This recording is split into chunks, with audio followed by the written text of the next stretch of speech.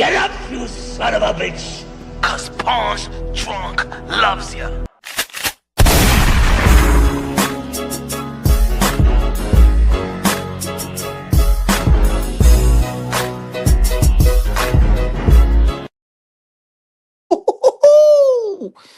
You already know this is Punch Unboxing, aka Mr.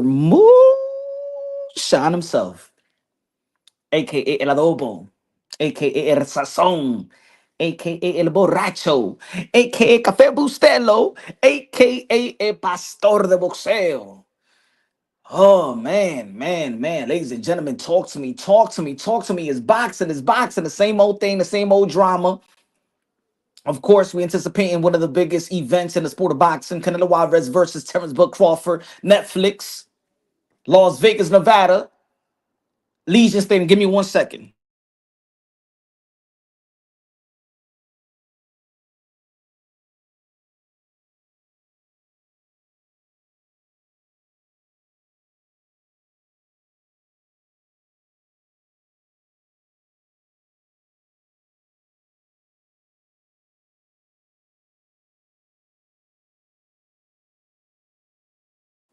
Hold on, folks. Hold on.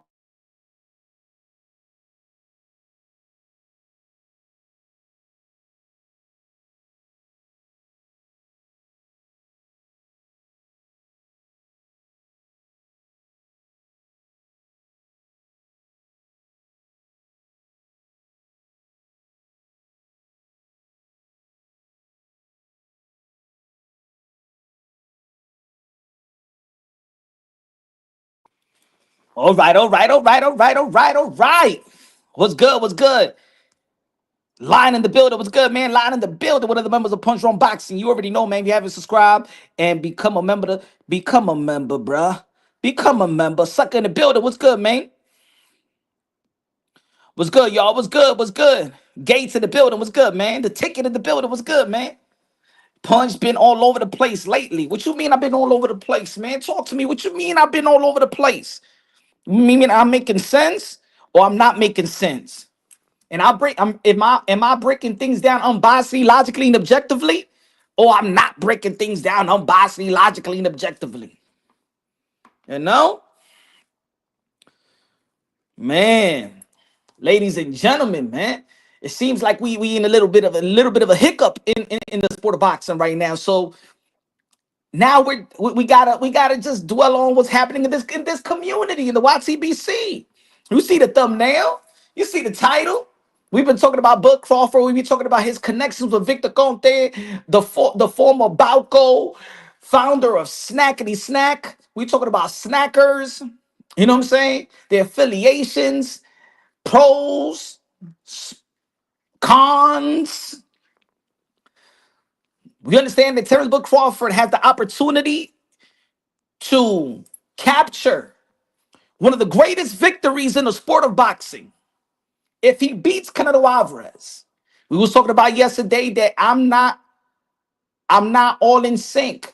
That if Bud Crawford wins, he gets all the praise, but if Canelo-Alvarez wins, he don't get the praise. But the way they analyzing this fight, pundits, legends, independent media, is that Terrence Bud Crawford got all the skills above Canelo-Alvarez. He got a better jab, got a better footwork, could switch, better punch selection, better movement, more accomplishment. Now they saying that he's bigger than Canelo-Alvarez, that he's a wrestler like Ultimate Warrior, like Hulk Hogan, body slamming Yokozuna and the Giant. You know what I'm saying? Just to sell a fight, they're giving all the praise to Canelo-Alvarez. I'm sorry, to Terrence Bud Crawford. Man, he's turning green right now. It seems like I said yesterday, it seems like that Canelo Alvarez got no more skills compared to Bud Crawford. And this is the reason why I've been saying this for a year. What's good? Boricua in the building. The hangout spot in the building. What's good, man? I've been saying this for a year that I don't like. I feel like it was a mismatch. I feel like this is a mismatch. And you know, when there's a mismatch, to promote a fight, you have to downplay the favorite fighter and uplift the underdog, right? Since we saw the performance of Bud Crawford versus Mazrimov, right? I know they're trying to erase that performance. Terrence Bud Crawford arguably won or arguably lost that fight. It could have gone either way, 115, 113. It could have been a draw, 114, 114, right? And it would have been respected. It would have been respected. And after the fight, nobody was really talking about no damn Terrence Bud Crawford versus Canelo Alvarez. But of course, the boxing world, the media, the media, the independent media, they became suckers to Turkey Al Sheikh because they, of course, they want to keep relationships. They want to put themselves in position to get media credentials. They want to put themselves in position in position not only to have media credentials, but we all heard that Turkey Al Sheikh did allegedly bought a Twitter account from Benson. Remember Benson, one of the good sources in the sport of boxing. And allegedly, he bought it for $10 million. So now people want to be on Turkey Al Sheikh good side. Oh my God. If I speak highly of Turkey Al Sheikh, he's going to love my channel so much that he was willing to buy my channel. You know what I'm saying? A lot of these independent media and legends and fighters have become a sucker to Turkey Al Sheikh, aka Aladdin, aka the Bag, aka Banco Popular, aka the ATM of the sport of boxing. Right? Like I said a while, that media has basically died. You know what I'm saying? No more media. Everybody becomes suckers. Everybody want to hold hands with Turkey Al Sheikh. Hold my hand. Everybody would hold my hand like Terrence Bud Crawford, my chocolate thunder, hold my hand. I would have all the media on my side. You would promote my dreams. You would promote my wet dream. If I say that Bud Crawford and Canelo Alvarez is a good fight, you would say it's a good fight. If I say that Jay Paul and Anthony Joshua was a good fight, you would say it's a good fight. Ain't nobody trying to question Turkey Al Sheikh. Ain't no media was speaking against like, yo, what the hell is Jake Paul doing a face-off with Alexander Usyk, man? Look at Joseph Parker there. Nah. Robert Cody is fighting Joseph Parker on a 1 day's notice. Man, ain't nobody talking bad about that. Ain't nobody saying, yo, what kind of crazy, dumb decision was that? Almost like career suicide. But ain't nobody going to question Turkey Al Sheikh. We all know the Turkey Al Sheikh loves his chocolate thunder. His chocolate thunder, Terrence Bud Crawford is my favorite fighter. And then Terrence Bud Crawford is a highly respected fighter. Highly respected, loved. And to be honest, you got to give him a lot of credit because in America, you know, fighters had to create a villain just to sell, like some type of villain, right? We've seen him with Floyd Mayweather, we've seen him with Muhammad Ali, we've seen him with Mike Tyson, right? Well, Bud Crawford, I mean, he's not this pay-per-view star, but Bud Crawford has a lot of respect. People respect Bud Crawford a lot. To the point that they respect him so much, they are willing to give Victor Conte, the former, quote unquote, Pablo Escobar of PEDs, the benefit of the doubt. When we talk about snack, no punch, no punch. Nobody pop dirty though, bro. You can't assume that the snackers are dirty. I mean, they never pop dirty. I mean, why don't you talk about Canelo? He popped dirty for computer roll. I mean, you just said earlier that Terrence Bud Crawford should cut ties with Victor Conte. Why don't you say that Canelo Alvarez should cut ties with Eddie Reynoso because Eddie Reynoso just had 6-7 fighters pop dirty? And I'm just saying in my mind, but okay, I get it. I get the dilemma in this community. Every time we talk about somebody, we want to hold somebody accountable. We got to look at the other way. We got to be like, what about him? What about him? I know a lot of people in this community became was a lot of. I think they were snitches in elementary school. The teacher said, "Look, you got the attention. You moon your friend, but he did it first. But what about him, teacher? Teacher, what about him, teacher?"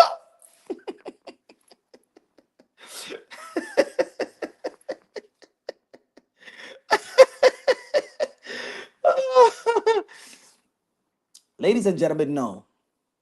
We're on the snackers. We've held Canelo Alvarez accountable for years. As a matter of fact, guess who tried to hold Canelo Alvarez accountable, right? And actually, Canelo Alvarez actually did what he wanted him to do. Victor Conte, remember when Canelo Alvarez got popped for computer wrong? And everybody go on Canelo Alvarez. It's not the me. Ha ha ha. It's not the me. What are you talking about? Even though that there was a lot of soccer players, football, that was getting popped for the same shit by eating Mexican meat. He didn't get the benefit of the doubt. But one guy said, how about Canelo Alvarez, you do the hair follicle if you're really innocent? Guess who was that? It was Victor Conte himself. Victor Conte, everybody, when we say the hair follicles of Canelo Alvarez, guess who was the guy that told the WBC to tell Canelo Alvarez, get the hair follicle test? Guess what? He did. And guess what? He passed. Y'all forgot about that one, right? Y'all don't like to mention that. But anyway, I feel like, look, before let me just say this. Before we get into the thumbnail and the title, right? And before we get into the snackers, because of course, well, what about Eddie Reynoso? Eddie Reynoso is a head trainer, right? Eddie Reynoso is a head trainer. And I understand that a lot of his fighters gotten popped dirty, right?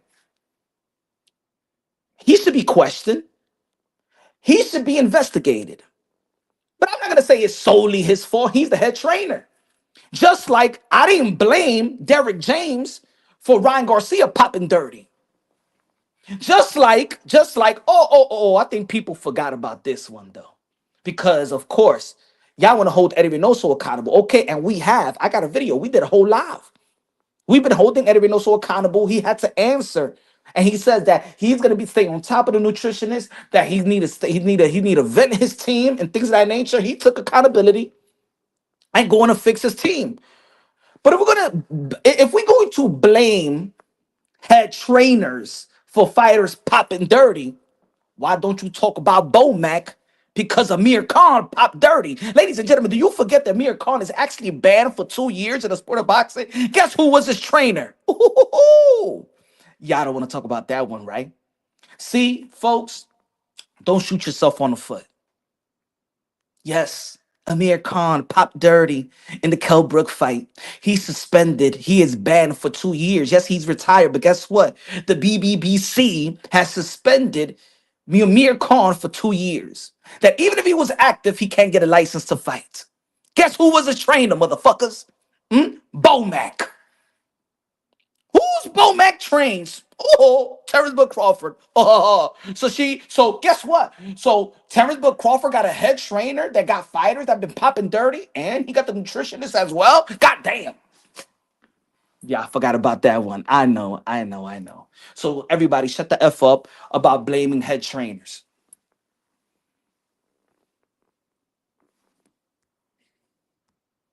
Juan, con los 2 pesos de Super Chari Chari Parique, me dice, popping dirty versus knowing how to cheat the test. Exactly. I don't care, ladies and gentlemen, I don't give a damn about the test. I want everybody in this community to say F the test. Every time I see, and I'm just talking about the test of people that is affiliated with Victor Conte. So when I see, hold on, give me a second. Let me see if I got the little pickety pick. See if I got a little pickety pick. When I see this being posted by Victor Conte, I don't give a F. I throw this, you crumble that up. You know what I'm saying? I mean, of course it's not. You can't crumble it up because it's on the screen. But you understand, if it was a paper, I'll take this VADA test.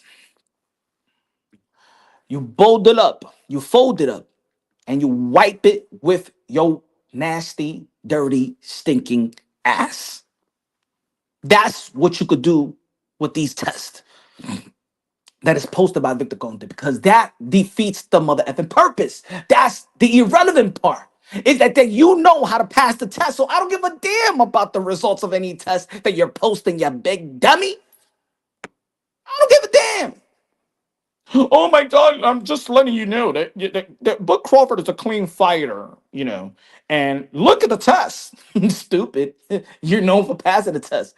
And you know to be affiliated with and helping the protocols of VADA. Ain't nobody here stupid. We've been doing this for goddamn years. We've been knowing about Victor Conte for decades, man. For decades. No, you're not forgiven. I'm sorry, you're not forgiven. And I understand that a lot of people respect Bud Crawford and people want to give Bud Crawford the benefit of the doubt because no, they don't want to believe that a Bud Crawford could be, tamper with PEDs or with PEDs. And I'm not saying that Bud Crawford is with PEDs, but I'm just saying that we have the right to question any snacker, anybody that's affiliated with Victor Conte. Is he a good guy? I don't know. Is he a friendly guy? Is he a good family guy? I don't know. None of my business. Maybe he's a cool guy. You know what I'm saying? Maybe he is. I know fighters that say he's a cool guy. I know. That's not the issue. The issue is you got a really dark cloud. And it's embarrassing that the most dangerous sport of all sport will have the dirtiest player in the game. No, you're not forgiven. And I know there's channels out there like another channel that I do respect. I've heard the boxing voice, Nestor Gibbs, say, yo, but give him a second chance. Give him a second chance. I mean, when somebody get locked up, he deserves a second chance. He didn't know a pedo don't deserve a second chance to be around children. No, no. No, they don't get a second chance. The second chance is that you could do your time and you get out and you try different things and you become a good citizen in a different field. That's your second chance. That's your second chance. Your second chance is not, oh, well, I used to inject Shane Mosley with PEDs, and Shane Mosley had the possibility to kill somebody in the ring. And guess what? I know I'm banned in every other sport, but let me walk right back into the sport of boxing. I think I'm forgiven. No. No. And as good as I'm a fan of certain snack fighters, you guys are accountable as well. You guys are accountable as well. The Haneys, the Buds, the Plants, even my brother, the Beast Andre. Everybody, Nonito, you all have accountability. Andre Ward, Andre Berto, you all hold accountability. See, it's not that these fighters, these good fighters too, champions, they're not, I don't believe they dirty. I don't know. But we have the right to question. It's like I remember I told the Beast Andre when he was preparing for David Benavidez. And I said, yo, boo boo. If you knock out David Benavidez, you know what they're going to say. Hey, man, it is what it is. Hey, but David Benavidez is with Memo. Shit. I said, well, it's the level playing field. That's why I never really say shit. Because it was Victor Conte versus Memo. See, I keep it unbiased, logically, and objectively. I keep it real, brothers and sisters. Terrence Crawford has the opportunity to have one of the greatest win in the history, the 100+ year sport of the Queensberry rules. One of the greatest victories this sport has ever seen. And that's going up to the 168-pound division and beating Canelo Alvarez, the 4-division world champion, super middleweight undisputed, King Nello, a.k.a. Cartelo, a.k.a. Cash Nello, a.k.a. Payday, a.k.a. get the F out of here, man. But if he does, the integrity of the victory is going to be in question. See Magic with a $5 super chatty potty K. He has over 8 major pro and Olympic athletes linked to him and several other international investigations. Second chances is over. Shout out. Vet in the building. Good old yeah, peso de super chatty potty K. A comprar comida china mañana. Shout out to Mr. with the whole bunch of AKA Punch, AKA Mr. Moonshine, AKA this, AKA that, AKA LOL. Man, yo, I've been talking about the former Pablo Escobar of PEDs for a long time on the YTBC. Hold on, let me see if I got the little bit of a proof right here. Hold on, give me 1 second. Give me 1 second. Give me 1 second, folks. Just give me 1 second. Let me upload something right quick. Let me upload something right quick. I'm telling you, I've been keeping the same energy. My energy haven't changed. My energy haven't changed. Give me one.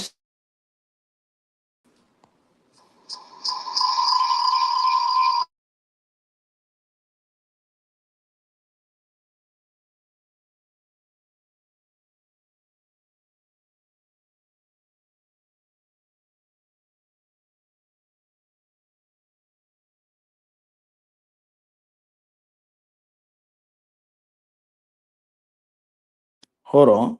Let me see if I'm gonna upload this. Hold on. Give me 1 second, folks. Give me 1 second. Why this shit ain't pop up? Hold on.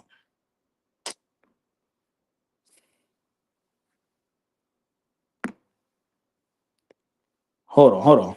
Let me upload this pic.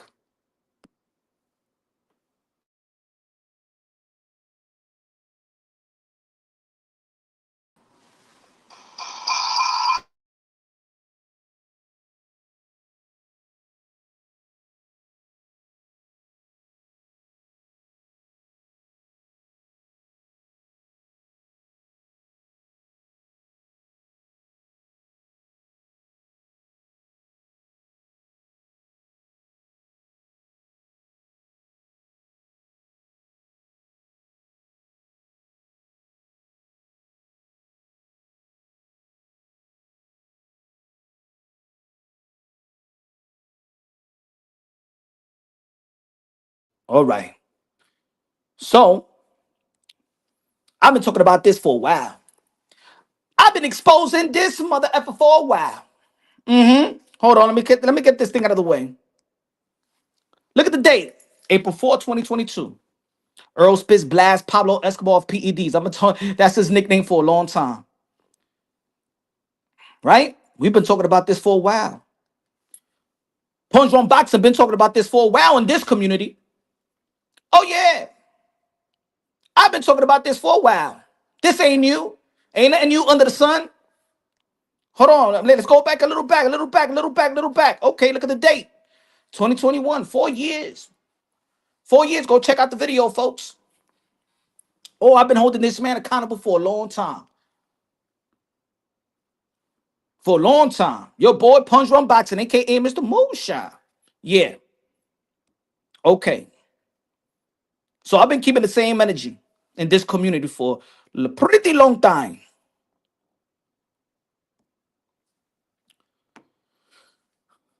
Should Bud cut ties with Conte ASAP? Now, we're going to be talking about opinions, right? So you see the title, see the thumbnail. So Fannon, shout out to Fannon. Shout out to Fannon, one of the high traffic channels in the sport in this community. Some people respect him. Some people don't know him. Some people don't like him. Whatever you are, whatever the fence is, just like me. Says some people hate me. Some people rock with me. Some people support me, just like any other channel. Some people rock with showbiz. Some people don't. Some people rock with the boxing voice. Some people don't. Some people rock with IBFP. Some people don't. Some people rock with Rap Star Boxing Knowledge. Some people don't. We all get that. We all get that. Yeah, at the end of the day,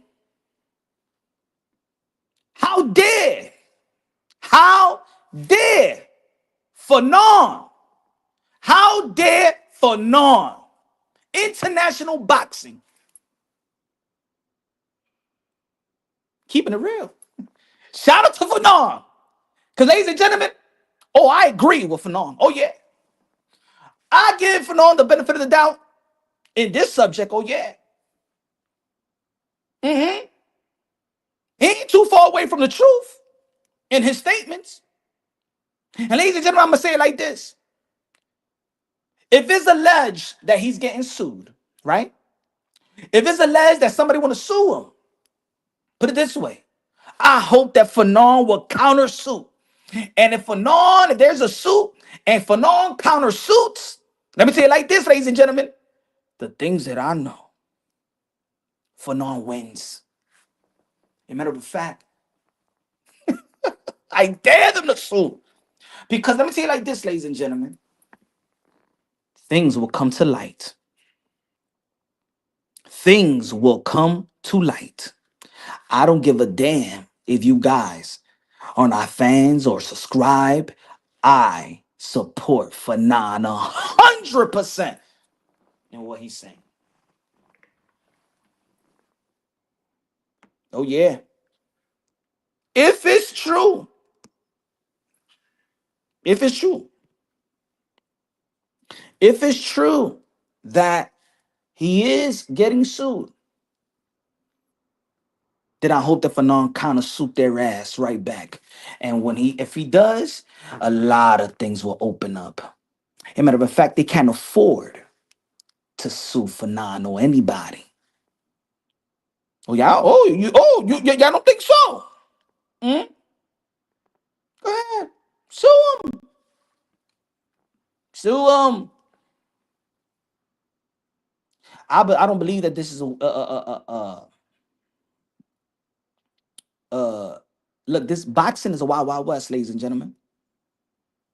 He said Fanon is a major bud. Hey, everybody got their fans. Everybody got their favorite. They'll say the same thing about punch run boxing. Oh, yo, you a fan of fucking T, or you a hater of Devin Haney. Everybody got their guy that they support more than the other. There's every boxing content creator got their fighter that they give the benefit of the doubt. It is like that, bro. It is what it is. You know what I'm saying? I'm a person that give the benefit of the doubt with fighters that have done enough in the sport of boxing. I give Alexander Usyk the benefit of the doubt. I give Canelo-Alvarez the benefit of the doubt. I give Naoya Inoue the benefit of the doubt. I give the two-time lineal champion Teofimo Lopez the benefit of the doubt. I give Terrence Crawford the benefit of the doubt. I give Bam Rodriguez the benefit of the doubt. I give Shakur Stevenson the benefit of the doubt. I don't rock people's waves. That's why I even compromise my own subscribers.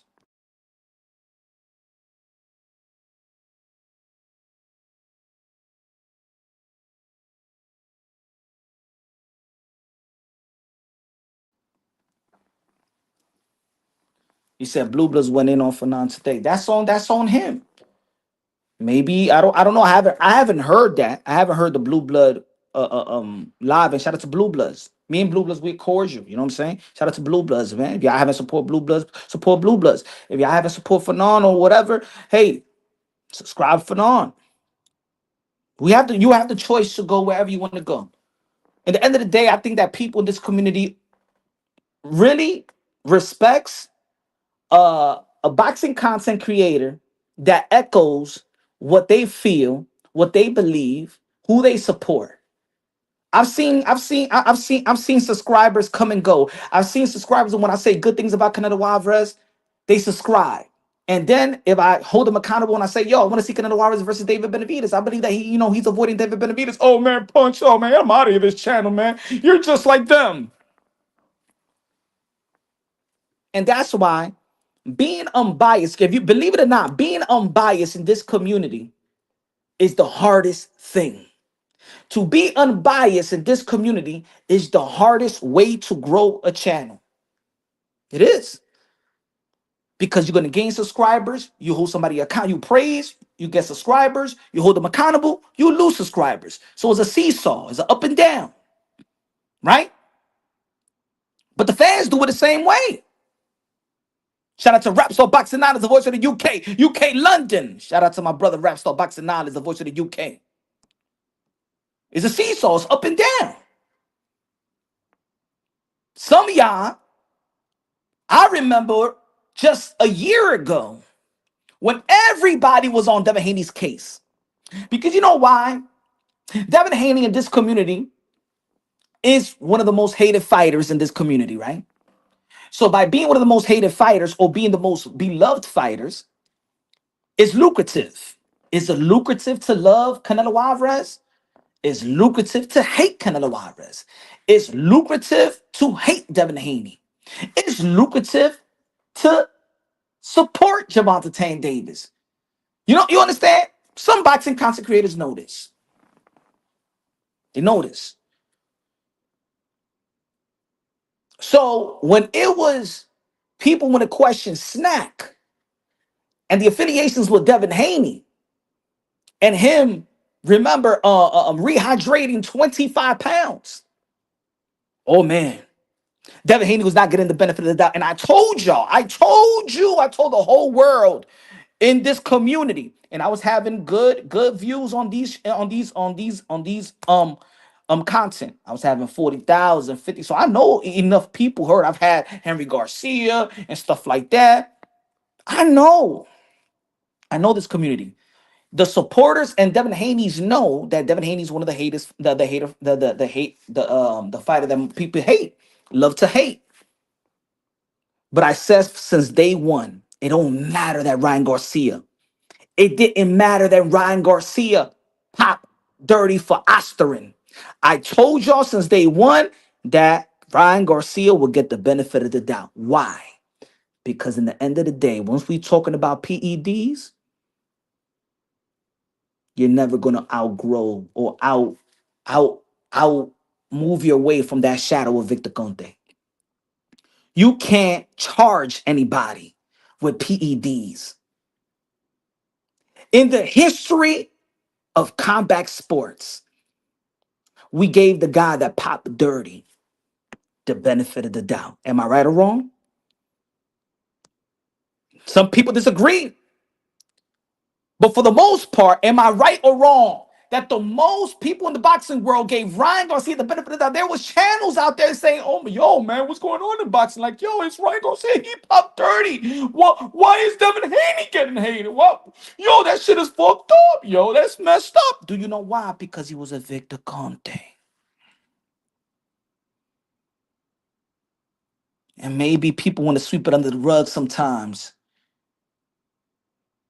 Victor Conte is the former dirtiest PED player in the game.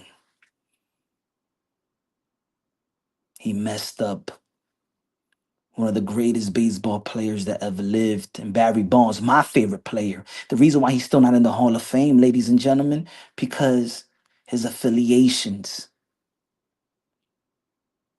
See, baseball and basketball is not the Wild Wild West. Ladies and gentlemen, LeBron James is playing well into his 40s. If LeBron James was training in the snack and it wasn't part of the snack program, what you think half or more of the people be saying about LeBron James today? Come on now. The Japanese baseball player from LA Dodgers. If we heard that, oh, yo, Victor Conte is working with what's his name from the Dodgers, the Japanese player. Oh, everybody be saying, oh shit, he dirty, right? It's not about that if they dirty, is that it's fair for people to question or be suspicious of. See, I'm gonna tell you like this: fighters. I'm gonna tell you like this: the snackers, Otani, right? Otani. If Otani was with Victor Conte, do you believe that he's on PEDs? Would you question if he's on PEDs? Come on now. The snackers understand this. They rather get the perks, but they understand that people will question them. Terrence Buck Crawford don't give a F. I don't understand why Terrence Buck Crawford don't give a F. Why would Terrence Buck Crawford has the opportunity to have the greatest win of his career and let his legacy or his potential win be tampered with allegations of PEDs? Terrence Buck Crawford, if you listening on your people, your legacy don't deserve that. You don't deserve that. Buck Crawford, you've been a stand-up guy since day one in the sport of boxing. Highly professional. Been a family man. Great father. For the most part of your career, you've been honorable. You've been a role model. You've been dedicated to your craft. You have elevated your craft. Why wouldn't you cut ties ASAP with Victor Conte? If Buck Crawford, September 13th, Allegiant Stadium, Raider Stadium, wobbles, drops, has a great round or outing versus Canelo-Crawford, ain't gonna be like, yo, it's gonna be like, yo, he's juicing. That's the first thing that's gonna pop in people's minds. Poxy Magic with a $5 super chat says, yo, Miller had everything in the system and Alicia swept under the rug. Good looking out, Magic. So, Punch, you think fighters are clean? I don't know. And the testing is irrelevant. That's the point. I think that fighters are clean. I will give a fighter that's not with Snack the benefit of the doubt. I will give their testing and the negative or the positive testing, the negative testing, the benefit of the doubt. But if you are affiliated with Victor Conte, you don't get the benefit of the doubt. The good thing, I'm gonna tell you like this, is the pros and cons about the sport of boxing is a wild, wild west. In the end of the day, boxing is very different, as we all know. Boxing is very different. We allowed a lot of things in the sport of boxing. Because in the end of the day, all we want to see is a fight. And the reason why we let Victor Conte in the sport of boxing and the memos of the world still roam around the sport of boxing, working with fighters, is that in all actuality, but in the end of the day, we don't care. See, we're talking about this leading to the fight, but when the fight is here, if the Canelo Alvarez versus Buck Crawford fight was today, we'll be gearing for the fight. Whatever outcome right after, we're looking at the post-fight interview. Whoever wins, what's next for the other fighters, we don't care. Because let me tell you something about the combat world and the combat fans. We are just as barbaric as the action that happens in the ring. Because to be honest, for the most part, and I know some of y'all may not admit it, we don't look at fighters like fully humans. We are the same community that could watch Gervonta Tank Davis manhandle his baby mama and can't wait to see a Gervonta Tank Davis fight. He sells out Atlanta, Georgia. We don't care. My favorite fighter of all time, Iron Mike Tyson. The fact is, he's a convicted rapist. Man, I couldn't wait for Mike Tyson to get out of jail and entertain me. F. Desiree Washington. We don't give a damn if Sergey Kovalev want to sexually assault a woman in the plane. We didn't care if Billy Joe Saunders was hitting the heavy bag and demonstrating how to hit a woman. We wanted to see Billy Joe Saunders versus Canelo-Crawford. We didn't give a damn about Canelo-Crawford eating the meat and having and computer off because we wanted to see the number one fight in the sport of boxing was Triple G and Canelo-Crawford. We didn't give a damn that they almost was going to sweep the Conor Ben positive test under the rug so we could watch Conor Ben versus Chris Eubanks Jr. And guess what?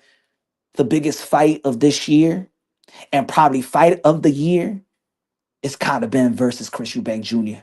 Because in all actuality, we don't care. We let Gerald Baby Miller back in boxing, how many times this guy need a pop dirty for him to get a lifetime ban? How many times does Gerald Baby Miller have to pop dirty? Not ain't even in boxing. Since he was in Thai boxing, since he was in kickboxing, he's been popping dirty.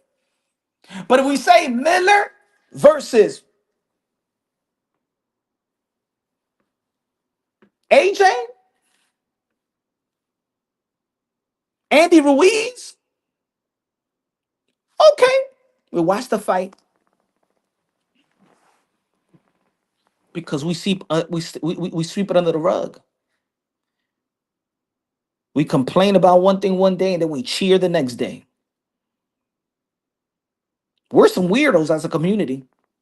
Any other community won't like that rock. That's why any other sport, Victor Conte just can't be roaming around the locker room. Can you imagine Victor Conte in a baseball locker room? Can you imagine that, folks? Anybody, please tell me in the chat. Could you imagine Victor Conte in the locker room of a baseball of a baseball team? Can you imagine? The world, the media world will be like, Victor Conte was in the LA Dodgers locker room with Otani. Could you imagine Victor Conte sitting side by side with LeBron James? Could you imagine? Yo, every sport publication will be talking about it. But in boxing, we don't give a fuck. And these fighters don't give a damn. And the belt federations don't give a damn. And these promoters don't give a damn. And Turkey Al Sheikh don't give a damn. And Terrence Crawford don't give a damn. That he has a potential to have a victory, the biggest win.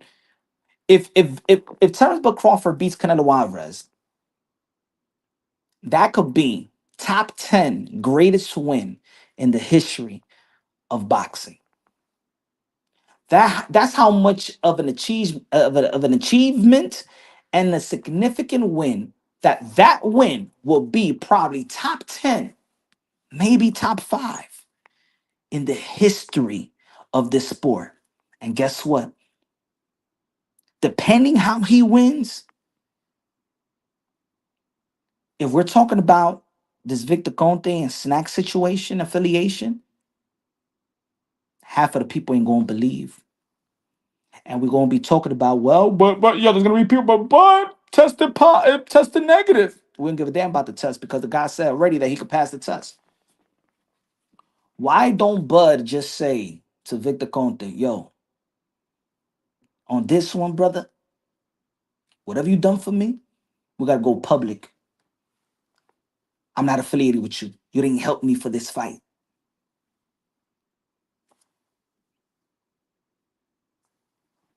But no. What does Bud owe Victor Conte? Now, for the people that's gonna be like, well, but Punch, you're not saying the same thing. Why are you not saying that Canelo Alvarez should fight Eddie Reynoso? Let me tell you that. Let me tell you the different relationship that they have. Eddie Reynoso and Canelo Alvarez are like brothers. He molded Canelo Alvarez. He's not only his head trainer, he's the godfather of his children. He's his best friend. That's like a brother to him. He's the manager. There's some loyalty. There's some attachment there. There's some loyalty for Canelo because he wouldn't be who he is if it wasn't for Eddie Reynoso. So I can understand the loyalty of Canelo Alvarez and Eddie Reynoso. But what's the loyalty with Conte and Bud? I wouldn't let my legacy be tampered with or devalued for Victor. No. For what? For what? You know what I'm saying? Like, for what?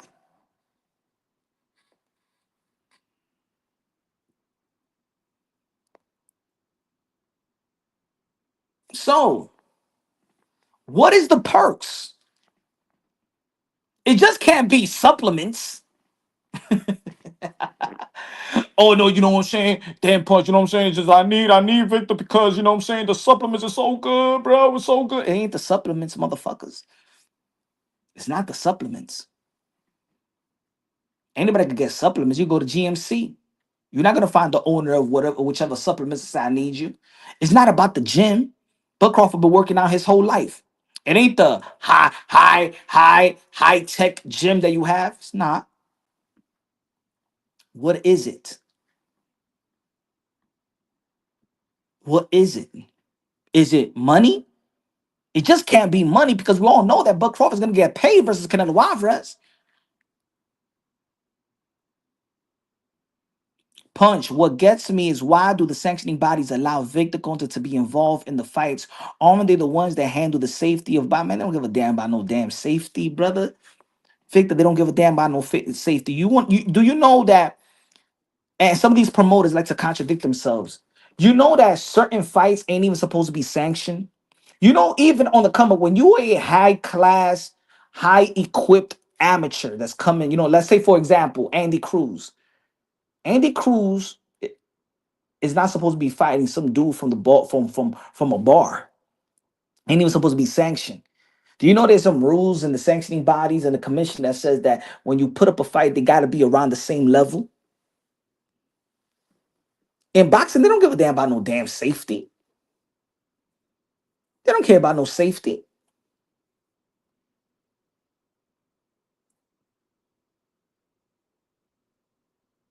Look at Brian Oman Jr.'s record. Hold on. Let me see if I still got it here. Look at Brian Oman Jr.'s resume. You think they care about safety when you put a guy like that in the ring versus a guy that's 5-39, 2-30? You think that they care that Brian Oman Jr. could kill this novice in the ring? Look at this guy. Hold on, let me take this thing out of the way. Do you think that the commission cares that this kid, probably a good amateur, is fighting a guy that's 7 wins and 68 losses? Do you care? Do you think that the commission cares about the safety of the guy that's 7 wins and 68 losses? Do you think the commission cares about that? Do you think the commission cares about the guy that is 5 wins and 39 losses? You putting him in the ring with somebody? They don't give a damn. They don't give a damn. The commission doesn't give a damn if Carlos Luzania se muere. You see guys like that? You see the 7-68, 2-17, 5-33, 2-33. In the sport of boxing, they're dead meat. These promoters and these sanctioning bodies and commission, they leave them off for dead. And I'm not over exaggerating, bro. They leave them for dead. These are dead bodies for these guys. You see how people say, "Oh man, he's a punching bag." No, there's a a a corpse that got a heartbeat still. They don't give a damn if Brian Oman Jr. kills these people in the ring or any other resume that you see like this in the sport of boxing.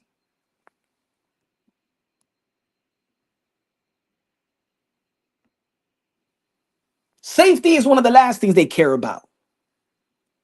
I know that for a fact.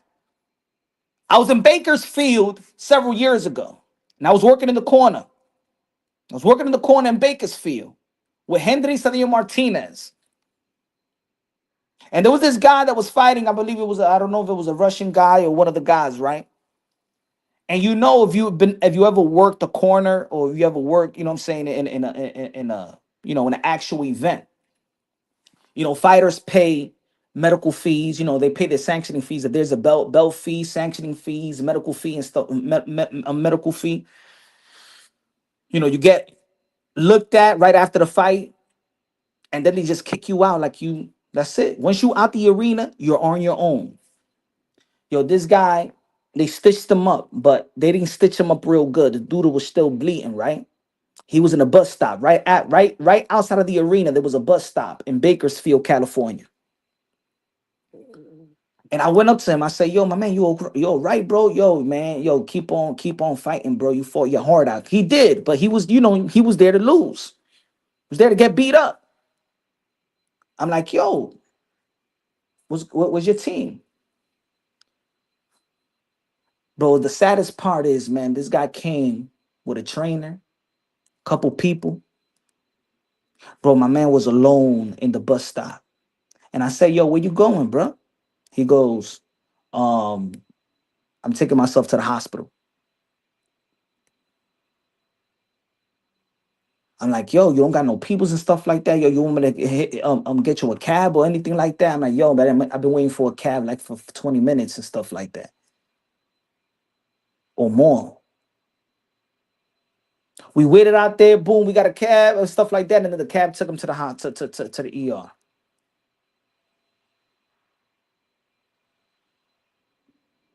Once the fighters are out of the arena, they're nobodies. I don't give a damn about these fighters. Not in the higher scale, not in the lower scale, not in the high levels and the low levels. They don't give a damn about these fighters. You know what I'm saying?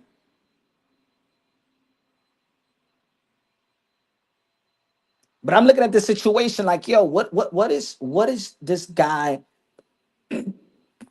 We're not stupid.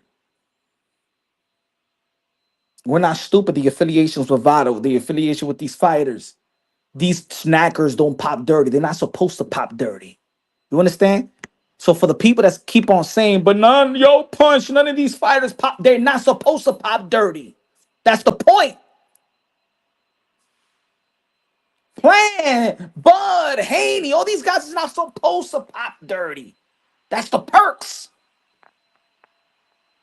I keep hating when I read tweets and oh yo, but another pop dirty.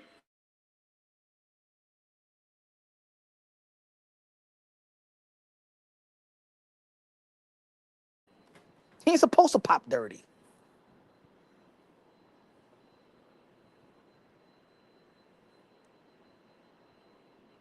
Sometimes when somebody says something real, you guys would rather not. Some guys, some people would rather not listen because who's the messenger? You understand what I'm saying? So when let's say Fannon says, hold on, give me a second. Let's find what he said. Give me a second, folks. Give me a second.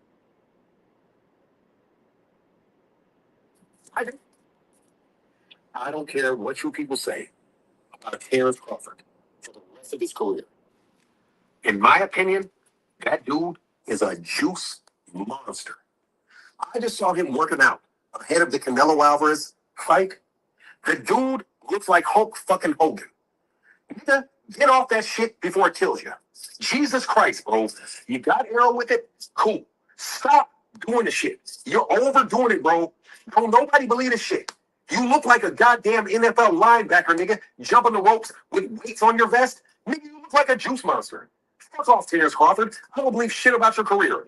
Personally, I don't believe a fucking thing about your career because you look like a fucking steroid monster trying to cheat Canelo Alvarez. I don't care what you Terrence. Mm. Do y'all disagree? Huh, ladies and gentlemen, do you disagree with that statement? Did y'all hear it?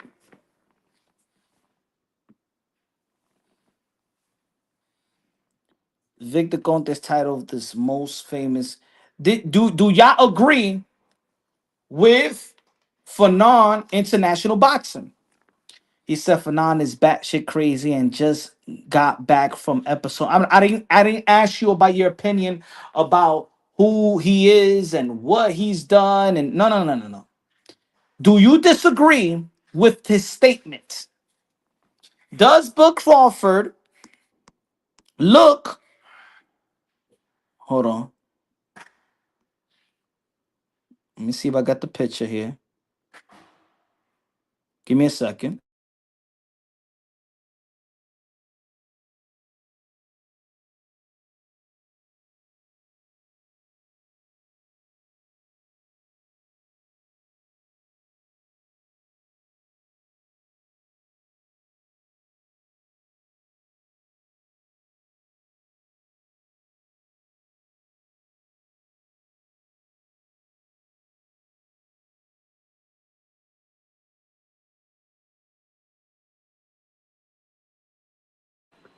So Terrence Crawford posted 185 pounds. Ooh, full of muscle. 185 pounds.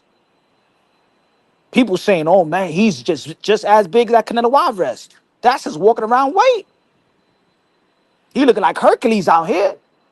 After less than a year, remember several months ago, he posted that he's 186 pounds. Damn. Damn, bro. What you taking? Snack supplements? Okay. All right. Okay. See, if he wasn't with Victor Conte, we'll give Bud Crawford the benefit of the doubt that, you know what, man, he's been out for a year. You know, all he's been doing was in the weight room for a year, getting his weight up, stuff like that. You know what I'm saying? But because, oh no, that photo was not edited. That's the photo that Bud Crawford put out. And this is not on Bud, to be honest, folks. We don't want to devalue Bud. We don't want to disrespect Bud. But Bud made his decision to work with a person that got the thickest cloud over him than any other personnel in the history of sports, bro. Do you understand what I'm trying to say, bro? Y'all could hate it, y'all could love it, whatever. I mean, y'all could hate it. Y'all could disagree with me all y'all want. Y'all could disagree with Fannon. His opinion is not far from the truth. His opinion is valid. His opinion makes sense. Now, whether it's right, whether it's wrong, but his opinion makes sense.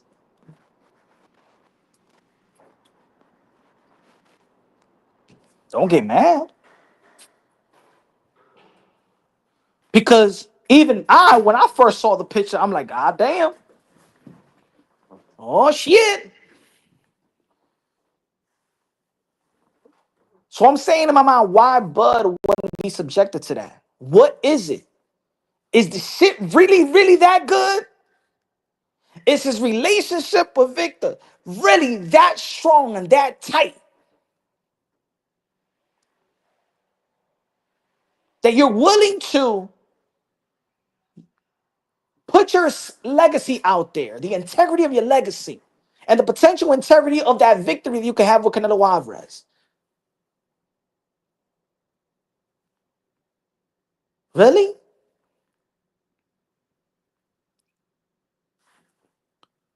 Some of y'all gonna be like, "Oh man, I don't like Fanon, bro. I don't like what he's saying, because Fanon is saying this and Fanon is that." Forget about what you don't like about the person. How about the statement?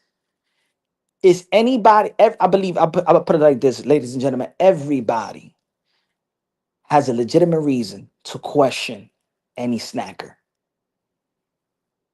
and I'm saying publicly, do I believe that they dirty? No, but I also could be wrong. But I respect Bud Crawford. I respect Demetrius Andre. I respect Caleb Plant. I respect Devin Haney. I respect Bam Rodriguez. Well, some fighters that have the the shirt is not necessarily part of the snack program. They're not part of the snack program. Not everybody that has a snack shirt is part of the snack program. Is not sponsored by the snack program. Like there's certain fighters that just have the to promote the supplements and just take a picture with it. But not everybody is Bud Precision. Not everybody has a relationship with Vic like Devin Haney. Not every fighter that you see with a snack shirt has the affiliation how Nonito Donaire and Victor had it. Like Boo Boo and Victor has it. Like Plant like Victor has it. It's unfortunate that we have to question them, but they all understand Since day one, we've been questioning the fighters that's affiliated. We questioned Mikey Garcia. Even Robert Garcia had to speak on his brother's behalf back then. Andre Berto had to speak up. Andre Ward had to speak up. His trainer, Hunter, had to speak up. Let's not act like these people was never questioned. People acting, and this is what I mean, that I think that out of all of them, Bud Crawford has gained probably the most respect from the boxing world more than all of them. Then now we're questioning Bud, and people are having a problem with it because now we're looking at Bud like, nah, come on, not Bud. Not Bud. We love Bud. Bud is a fourth division world champion, two division undisputed. Nah, man, he legacy. He's one of the greatest that we ever seen, bro. We're matching him with the likes of Floyd Mayweather, comparing him with Floyd Mayweather, comparing him with Sugar Ray Leonard. There's people. I was in a debate last year. They're saying that he's better than Oscar De La Hoya. The respect that most people have for Terrence Bud Crawford is the reason it's so strong that people are willing to give Victor Conte the benefit of the doubt. But when it was Devin Haney, he wasn't getting the benefit of the doubt. So people are picking their choose. People are picking people are picking and choosing the fighters that's affiliated with Victor Conte, who could get devalued more, or who gets the benefit of the doubt more than the other. You know what I'm saying? But every fighter got questioned. Last year was Devin Haney. Certain fighters won't even get won't even be questioned because some of the fighters are not knockout artists. So when we see this, now hold on, let me put the picture. Let me put the picture so y'all can understand that people will have. Um, hold on,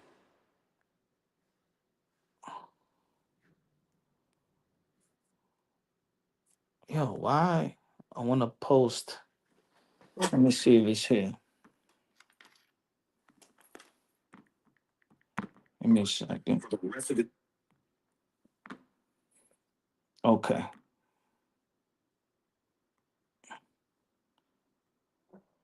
hold on.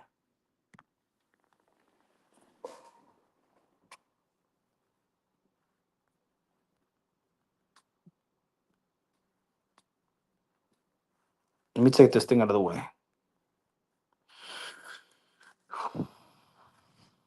What's that picture at, bro? Yo. Okay. Let me know if y'all still hear me. Let me know because I just uploaded a picture. Let me know if y'all still hear me. All right.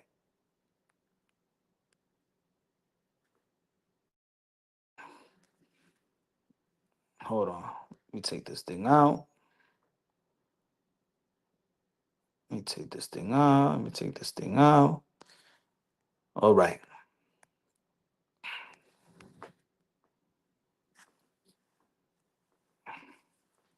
I'm gonna give you an example how people will pick and choose, right? So we understand, right?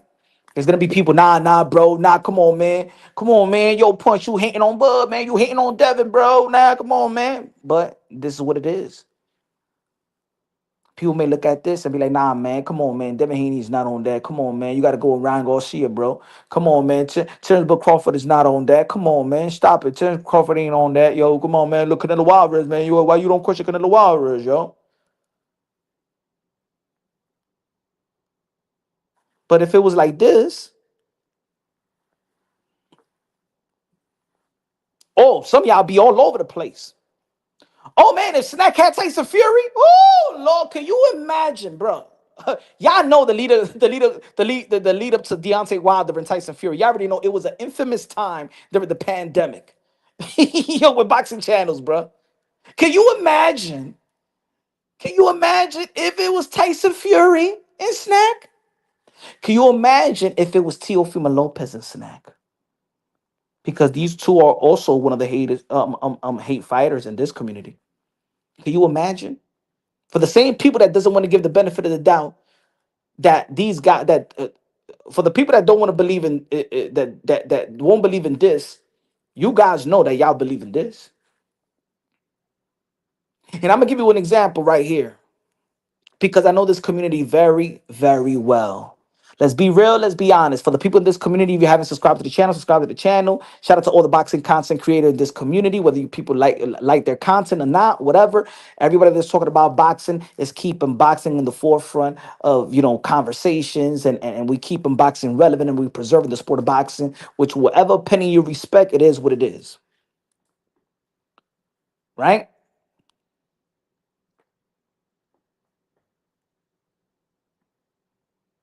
Y'all know if it was this, it'll be a whole different type of narrative too. Oh shit. Tyson Fury snack. Chill Fury Lopez snack. Can you imagine? Yo, can you imagine?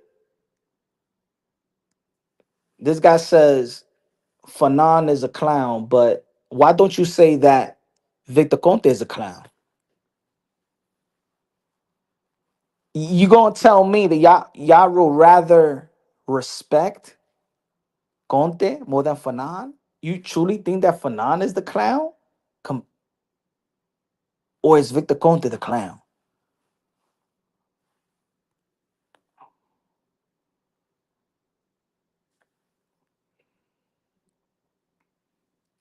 And that's what I mean. Like, put your feelings to the side. Let's keep it unbiased, logically, and objectively, bro. It's not Fanon that injected PEDs into Shane Mosley so Shane Mosley could get in the ring and probably and perhaps kill somebody in the ring. It was a Fanon that did that. It was a Fanon that messed up Major League Baseball, bro. The number one sport in America at one time. Hmm? It's not Fanon that messed up Jones, triple track and field stars. Hmm?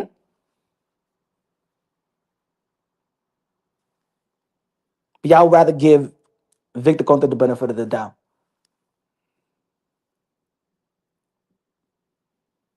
He gave Shea Mosley the clear facts. And did the clear pop dirty? So you're telling me the guru of undetected PEDs is in the sport of boxing. The guy that has invented PEDs that go undetected. And also a guy that can circumvent the VADA testing. And also has been helping VADA with their protocols. And has advised VADA. Really? In the sport of boxing, in the most corrupted political sport in the history of all sports.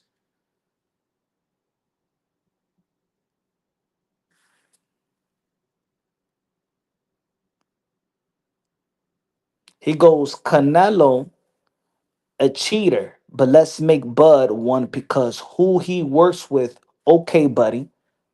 How you know that he's not cheating? Hulk. We already held Canelo Alvarez accountable. Matter of fact, Canelo Alvarez already got suspended. Why don't you want to hold Victor Conte accountable? Why don't you want to hold fighters accountable for working with the former, or maybe not, I don't know, the biggest cheater in American sports history? Why? Because it's Bud Crawford? How we know that Bud Crawford is it doesn't have undetected PEDs in the system? How do we know? How do we know?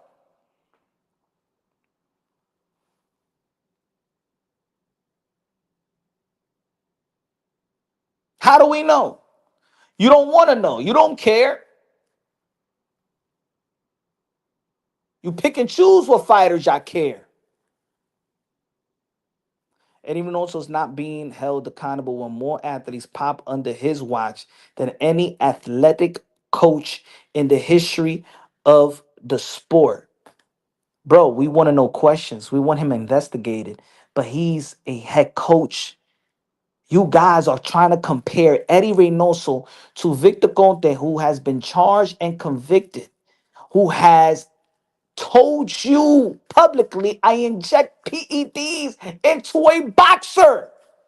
You will compare Eddie Reynoso to Victor Conte. Do you know this man been doing his thing since the 80s? My goodness, y'all.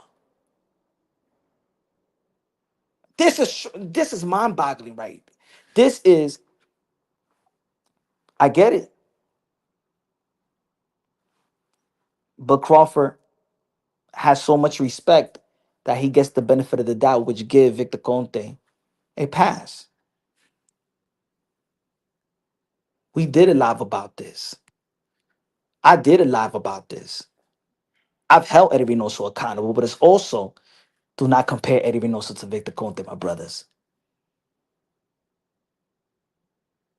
Do not compare Eddie Reynoso to Victor Conte.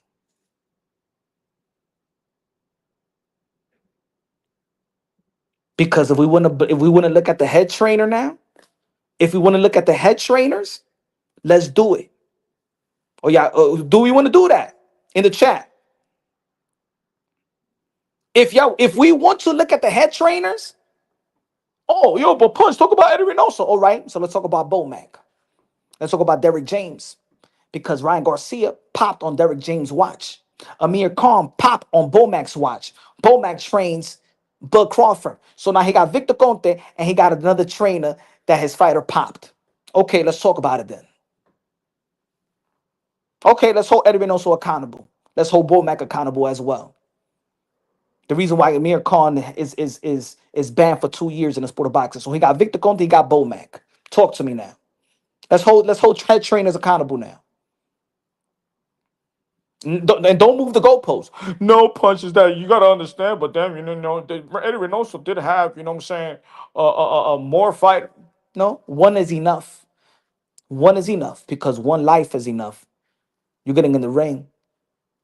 You could kill somebody in the ring. Rest in peace, Patrick Day. Rest in peace, the Russian that got killed in that Teofimo Lopez and that Subriel Matias card. Remember the guy that Subriel Matias killed in the ring? So one fighter is enough. I'm not saying that the fighter was tested positive, but anything can happen in the ring.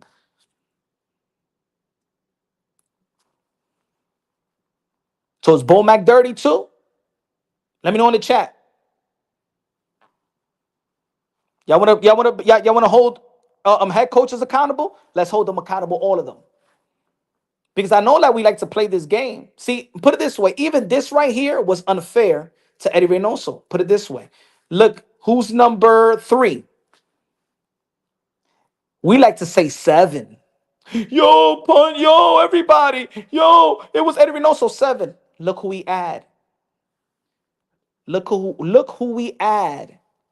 So we could make it more than what it is. But guess what? No.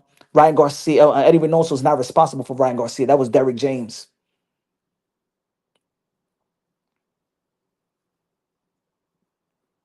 Right?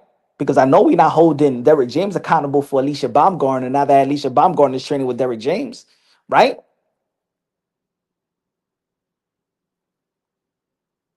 He said, goalpost moving, bro. Eddie has 7 fighters, not 1. Who cares? 1 is enough. 1 is enough. What, do we need Bomac to get more fighters and Derrick James to get more fighters? No, 1 is enough. Now I want to move the goalpost. Now is how many fighters? No, you pop dirty, you pop dirty.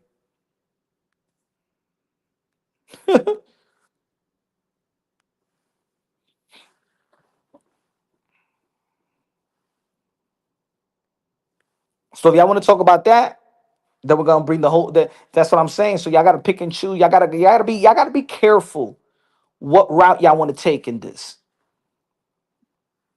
Y'all gotta be careful. The worst in the plastic that we have no idea whether or not our favorite fighter are secretly working with other PEDs, mad scientists, and we just don't even know. But you know what, Paulie? That's what Victor Conte should be. See, I'm gonna tell you like this. It's like I said the other day. The reason why nobody has even questioned David Benavidez is because Memo stood behind the scenes, stood quiet, didn't do interviews, he stood shut. So nobody even questioned David Benavidez. Nobody was questioning David Benavidez leading up to the Demetrius Andre and the Kalen Plan fight or the Alexandre fight. Nobody was talking about it. But David Benavidez was with Memo. Has anybody be like, oh, look at what he did to the Misandre, man. Look what he did to Caleb Plant. Yo, damn, man. Yo, fuck, man. Oh shit, he didn't even knock out David Morrell. Maybe it's because you don't have Memo. And nobody was talking about Memo because Memo likes to stay in the cut. But Memo has a similar reputation as Victor Conte as well. And there may be more people in the sport of boxing. This is the Wild Wild West. Trust me, if we could let Victor Conte in, there's more people that they letting in as well. But those people are smart. They stay quiet because they don't want to bring attention to their fighter that they're working with. It's just like what Hunter said years ago. He said that Victor Conte is an attention whore. That's why Andre Ward, the likes of Andre Ward, allegedly didn't want to work with him. That's what allegedly Nito Donaire was uncomfortable of working with Victor Conte because Victor Conte wanted to be in the limelight, wanted to be out there.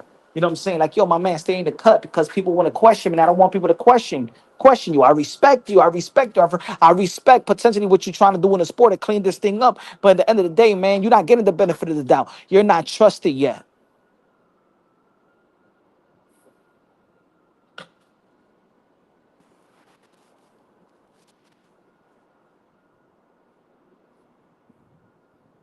So as much as we want to blame Victor Conte for being a sport because people want to question, yo, why Victor Conte is in boxing? Let's question the. Also, we have to hold those accountable. If we don't like him being in the sport, we gotta hold the count. We gotta hold those accountable that has hired him to be in the sport. WBC, Mauricio Sudomon, all the fighters that we have, all the snackers, the former snackers, they're accountable that he's in our sport.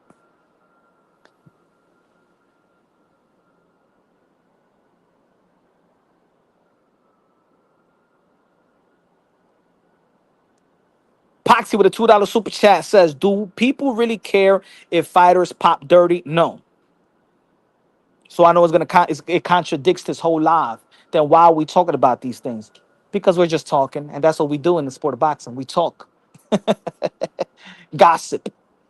Yes, it is what it is. We don't care. Just like I said earlier, we don't care.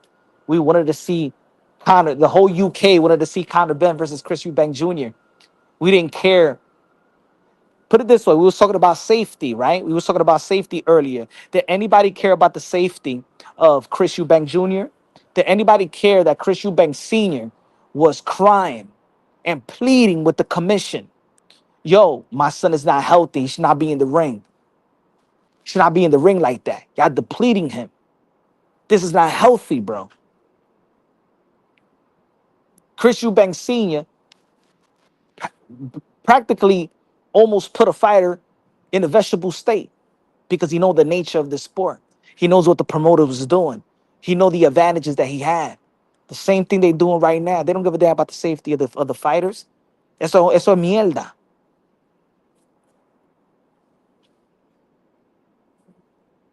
Fighters are just bodies. That's it. And they'll find another body.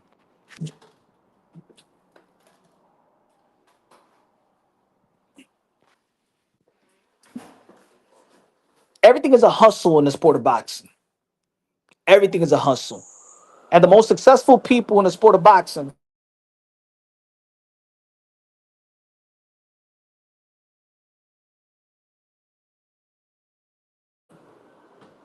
and the most successful people in the sport of boxing is those that don't have no feelings. They sharks. You think that Victor Conte is coming to the sport of boxing for free? They get to help? No, it's a business for him, man. It's a whole hustle. Promoters, sanctioning bodies, everything is a hustle, bro. Everything is a hustle. Everything is a hustle. How much you think how much you think testing cost?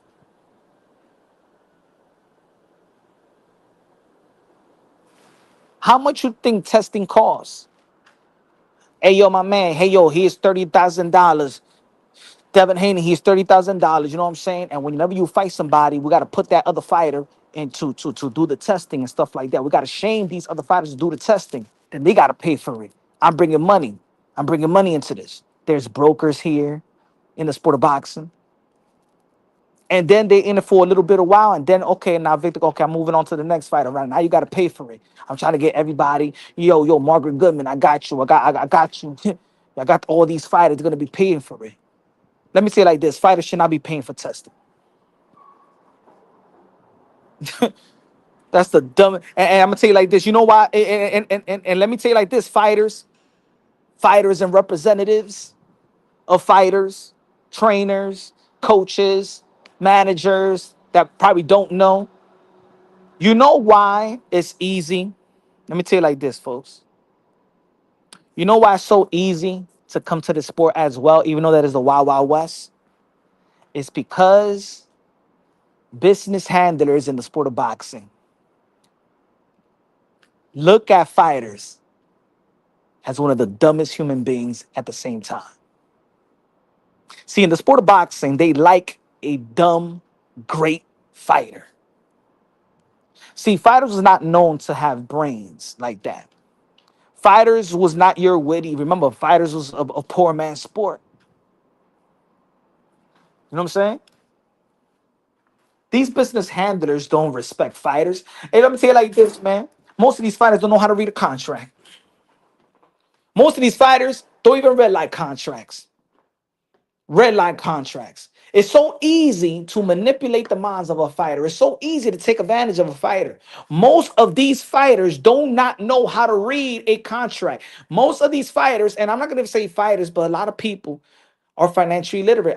I used to be financially literate. Like, you know what I'm saying? Like some, you don't know how to manage money and stuff like that because, you broke, you poor and stuff like that. And as soon as you get money, man, you spend on all the shit that you wish that you wanted to get. How many times you see these fighters complaining about their pay, their contract, and stuff like that? It's because when they signed the contract, some of these guys was teenagers. They don't know what they're signing. You think Mike Tyson knew what the hell he was signing? Hmm? Ryan Garcia getting mad at Golden Boy Promotions and Javante Davis getting mad at Mayweather Promotions, and his attorney has to say publicly that he won't even tell his Javante Davis attorney, was it attorney or an accountant, said, I wouldn't even tell my worst enemy to sign the contract that Javante Davis signed.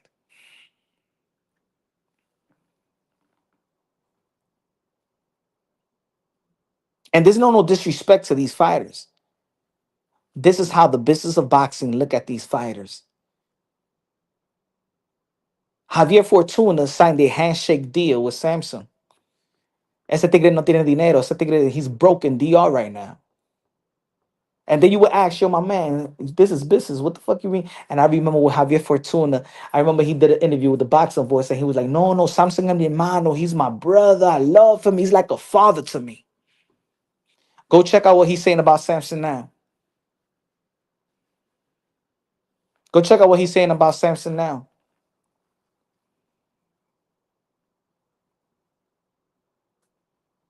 Why most of the time we see these fighters broke?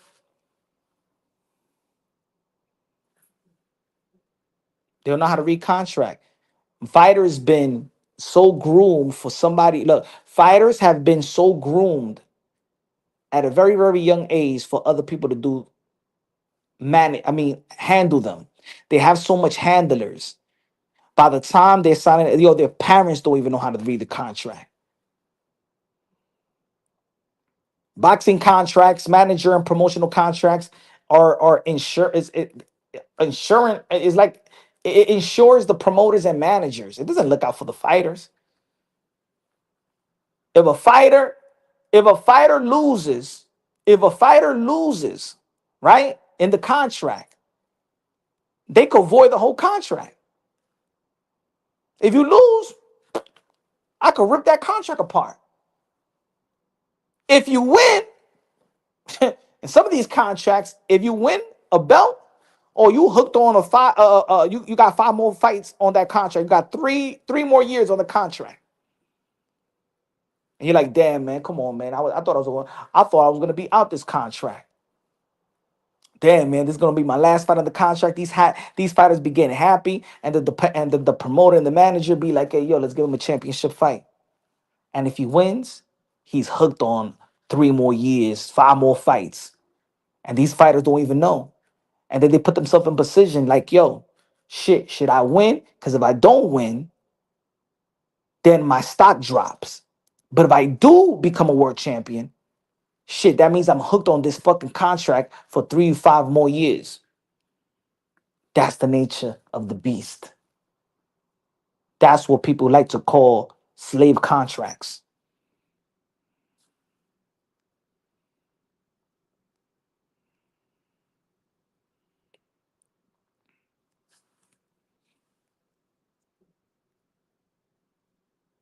But it is what it is, man. At the end of the day, man, it's like we said earlier. I don't want to sound like we're contradicting ourselves. At the end of the day, this is boxing and people don't care. We want to see a fight. And Canelo Alvarez and Bud Crawford is going to happen. And whatever happens, happens. Whoever loses, whoever wins, they get praised, they get their money, and they're done.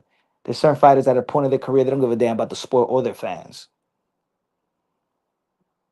There's no integrity really in this sport. You could tell by we have Victor Conte in our sport.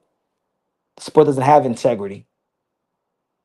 Even Victor Conte look at these fighters like they're some dummies. I think he looks at the whole sport like, look at this. I'm not.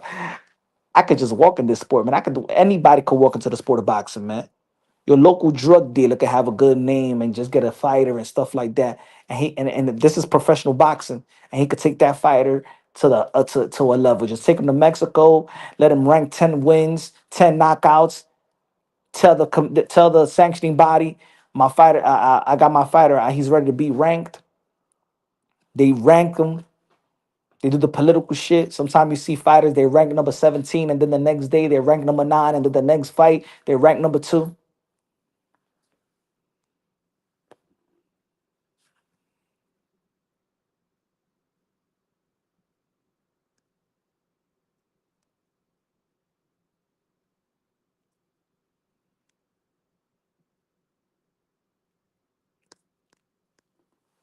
So just to base off the comment that Fanon made, because he's part of this community.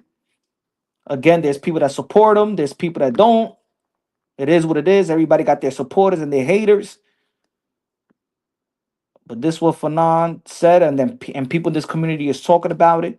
Hold on, give me a second. Oh, and I was gonna say this also. Yeah, I know this community very well. Y'all know in this community, there's people. Look, there's just like I said earlier, there's channels that are Gervonta Tank Davis channels, or there's channels that are Canelo Alvarez channels. There was channels that was Earl Spence channels, right? There's channels that was top ranked that used to like to debunk the Earl Spence and the quote unquote PBC channels, right? There's people that hate PBC, there's people that support PBC, right? There's some people that was supporting Bud Crawford that says, yo, Bud Crawford was getting ducked by the PBC fighters. And then the other fan base will say that Bud Crawford signed the extension. It was Bud Crawford that really didn't want to face the PBC fighters, right? This is the community, is debate, debunk narratives and stuff like that, debunk the narrative, all that. You understand, y'all understand what this community is, right? Let's be real, let's be honest. And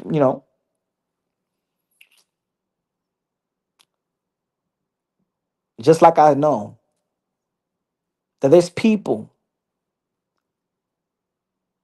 that want to hold on to relationships, to their subscribers and stuff like that. I know that there's Earl Spence fans that felt the way that Fanon feels, but they're compromised. There's Earl Spence fans that feel the way that Fanon feels. But those fans that feels deep down how Fanon feels are Devin Haney fans as well. And in this community, some of these folks and some of these channels need to shut the F up about what they truly feel about the Earl Spence situation. See, there's people that do feel that, wow, how the hell did Bud Crawford beat Earl Spence like that? I mean, damn, the whole world thought it was a 50-50 fight. Damn, how the hell did Bud Crawford look significantly bigger than Earl Spence? I mean, did anyone see the face-off? Did anyone see the press conference? We saw that Earl Spence looked it bigger than Bud.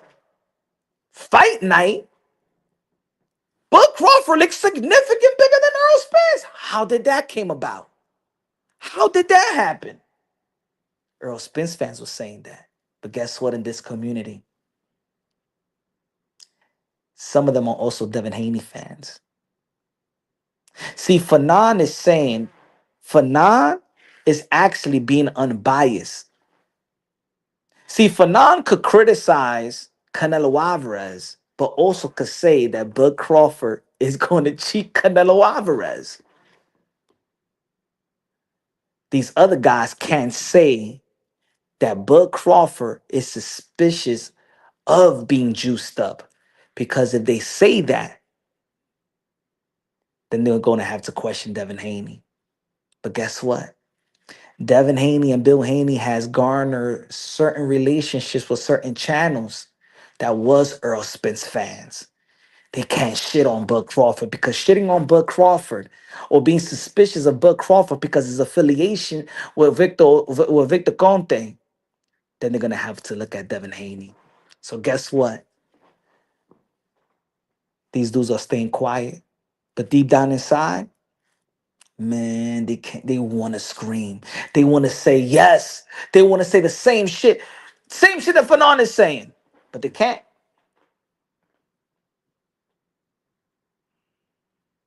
They can't.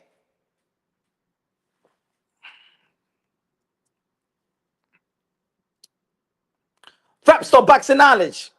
Hold on, let me get it. Let me get. Hold on. Let me drop the link. I dropped the link.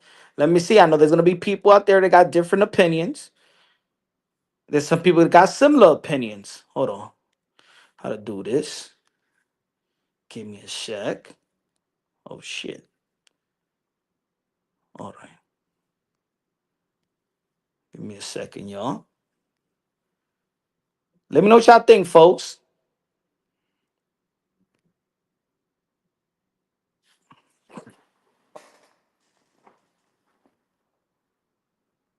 Let me see you in the chat. Shout out to everybody in the chat, man. Smash that like button, baby. Smash that like. Sucker in the building. Cool in the building. He said the Bud Crawford era. All right. Hood in the building. M in the building. San Diego's in the building. Manager Marty in the building. Rico, infamous. What y'all feel? Or y'all agreeing with people that want to be? Is it fair for us to be suspicious? Is it fair for us to question or no?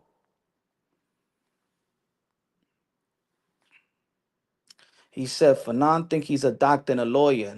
And why? No, just question or tap into the statement. You guys are just, some of you guys, let's be real, you just don't want to coexist with Fanon's statement if you really if because it's Fanon. Nah, nah. Y'all act like y'all wasn't that, and we haven't been suspicious of Victor Conte and Snack for a pretty long time. This is the YTBC. Oh, but because Fanon and his opinion is creating a wave. This is an opinion that a lot of people always believed. Also, But all right, okay. You guys are not even saying whether he's right or wrong. You guys are just saying. Some of you guys in the chat are just saying, "I just don't like him. He thinks he's a lawyer and doctor." It's fair in fact, Victor Conte in the interview, he found a way for PEDs to be undetectable. Enough said. Of course. Of course. They've done interviews. He's done interviews. We've been talking about this for quite some time. I've been talking about this for 5 years. I got the video done. Look, boom. Look. Hold on. Give me a sec. Give me a sec. Where the picture at? Boom. What year is this? It's 2021. I've been consistent about this. I've been giving this guy the benefit of the doubt, even when there's certain boxing personnel that want to be like, "Oh man, I'm giving him the benefit of the doubt. You know, he's kind of clean." No, I said it since day one. This man can't lead the charge. No, it's not gonna lead the charge. You remember when Earl Spence got on him? Earl Spence by the testing allegations debunk puts Victor. Check that video. This is April 4th, 2022.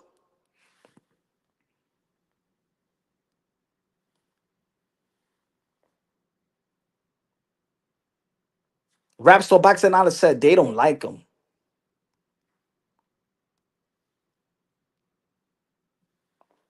We seen the interview. Even a guy, manager Marty. I seen the interview that he had with Victor Conte as well.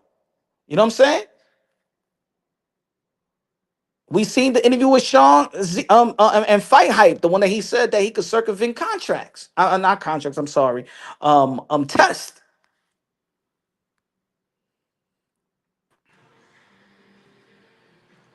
What's good? What's good? What's good? Manager Marty. You hear Yo, me? salute, punch drunk boxing. What up, big dog? What's good? What's good, bruv? What's good, man? Talk, I'm talk, talk to us. What you feel about this live? There's people that disagree, agree. They don't like the messenger. Some people want to keep their mouth shut. They want to protect their relationships. What do you feel? well. First I have to acknowledge you. Thank you for having me on the show. I'm doing a what I like to call a boxing world tour, where it's really hard for people to grasp the message that I've been speaking on based on my investigative research for the past almost 16 years with regards to VADA testing, Victor Conti, snack program, and snack fighters, amongst other people like Memo Heredia, Alex Ariza. The list goes on of people Mhm, that I've been researching and, you know, really tightening up on the information to be put out there, since I've been on YouTube for 2.5 years. So, because it's hard for everybody to get the information right away. I mean, I know that I'm not a big time when it comes to YouTube as far as subscribers because I only been here 2.5 years. But I mhm, have one of the loudest voices on YouTube when it comes to boxing. Everybody knows I'm a boxing manager. That's no secret. mhm, But at the end of the day, um, this subject matter about Victor Conte, Snack, and Vada, I've been putting out a lot of information that basically been breaking news, never mhm, before exclusive information that has not been investigated or even put out there based on my research. So I'm glad that I can be one of the pioneers to speak on clean boxing and be able to have the ability to know when something is not right inside that boxing ring. Now, with that being said, um, you and I never spoke before, so this is our first time encountering. The first time I saw you was when you gave you gave Bill Haney, yeah. the what I like to call the 1-2 punch, and he still couldn't get out of that corner that you backed him in when you had him against the ropes. When you used a piece of my video when I was interviewing Victor Conti, and you were talking to him about 365 24/7 VADA testing and his son Hmm. not enrolling, right? So Yeah, no I just such want thing. no such thing, and I just wanted to start there with you because this is our first time encountering Hmm. each other. So thank you for having me. I don't know too much about what's going on with Fannon. I actually jumped on Fanon's panel. I Hmm. told you before a few minutes ago, I'm doing a boxing world tour where Okay. a lot of people probably don't know the content that I do on my channel. And it's not just about Victor, VADA, and Snack, but I mean that is a big topic that I've been covering for a while. But at Yeah. the same time, since the information can't be disseminated quick enough, in my opinion, I would like to go on other people's platform that might be talking about the subject matter to educate their audience and still make sure that my voice is being heard. Right. So Got you. that's why I'm calling it like a boxing world tour. Right. So I'm glad that Got you, you. you know, you're having me on. So I don't know too much about what's going on with Fanon as far as like, you know, a lawsuit. I did jump on Fanon's panel Hmm. earlier yesterday, and he was talking about someone. He said someone sent him some. He didn't. He didn't say the word cease and desist, but based Yeah. on the explanation, that's my interpretation of it. Hmm. Basically, I find it interesting that anybody in, whether it be Terrence Crawford's camp, his attorney, whether it be Victor Conte, whether it be anybody over there, I find it interesting that they would send Fanon any cease and desist letter when Yeah. most of the things that Fanon is saying is some of the things that he himself even admitted that he learned from my content. And I've Mm. been talking about this for a couple years and no one sent me any paperwork yet. In fact, I encouraged them. I encouraged them, Punch Drunk. I encouraged them to send me the paperwork. I Hey, love to hear from the lawyer. that's what I said. That's what I said earlier. That's what I said earlier. If it's true that somebody was sent paper lawsuit trying to sue Fanon, I said I if Fanon countersuit, I'm 100% sure that a lot of things will come up and he'll win. I said that earlier in my opening. Oh, okay. Okay. Yeah. Because I just got on here. But I'd love for them to send me some paperwork like that. Oh, man. I have a lot of countersuing information if they want it. But as far as your question of should Bud cut ties with Conti, I mean, look, man, I've been saying this for a long time Mm, that um, when you got a guy like Victor Conti, mhm. who uh his history, we know his history, right? We all know his Exactly. history at this point. But when you Mhm. got a guy like that who's still showing symptoms and signs of the things that he used to do, it's hard to disseminate whether or not he actually changed. It's still a thin line there. Like when you Yeah. look at an athlete, right? Like somebody Mm, like Michael Vick, and most of your audience, they might know who Michael Vick is. I'm sure you know who he is, right? yeah. Mhm. And we know the situation that he ended up in. And of course, it landed him in jail. He was convicted, that whole situation. But when Vic came out of prison and he really was rehabilitated, he turned his life around. You couldn't find Vic around any pit bulls anymore, any dogs, right? He wasn't around Yeah. any more dog fighting, right? He changed his people, places, and things. Exactly. And That's the real we second chance. Right. So, yeah, exactly. He had a legitimate second chance and he had the opportunity to come back into the league and play for multiple teams.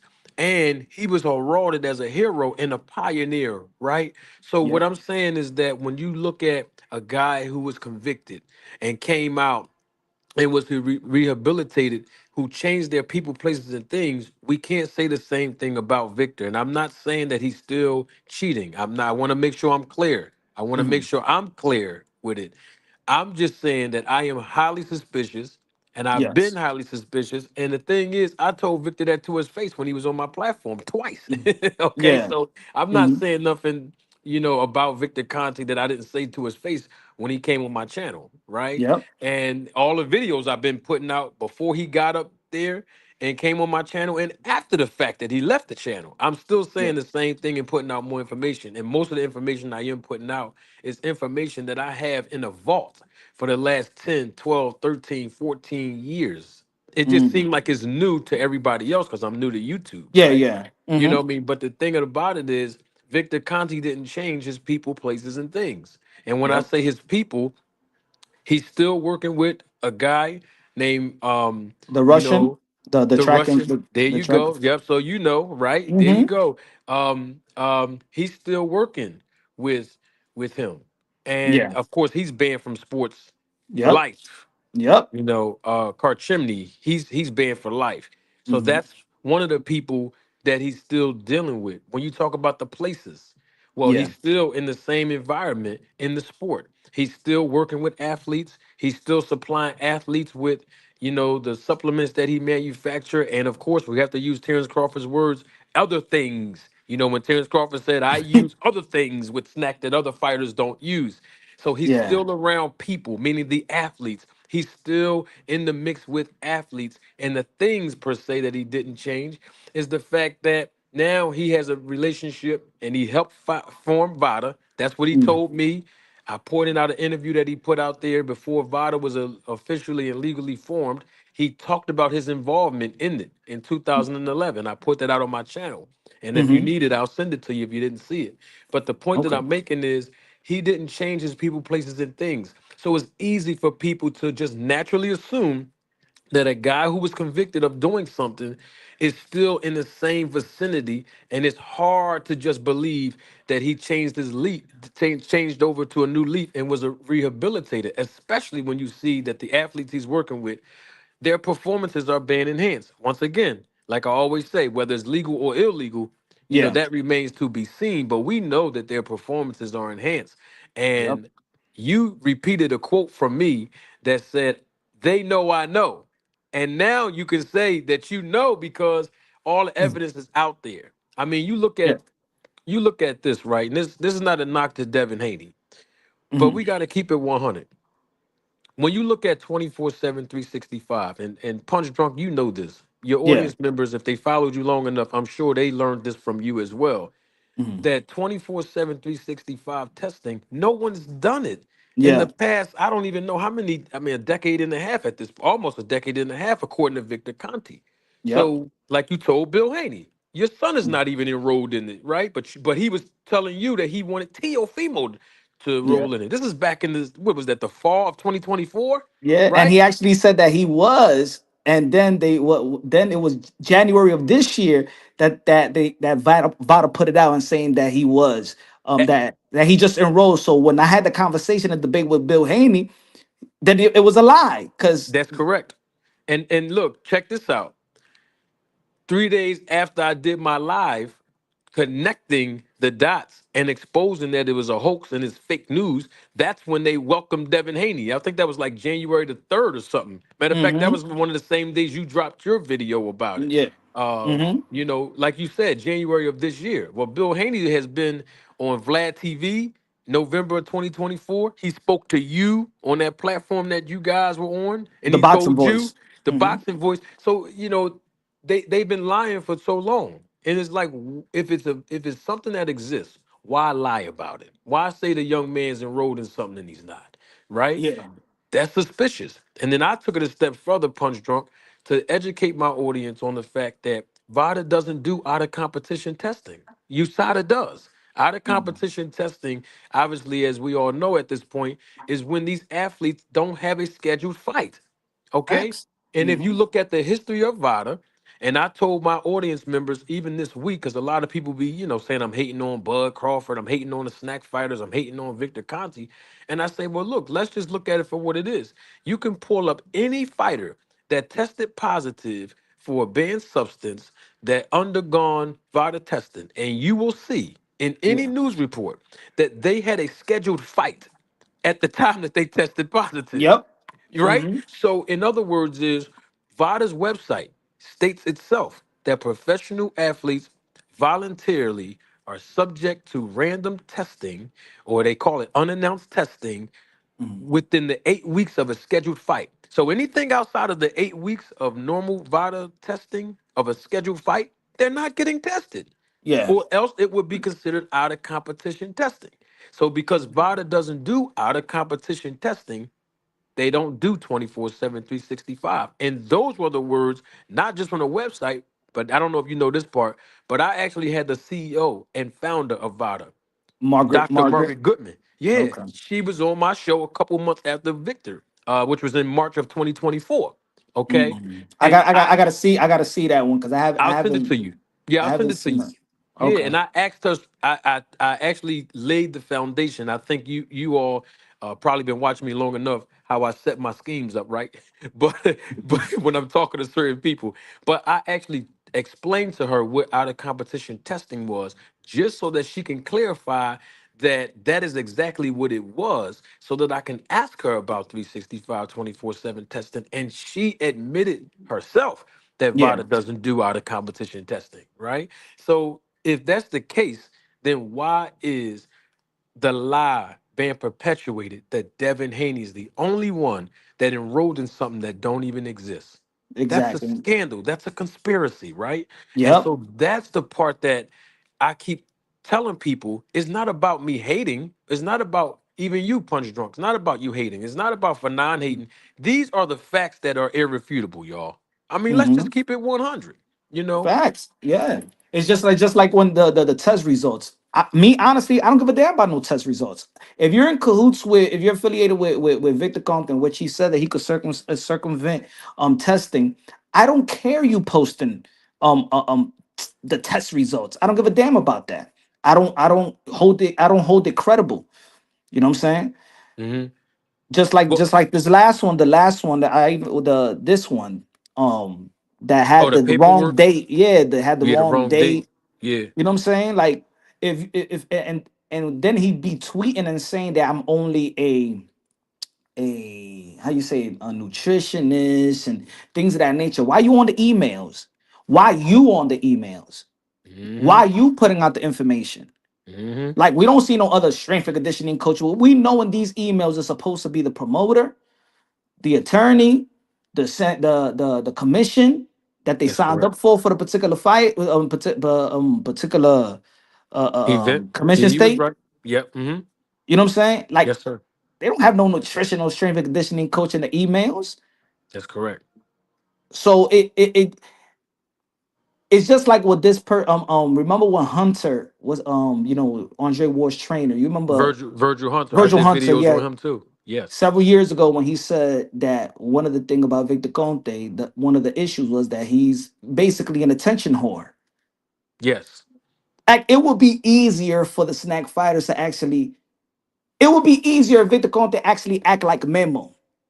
See, Memo Yes. is still out there. He's still working with fighters. Yes, he You know what I'm is. saying? But he Yes. stays in a cut. So nobody questioned David Benavidez when Memo was working with him. No, That's you never correct. heard, yo, David Benavidez, look, he's knocking out people. Damn, because Memo understands that his affiliation is gonna tamper with the integrity or perception of the fighter that he works with. That's correct. Hmm. But But Victor's ego is too big, Punch Drunk, and you mm, know he's not gonna stop, and that's the reason why he incriminates himself. I mean, if you look at the paperwork you just showed, a lot of people was looking at just the dates. I took it a step further and said, let's keep it 100. mhm, Those are not test results. I mean, Punch Drunk. I mean, look at the fact that the dates were yeah, not even in line. Anybody can just screenshot VADA's logo and just go home in a computer or a laptop or an iPhone and then just place their copy and paste mhm, VADA's logo on top of a piece of paper and actually typed everything in that you see on the screen now. mhm, So my thing is, if this is legit, even if the date was wrong and it was a genuine grammatical error, where is the VADA document that you see on your screen that Victor Conti posted when Terrence Crawford fought Sean Porter in 2021? How about when Terrence Crawford fought David Ebenezer in mhm, 2022? How about yeah, when Terrence Crawford fought Errol Spence in 2023? And what about when Terrence Crawford fought Israel Madrimov in 2024? What is the significance about those four fights in the past 4 years? He was with the snack program in Victor Conti then. So where mhm, was the paperwork then, Victor, that you didn't post? And then I took it another step further because it says the word negative at the bottom. And then, of course, this is not the first time Victor Conti's pointed this type of document. Now he does it with Devin Haney all the Yeah. time. Mm-hmm. But it says negative. Now I got two questions for that. Number one, where are the results directly from the lab? I mean, I appreciate VADA sending a letter, but Yeah. where are the actual test results from the actual Smarto lab in Utah? And Mm-hmm. number two, what exactly was he tested for? Hey, Because yo, you that's got the guy, Victor Conte, saying he can beat the test. So if VADA is saying we're going to test for HGH, human growth hormone, but mm, Terrence Crawford might be using testosterone for therapeutic use exemption. Victor Conte's words, not mine, on my show. mm, They might not even test them for the TE ratio, right? They might just test exactly. him for HGH, but he's not on HGH. So of Hey, yo, course the test gonna be negative. You know what I'm saying? those are good. You know, the those test results is just as good as the doctors know when you used to be in school or used to work and you had a shorty working. You had a little nurse, a shorty, and she passed she passes you like, hey, yo, baby, I need the doctors know. You know what I'm saying? You know, and Yeah, they they just just give your work. words, They're not right? gonna They just call the doctor. They ain't gonna call. You know, when you got the doctors know. Here's the doctors know. Just here. exactly, and it just says the word negative, but we don't even know what he was tested for, nor do we have the actual results of the lab. Now, someone said to me in my comment section, "You're hating on Terrence Crawford. Why would you ask about the lab results?" Well, I took it a step further, and my response would be this: Well, first of all, when Clarissa Shields, another snack fighter, by the way, who is in a love triangle, and I like how you put that short out there. I saw that the other day about the mess that she's involved in with the guy Papoose. But the point is that she's with Snack as a Snack Mhm. fighter, but Yeah. she tested positive for marijuana under the state of Michigan's commission. But now Yep. she went and took it a step further, and she went to Quest Diagnostics Mm, independently on her own, and she posted the actual results directly from the lab. So if mm. Clarissa Shields can do that from Quest Diagnostics, posted where it says negative and what they tested her for, there's no difference than any snack fighter that can do that with the Smarto lab that test for performance enhancement drugs that actually show what they were being tested for, when they were tested, and the actual results of those tests. Great point. Great point. Yo, rap star boxing knowledge is also in the in the panel. Salute the Again, rap star. I there's heard his thing he did with Bill Haney. Salute to him. The interview that he did. Good job, rap star. It's the first time I saw him on YouTube when he did that interview with Bill Haney. Kept saying the people, the people, the people. So salute the rap star. oh yeah, Rap yeah, yeah. I star. Yeah, remember the that. people. Salute to him. Yo, salute, salute to uh, everyone, bro. Can you guys hear me though? First and foremost, can you hear me? yes, sir. Now, I want to know about this, bro. I've been told by people like Bill Haney, the Donairs, that 365 days voluntary anti-doping agency exists. That they even broke it down to me, bro. They said that this is voluntary, bro. This is down to you. If you want to do a 365 voluntary anti-doping association, you can do 365. So Nonito Donaire was on 365. He was one of the first guys to enroll in this. And we've heard many times when they've come along and explained how it works, that it comes to you anytime. They can come to your hotel, they can come to your house, they can come anywhere, anytime. It's Mhm. something that you enroll for. So is this a hoax, or is these people telling me? I mean, I want to know, when you guys say this don't exist, are these people lying to me? Well, let me break it down to you like this. I like to Yeah. make things a little bit more simple, rap star. Mm. The same person that came out and Punch Drunk just put the documents on his screen just now, the same person, the same gentleman, the same guy who just put these results out uh, on behalf of Terrence Crawford on his Twitter account, Victor Conte, he's the one then and the only one then that brought up the fact that Nonito Donaire was 24/7, 365 in the beginning. This was back in 2012.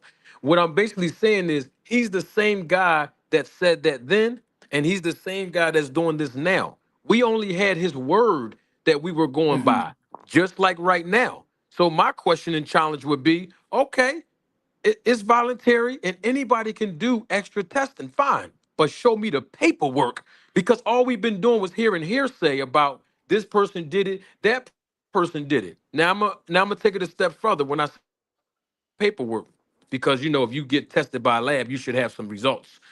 Now, Yeah. now watch how I take it. Watch how I take it a step further. If you go on VADA's website, right? Go on VADA's website, you will see that there are applications and forms that professional boxers are able to download, PDF it. They'll be able to print it out or scan it in an email after they complete it and send it back to Dr. Margaret Goodman, the CEO of VADA, right? Okay, now that we got that established, I'm gonna give you the three forms that fighters can fill out. There's a whereabouts form. Number one, there's a therapeutic use exemption form. Number two, and of course, the main important form is the enrollment form. There is not an enrollment form on the website that fighters can actually download and complete that says the word 24/7, 365. So, my question would be, if there's no enrollment form to Hmm. complete, then how are these athletes enrolling in it? And then I'll take it another step further to answer that question myself, to say the only people, it just seems to me, Punch Drunk and Rap Star, the only people that has Yeah. ever enrolled in this program, besides Canelo, they all roll with Victor Conte, though. Mm. See, that's the part that's interesting to me. They all roll with, and I'm saying they all because Victor Conte told me when he came on my platform, Nonito Donaire enrolled, and he said Edwin Rodriguez enrolled, and he said he put up $40,000 of his own money, twenty thousand Mm-hmm. dollars for Nonito, and $20,000 for Edwin Rodriguez to Yeah. enroll.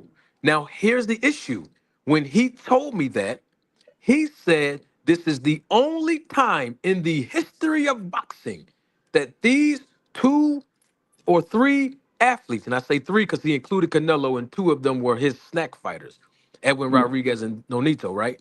He Mm-hmm. said the only time in boxing history that this 365 testing has been done was Canelo, Nonito, and Edwin. But when he said that to me, I let him get off with that. I let him slide with that. Because what Victor Conte did not know is that I remember seeing an interview that he did 10 years before that, and he told me, and he told the interview guy that he sponsored 10 fighters. 10.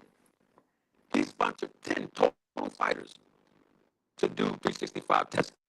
But then years later, when he's talking to me in 2023, he tells me he only sponsored two in the whole history. So what I I'm think you're saying is, breaking you up, got people. Manager Marty. I think you're breaking up. Damn, man, my fault. Can y'all hear me? Still breaking up, really.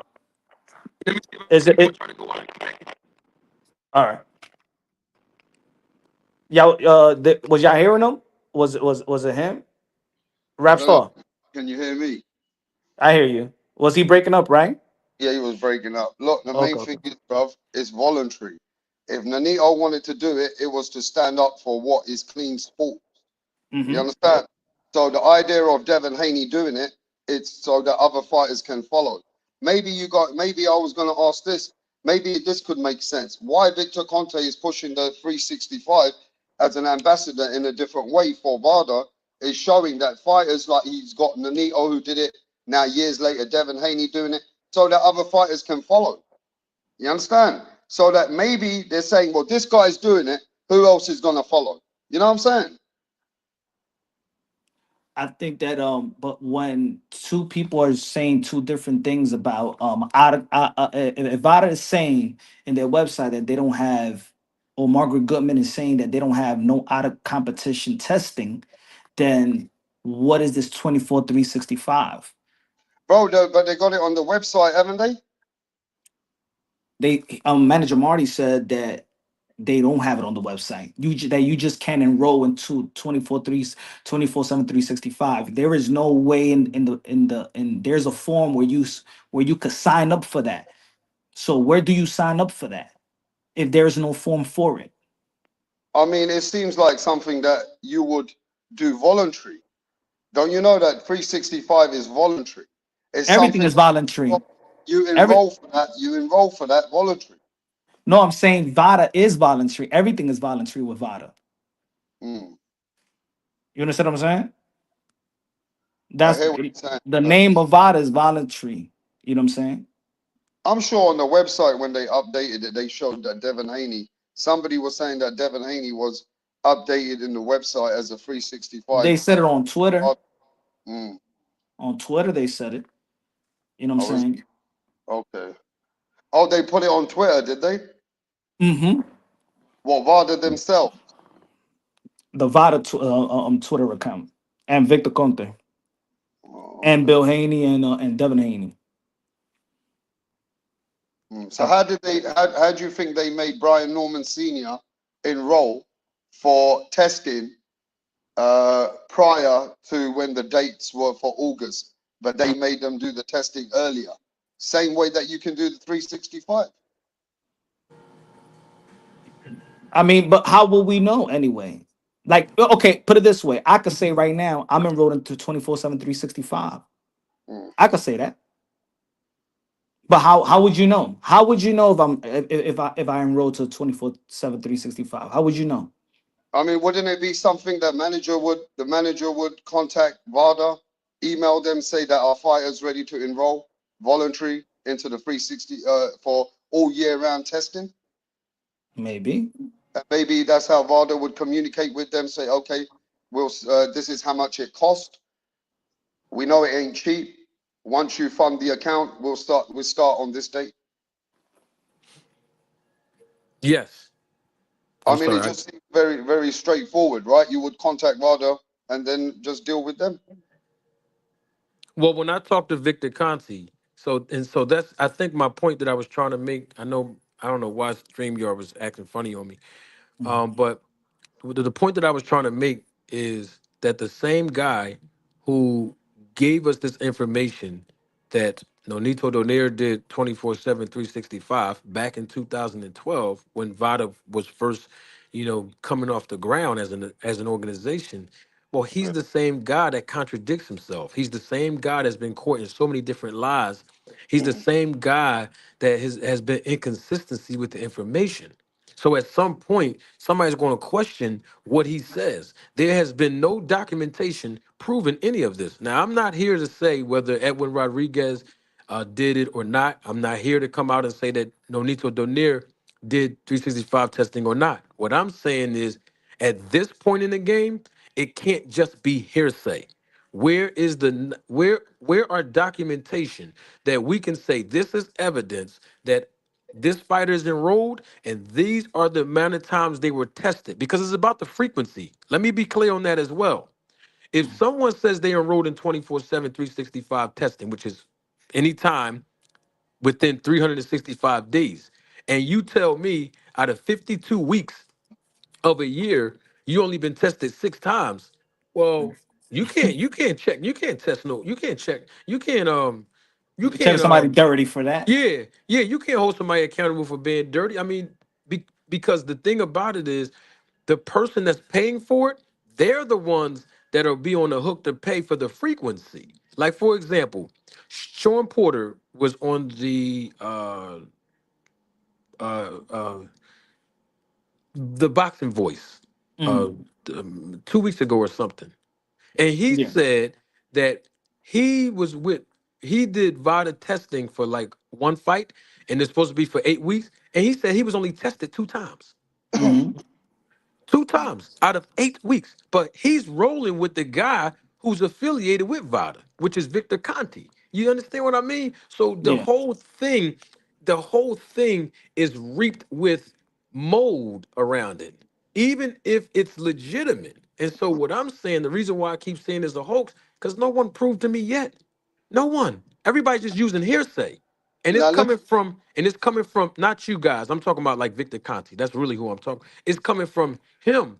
When he told me in 2023 when I interviewed him, he said that there was only 3 boxers in the entire history of the sport that undergone 24/7, 365. He said Nonito Donaire, he said Edwin Rodriguez, and he said Canelo Alvarez. And he said that he paid 20,000 for Nonito to be enrolled.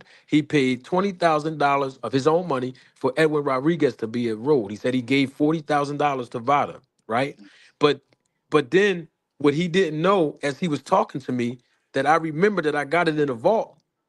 I have it saved. Back in 2015, he was in an interview and he told the interviewer that he sponsored and paid for 10 boxers to undergo 24/7, 365. 10. But then in 2023, he claimed that it only was 3 boxers in the history of the sport that undergone it. So my point is, if it exists, what is the lies being disseminated for? Why are people lying? Punch Drunk Boxing had a conversation with Bill Haney in the fall of 2024, after Bill Haney even went on Vlad TV and told Vlad TV that Devin Haney was enrolled. He told Punch Drunk Boxing Devin Haney is enrolled.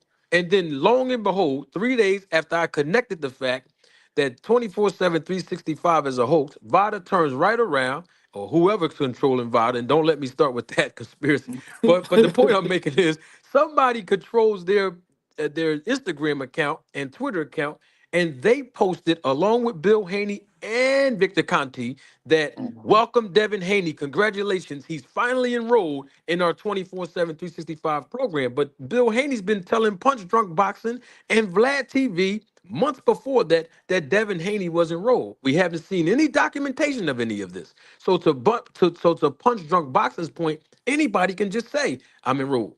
Yeah. I mean, that's my Hmm. thing. That's my point.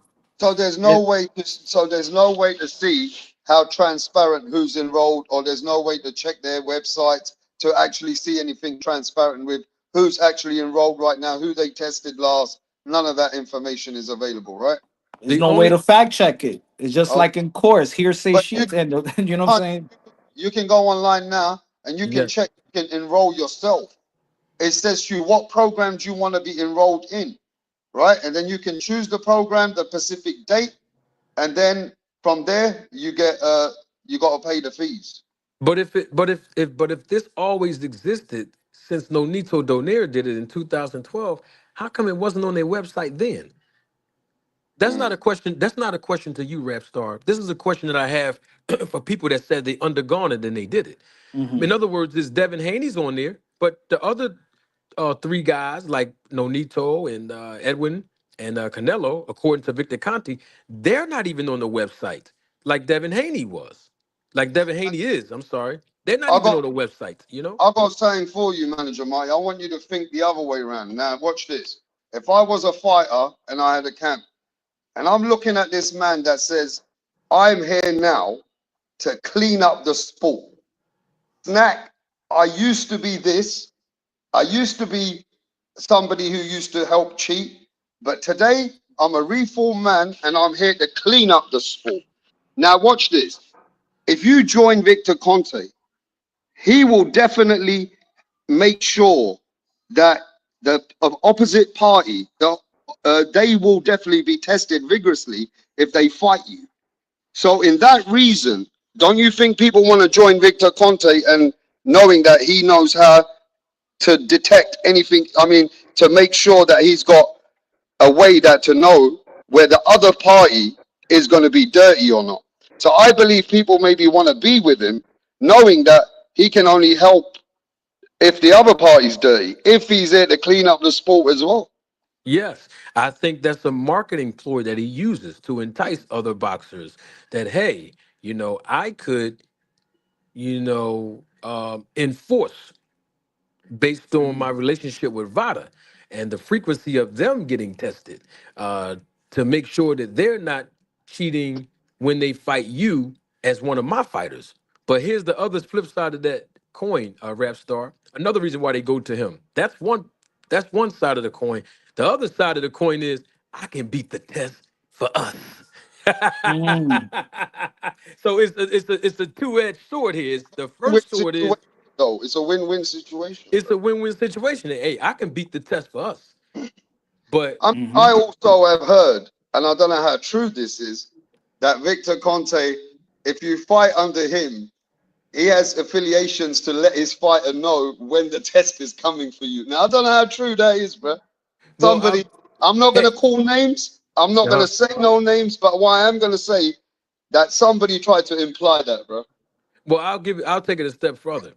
Not only does Victor Conte know when the DCOs, the doping collection officers, they're the ones who come to the athlete's home or the gym or wherever they are, and Mm-hmm. they're the ones who administer the process of collecting the urine and blood sample. And of course, they're the ones that facilitate the process where the fighters will sign off after they, provide their urine, et cetera, and blood, and they seal it, and they are the ones responsible for sealing and shipping the actual content to the actual lab. That's the DCOs are responsible for that, right? Now they don't work for VADA. They're not affiliated with VADA as an organization. VADA hires them as a third party organization.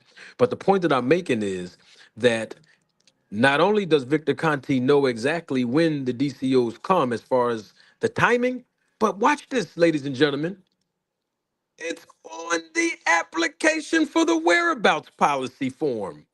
It actually states that you need, as an athlete, you need to basically complete this form and you need to tell us what your whereabouts are every single day from 6 a.m. to 11 a.m.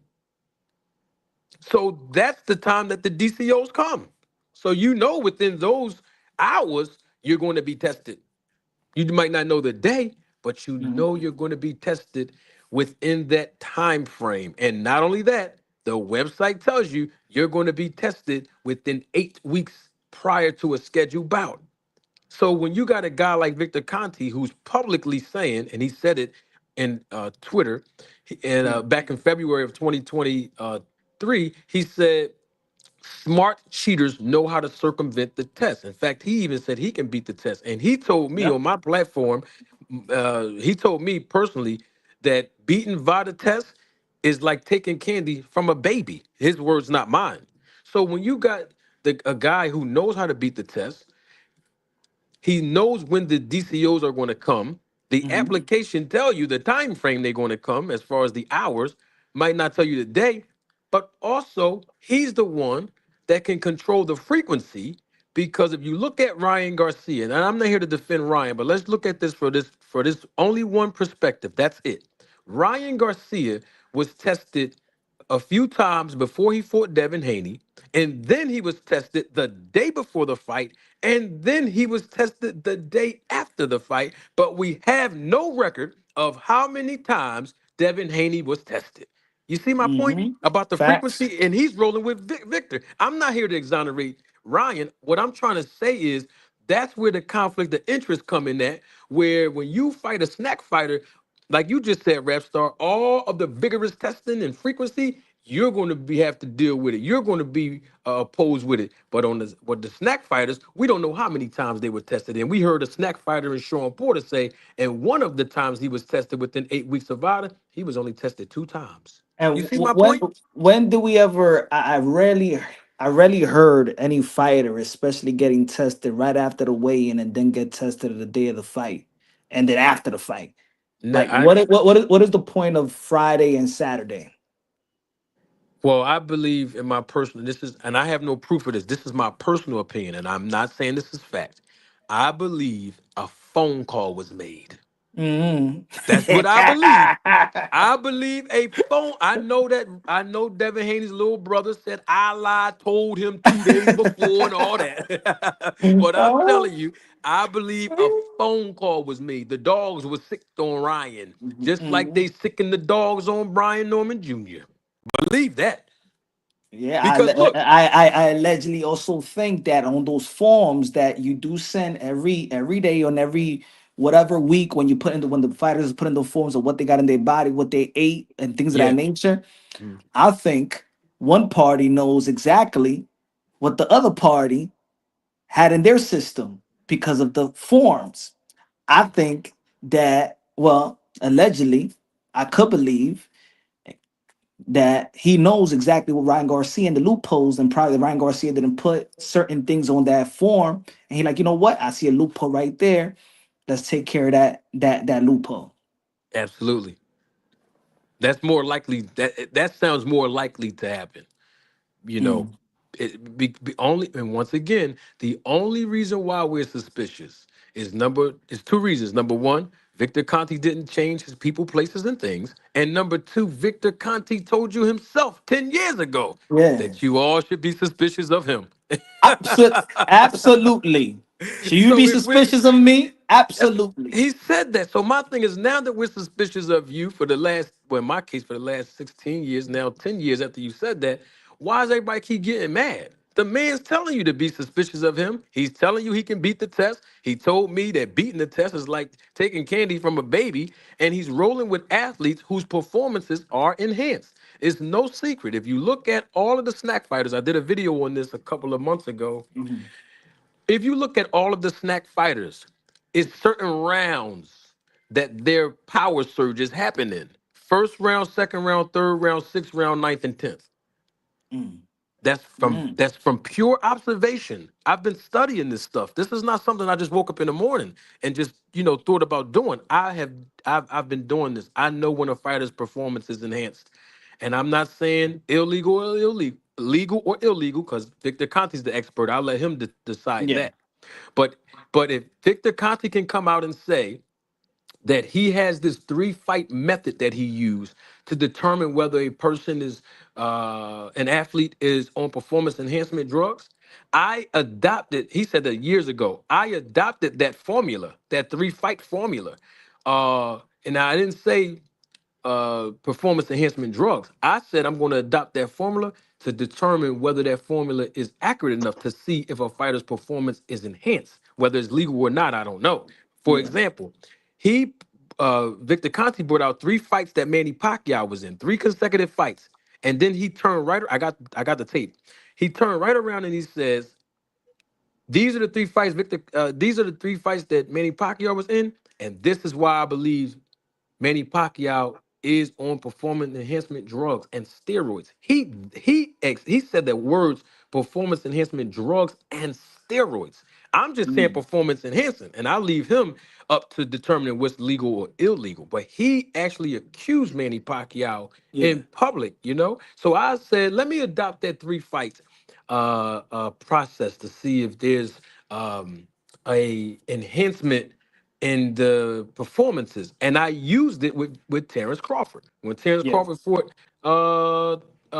Sean Porter, he knocked Sean Porter down twice, something no one else in the sport of boxing has ever done before, knocking Sean Porter down twice. And of course, they both was on snack at the time that they fought each other. Second fight, David Evanesian. He knocked David Evanesian out cold unconsciously with Mm. one punch. And we've never seen Terrence Crawford knock anyone out with one punch. And then, of course, the third fight, well, you've seen what he did to Errol Spence. Now, Yeah, watch we this. saw what Errol Spence. You remember when he caught Errol Spence caught him with a wild left hook, sent him to the ropes, and then Bud Crawford hit him with a jab and he fell. I was like, all right. Like I predicted Bud Crawford to beat Errol Spence, but not like that, and not look significantly bigger than Earl Spence. And where the face off and the press conference, Earl Spence was the bigger guy. It was actually surprising to me that Bud Crawford looked significantly bigger than Earl Spence. To be fair though, if we really want to be level-headed about this as well, yeah, most fighters, even on snack, they can't give a great performance on snack, right? You've seen Kalen Plant; it didn't work for him at certain points, and in this whatever he uses with snack or whatever it is. Yeah, we've seen that even Demetrius Andrade. Mhm. I mean, so I don't know, man. I feel like if you're affiliated with snack, are you really? Yeah, you are going to get the backlash because you got Victor Conte's company there, and any affiliation with him, you're going to get backlash. But I don't think anything, you know what I mean? It works for everyone, even if there is anything behind the scenes. I mean, it don't work for anybody. Just like anabolic steroids, they don't work for for Fernando Vargas versus Oscar De La Hoya. A lot of Yeah. baseball players in the Mitchell report was in the Mitchell report, but not everybody was Barry Bonds. Not everybody was great and things of that nature. But that doesn't that shouldn't you know, it shouldn't be like, all right, it wasn't that good, it ain't work, so we give it a pass. You know what I'm Mm. saying? It shouldn't But be if given a you go, pass. The point of the matter is that people shouldn't be mad. Fighters shouldn't be mad. The snackers shouldn't be mad that there is questions and suspicions. All the fighters understand that if you do work with and you affiliate yourself with Victor Conte, that there's going to be some question and suspicions. And all the fighters that have worked with him has gotten those type of questions. Andre Berto had to answer questions. Andre Ward, his trainer Virgil Hunter, was Mikey Garcia. Robert Garcia had to stand up for his brother. You know what I'm saying? Devin Haney, Bill Haney, now Terrence Book Crawford, Clarissa Shields. They all people would ask the question. Now people ain't going to dive in deep in it because in the end of the day, it's boxing and people still want to see a fight. We don't hold athletes accountable in the sport of boxing like we do other sports. You know what I'm mm, saying? So, and I think that people pick and choose who get the benefit of the doubt. So since Terrence Book Crawford is one of the most highly respected fighters, people don't want to see, people don't want to envision, people just don't want to nah, Book Crawford's not on it, nah. But when it was Devin Haney, you know what I'm saying? Ryan Garcia got the benefit of the doubt, even if he popped dirty. yeah, so having affiliation with this kind of atmosphere is going to always give you dirt. No matter what, it's always going to give you dirt, bro. But Yep. I think at the end of the day, we got to keep it level-headed, bro. That Yeah, I agree. I agree with you, Rapstar. Keeping it But you level know, headed. but you know what level headed, in my opinion. remember this though. We got right now. You got the world believing, especially with somebody like manager Marty, Punch Drunk Boxing. You guys have got the public believing it's Snack versus the cartel of fucking steroids out there in Mexico, bro. Now, at the end of the day, do you guys also believe in this? If you've got it, you got it. Like Brian Norman Jr.'s dad said one thing the other day. He said, I don't care. If you take something, and I know my son's got it, my son's got it to beat you anyway. He just is that fighter. He even if guys have cheated in the past, they can't beat a certain fighter. Do you agree with if you got it, you got it? What do you think of that? Well, I mean, like Punch Drunk said, everybody don't have the same results when it Mm, comes to performance enhancement drugs. mm, Um, some people have the ability to have that punch resistance and gain a little bit of more power. But then you got other fighters and other athletes who might not have power naturally. So it don't matter if you give them steroids, the power part they're not going to benefit from, but maybe the other parts, such as endurance, right? Mhm. And the thing about the suspicion is not just because of snack. I have to say this because I think this is as equally as important. When I talked about Victor Conti didn't change his people, places, and things after he came home from prison, we have multiple people who tested positive for banned substances while they were under his facilitation, while they were on the snack program. I'll use Marlon Byrd, the baseball player in 2012. I asked Victor Conti about that. He didn't know I knew about that, but he admitted that the man was on snack. When I asked him, Andre Berto tested positive for a banned Mhm. substance, Yep. and that's why the Victor Ortiz rematch fell through, just like Willie Monroe Jr. in 2018.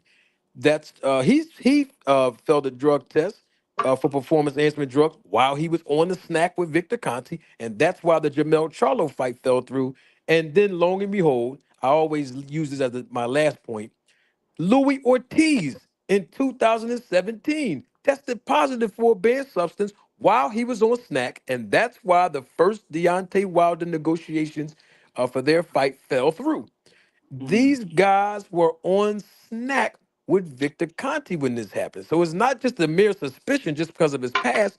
These are things that happen, uh, with athletes that was around him, you know? mm, Yeah, I mean, I think with the suspicions alone is just anybody that has suspicions is credible, and I think that's when you said level headed. That's my level headed. My level headed is that I'm not naive that we know we know who he is, we know what he's done. We respect fighters, we love the sport, and we don't want to put that coat on these fighters. Yet these fighters understand. Like, I mean, Hey, you put, and I said this earlier, you put Victor Conte next to LeBron James. What you think? What you think NBA fans gonna be thinking? You know yeah, what they're gonna be saying? Damn, how LeBron James at the age of 40 is doing all these things. Oh man, he got Victor Conte. He can't be next to a baseball player or Tiny from LA Dodgers. Imagine. But in the sport of boxing, since it's the Wild Wild West, everybody get a pass. Let's also not forget, and you from the UK, rap star. I'm not, this is not on Victor, but this is how even the VADA situation is not, is not tight, is not tight enough, or highly respectable in my opinion, because let's not forget that Connor Ben tested positive, but they kept it under wraps. If the guy never would have snitched to the daily, to what was it, the Daily Wire, the Daily News, not the Daily Daily Mail, News, the Daily Mail, Mail. that fight was gonna go through with Conor Ben already popping 30. So we understand now that even with VADA, things don't come out publicly. They could hash that shit, between themselves. Hey, yo, your fighter popped 30 in this. Oh, yeah, really? How much you want? 100,000? I don't let nothing now. Let's keep on with the fight. And Chris Eubank Jr. knew about Conor Ben. He was still going to get in the ring. So, especially when a fighter is going to training camp for 10 weeks and 8 weeks, they could beat the world. So even if they find that the other fighter is dirty, they really don't care because they want to get paid and they want to fight. Down to that is the fighter's team's discretion. I think, yeah, I think so. You know what I mean? But my main question is this as well, though, Punch, is that when you see if VADA is not that credible at some point when we got flaws, when we see flaws, then what is creditable, bro? Where do you go, bro? I want to know for you guys in America, where do you go? What would you choose if there's no VADA? VADA seems to be the one that's doing more vigorous testing, as they say. Yo, So I where said have that. you got?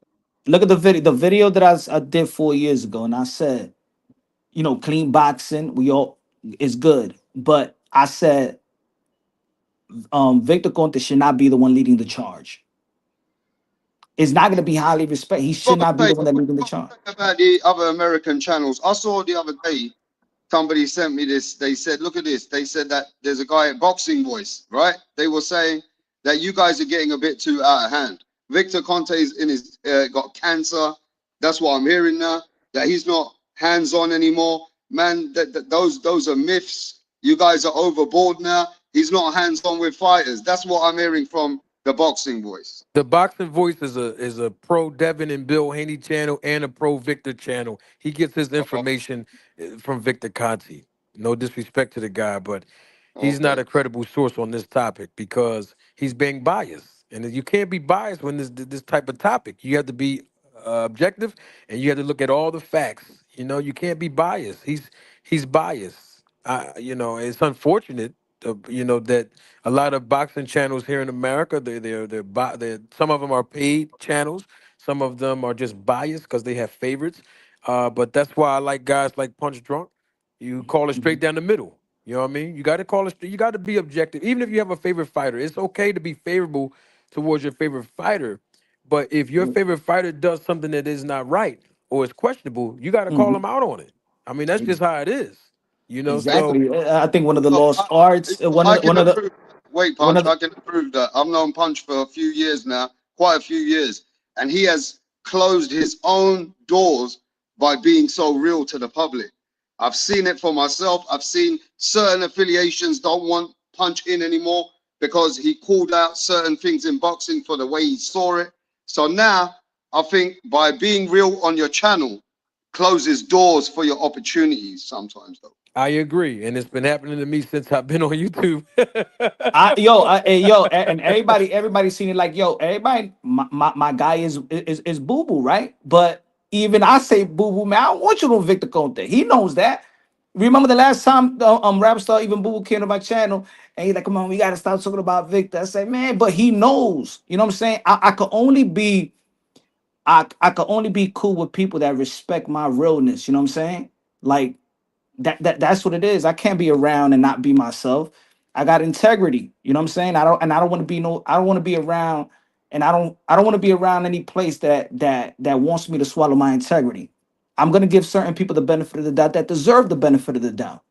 But also, I'm not gonna look like a fool. You know what I'm saying? I'm not gonna think one way, but because now I'm cool or I'm switching up, I'm like, yo, damn, boo boo, you gonna face David Benavidez. You know, if you knock him out, they're gonna think that you on the snack. I even did a video with the snack when I was in the gym.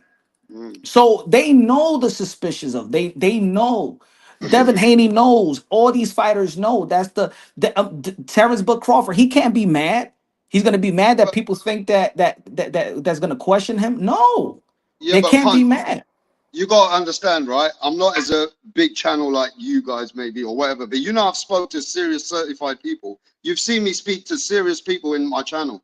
WBC, Mauricio Suleiman. I don't see many YouTubers getting him like I have, right?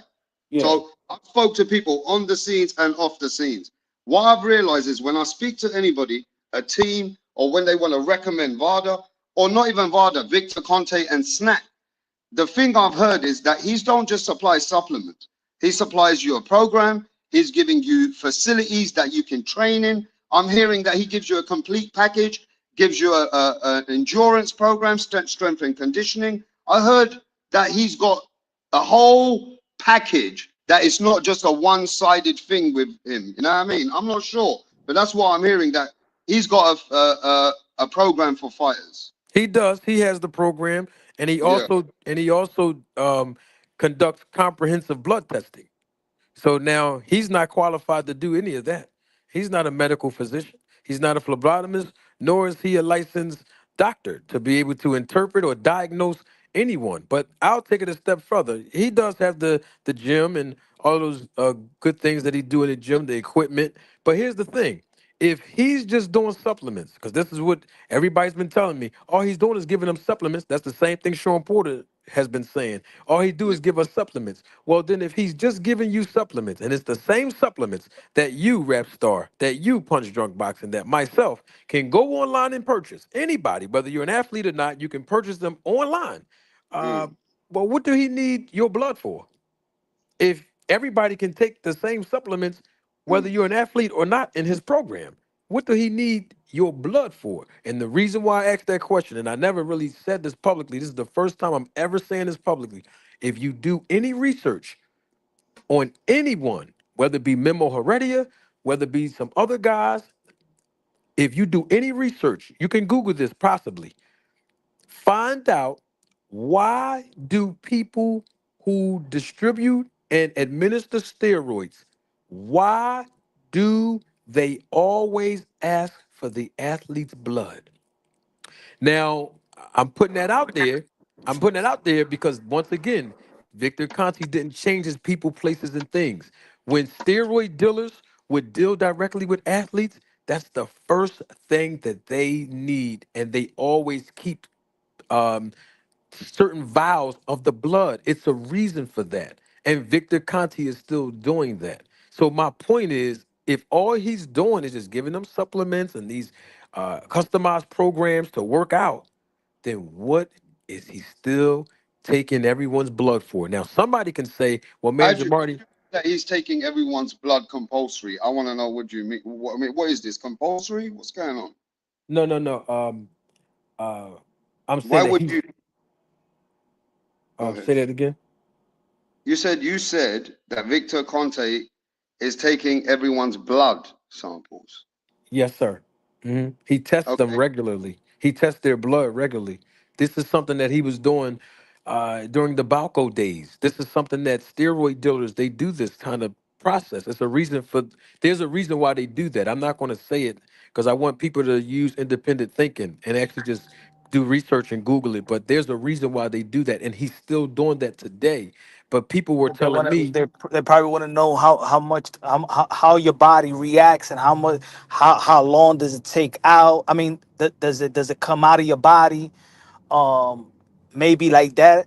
It's almost like yes, when you get, it's almost like when you're getting when you do it in a checkup, right? Like what yes, type of food, um it retains, like Actually, everybody's different, right? So if I actually, eat cabbage, it probably is going to retain my water is going to retain more than your body. So I Yes. need, so it's almost like that, right? Yes. And look, this is the proof. I'm gonna give everybody a hint. If you watch the Netflix documentary, it's called Untold Hall of Shame. This is the story of Victor Conte. It's on Netflix, still on there.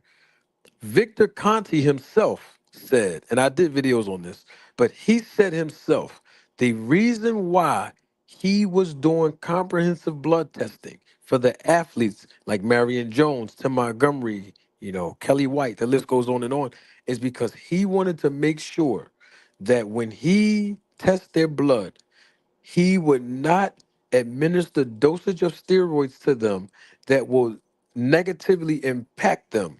In other words, is they don't have any negative reactions to the steroids and the dosages that he was giving them based on the information that was in their blood test results. So I'm saying all of that like this. If those were the things that was done during the days that he was supplying and administering steroids, why is that a method for today if all he's doing is giving supplements? Now, when I asked him about this, he told me that the first thing that he does with all of the fight boxers, he does comprehensive blood testing. He said, because if all I'm doing with you is just giving you supplements and letting you work out in my gym and giving you a customized program, I don't consider that a working relationship. I need the data on your blood as an athlete, and then we have a working relationship. Those are his words. So what I'm saying is, why is it so important? What is the significance of these comprehensive blood tests? You know, mm. Now and let me so tell you this though. When I read it up, yeah, it does say that some snack fighters get blood work or performance monitoring through snack. Conte believes in data-driven training, not guesswork. Fighters can track oxygen level, hormone levels, and endurance makers through this program. That's why. the That's why endurance he takes the blood markers. from Yeah, the but once athletes. again, yes, but Rapstar, that's the point that I'm bringing up. That's the point that I'm driving home. Mm, That method and that mentality is what he had, not just him, but other steroid suppliers. They have that same mentality. If you go mm, back in the Netflix documentary, Victor Conte himself even spoke on that because Jeff Novitzky, the FBI agent who basically investigated Conte and brought him down, he basically was showing how these athletes were getting tested regularly by Quest Diagnostics and LabCorp. And that's how they found out that these drugs that Barry Bonds was taking, this is all public record on Netflix, the documentary.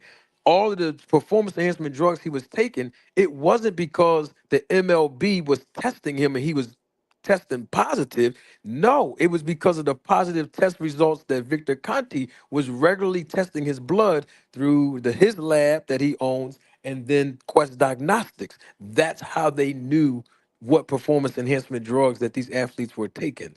But it was all because of the blood being administered through these vials and being stored. And that's the see these once again, that's what makes it more suspicious is the people, places, and things of Victor Conti did not change. And that's the part that is so crazy. And all of this that he's doing, he's still having affiliation with the testing agency. If that's not a conflict of interest and suspicious, I don't know what is. So I agree with Punch Drunk. All of the fighters need to really reconsider their why. Because my question has always been the same. This is for Boo Boo. This is for Bud. This is for Devin. This is for anybody. If you're already good, and most of these athletes were undefeated, including Clarissa, what did you call Victor Conti for? You already good. You're already undefeated. Some of them are already were world champions. What did you go over there for? What did you call him for? Knowing the stigma that you're going to have on your name by your association with this man. What did you go? Why did you swallow your integrity to call him? because you Facts, And know, and, that's and and especially also like Bud Crawford before he was with Performance. Remember that nutrition company, Performance something. that top Yeah, I rank. forgot the name of it. Yeah. Like they one of the best in the business. Like you got the best clean nutritionist. And why do you need Victor? Like why would you? And I said this earlier. Like this Bud Crawford, if he beats Canelo Alvarez, will be probably top 10 biggest win in boxing history. You know what I'm saying? Why would you let your legacy, like the integrity of the potential victory, you know what I'm saying, be overshadowed by of Victor Conte? What does he have? What do you owe him? Because you got the money, you gonna get money with Canelo Alvarez. You got the legacy already. Like this ain't like he hasn't been with you all this long. What is so good? What is Mm-hmm. so good that you would let your legacy be tampered with allegations like this voluntarily? Mm. Mm, The risk is And much greater than supplements the ain't reward. enough. It's It not ain't the enough. supplement. It's not Yep. no GMC supplements. Yep. It's not The that. risk, what you're saying is punch drunk. The risk is much greater than the reward, isn't it? Hmm. But And these that's guys the think it's worth it. suspicious that makes them more suspicious about it. Yep. The risk is much greater than the reward, and that's what makes it suspicious. Victor Conti told me.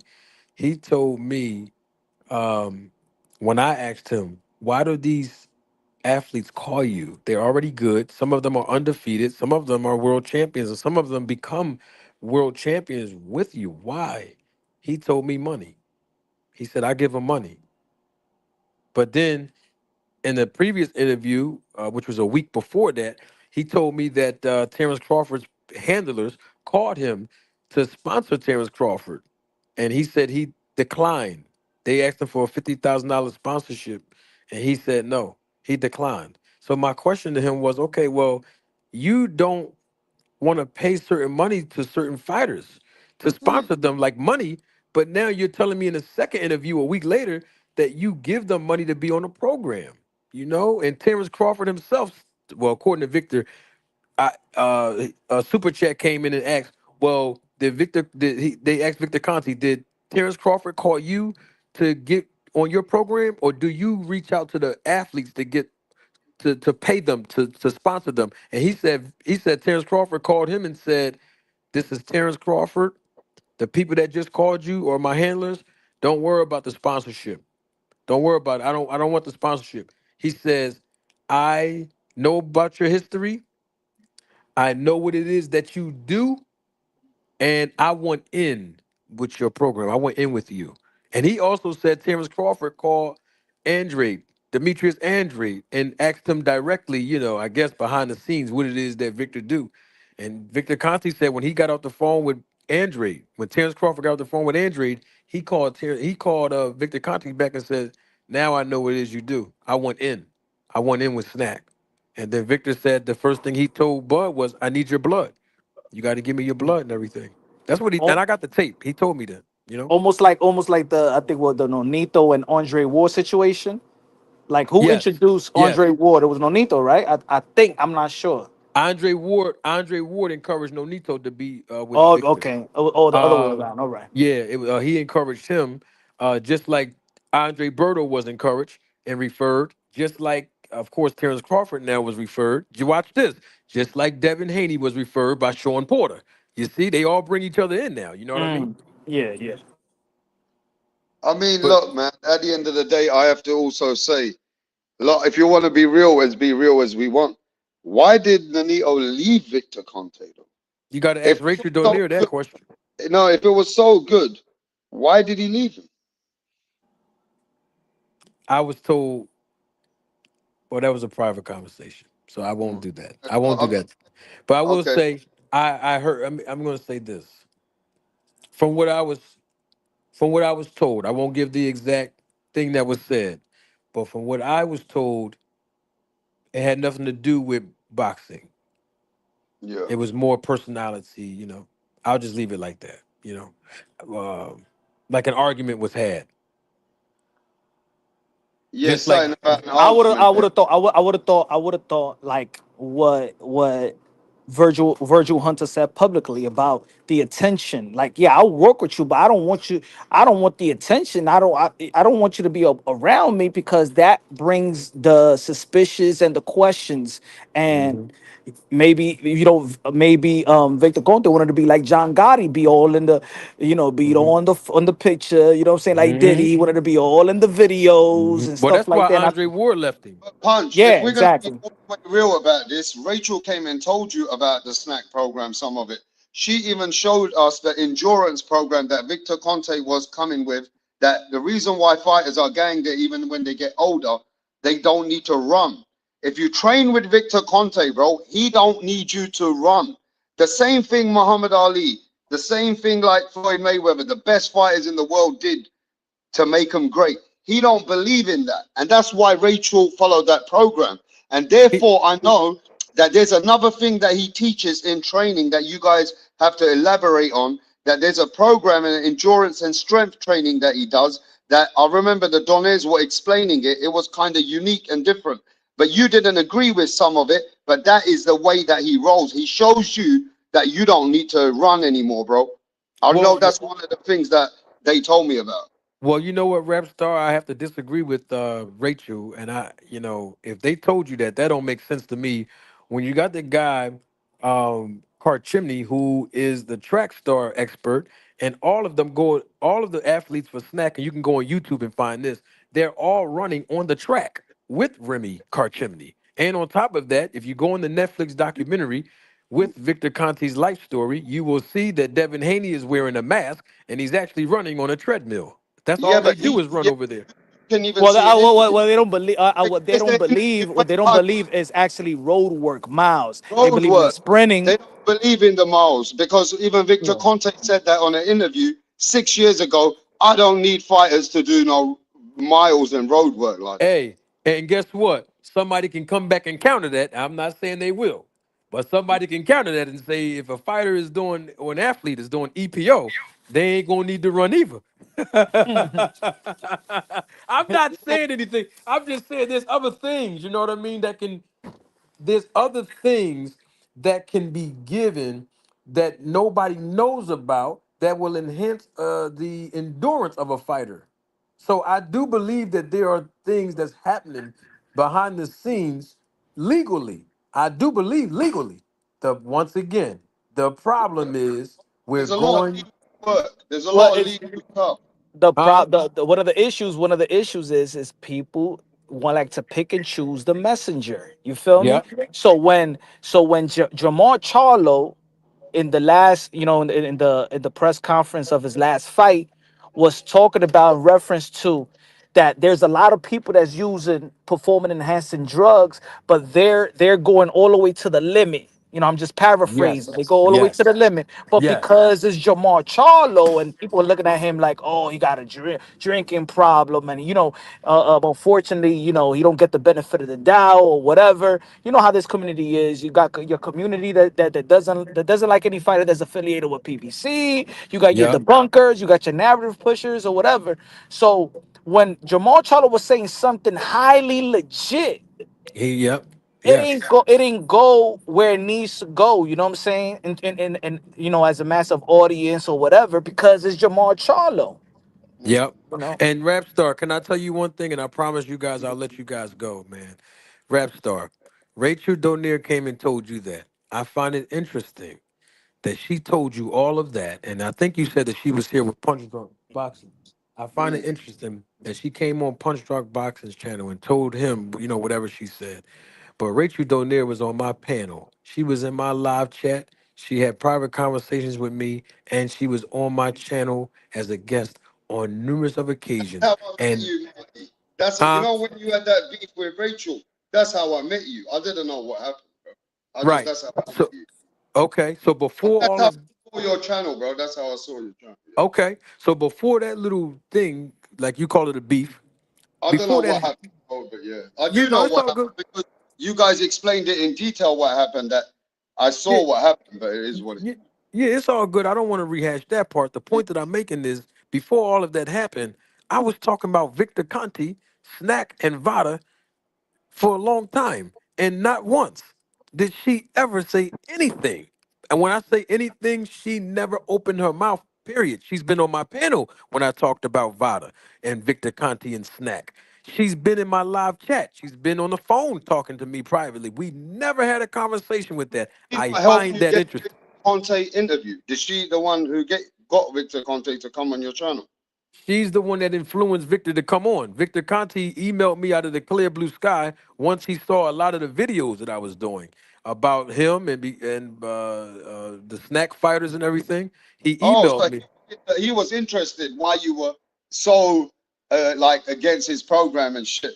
Like he Well, knew about you. yeah, he knew about it, and what it was is that Victor Conti told me in an email he had no interest of coming up to talk to me.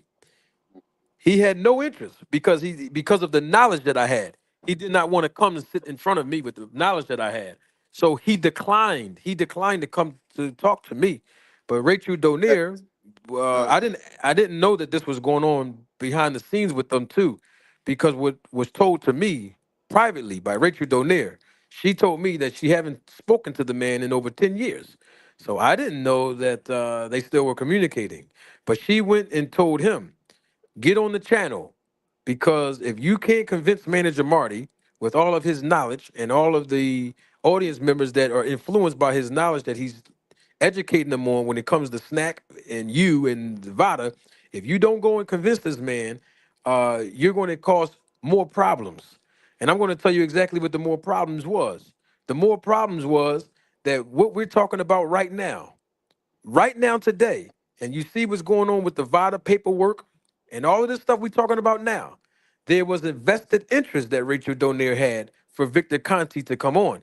Now I know that when she does her video about me, she gives the impression that she did me a favor. But the honest to God truth is that the vested interest of Victor Conti coming on to talk to me more than anyone else, because she's cool with Fanon, she's cool with other people that have way bigger audience members than I do, but they never got the chance to have Victor on. But the reason why is because of my influence inside of the boxing business. And the Mm. vested interest is that if he didn't convince my audience, people will start questioning her husband and his legacy. That's her vested interest. That wasn't no move to do no big favor for me. And I want to make sure we're clear on that, because we're talking about 24/7, 365 testing. We're talking about VADA. And now you even asking about what happened with the relationship with Nonito and Victor. You see? So all the things that happened in the past are starting to resurface. And nobody wants the legacy of Nonito to be besmirched, respectfully so. But Mhm. with all due respect, Punch Drunken Rap Star, he associated his stuff with that guy. So it come with the territory, you know what I mean? But Rachel never, ever once brought up any of these programs with me, and she never once tried to convince me that something was legitimate about Snack. When I was doing Snack Vada Victor Conti videos and lives, she never once. She was just stayed there and she was quiet every time, you know. And so How with many that, times did he come on your channel? How many times did he come? uh, uh, say that again. How Had many two times? interviews. I think you had the two interviews, right? How many times did Victor Conte come? He came to my channel twice within a matter of 6 days and 5 hours in total. And he won't come back. He will not come back. Oh, absolutely not. He doesn't like me. He will not come back. Okay, he don't want to challenge you. He don't want to challenge. Yeah, but look, Punch. No, Let's he be told me honest. he Yo, don't like me. Punch, He yo, told me but he look don't. at this, Marty. Hmm? Rachel thought that she gonna bring you a guest, and I feel like now you're roasting or exposing certain things. Yeah, it makes Rachel look bad. Like she bring the guest to the table. I feel there's another perspective of that you got to look at as well. You know what I mean? Well, I did look at all the perspectives. I'll give you one right here. I've been roasting that same guest before she asked him to come up. She Oh, look. Hey, Rap okay, Star. She was okay. sending Rap Star. She was sending him some of my videos. Oh, okay. Nobody had a problem then. The only problem came, Rap Star, and this is the problem that we had. It had nothing to do with no Errol Spence fight and all this nonsense, these lies that were told on me. What it was about was the fact that Victor Conti knew that when he sat in front of me the first time, that he was incriminated himself. and he sent Rachel Donaire to boggle me, to harass me over the video. He wanted a copy of the interview. I told Rachel Donaire, I will give him a copy of the interview, but just like any other content creator who has the luxury of having an interview, we have to chop it up. You know what I mean? We got to edit. We got to edit the. We don't. I don't want to put 2 hours of a video out, 3 hours of an interview. Let me chop certain parts out and put it out there. You know, make it into like a 7-minute video, just like everybody was commenting on altitude sickness from Victor Conte said that Errol Spence had altitude sickness. That was from a 7-minute video that I extracted from the actual interview, and it kind of went half viral on my channel. So that's something that content creators do. You know, we do interviews, but we might not put the whole interview out the next day. We got to go edit certain pieces of it to put a thumbnail to it, a title. I said, let Victor understand that's what I want to do with the interview first. Then I'll send them a copy. But I didn't know there was a motive. The motive was if I sent them the entire copy, then he can start rehearsing some of the things that he told me that were inconsistent. That's what made him come back a second time without Rachel's influence. He came back on his own the second time to clarify some of the things that he said in the first interview. That's what that was about. They wanted the video so bad, so bad, so bad. I don't know. So Rachel kept harassing me every day about this video for Victor. And I told Rachel, I said, Rachel, step to the side. You have a husband, you have a family. If Victor Conti want the video from me or anything from me, he needs to directly talk to me man to man.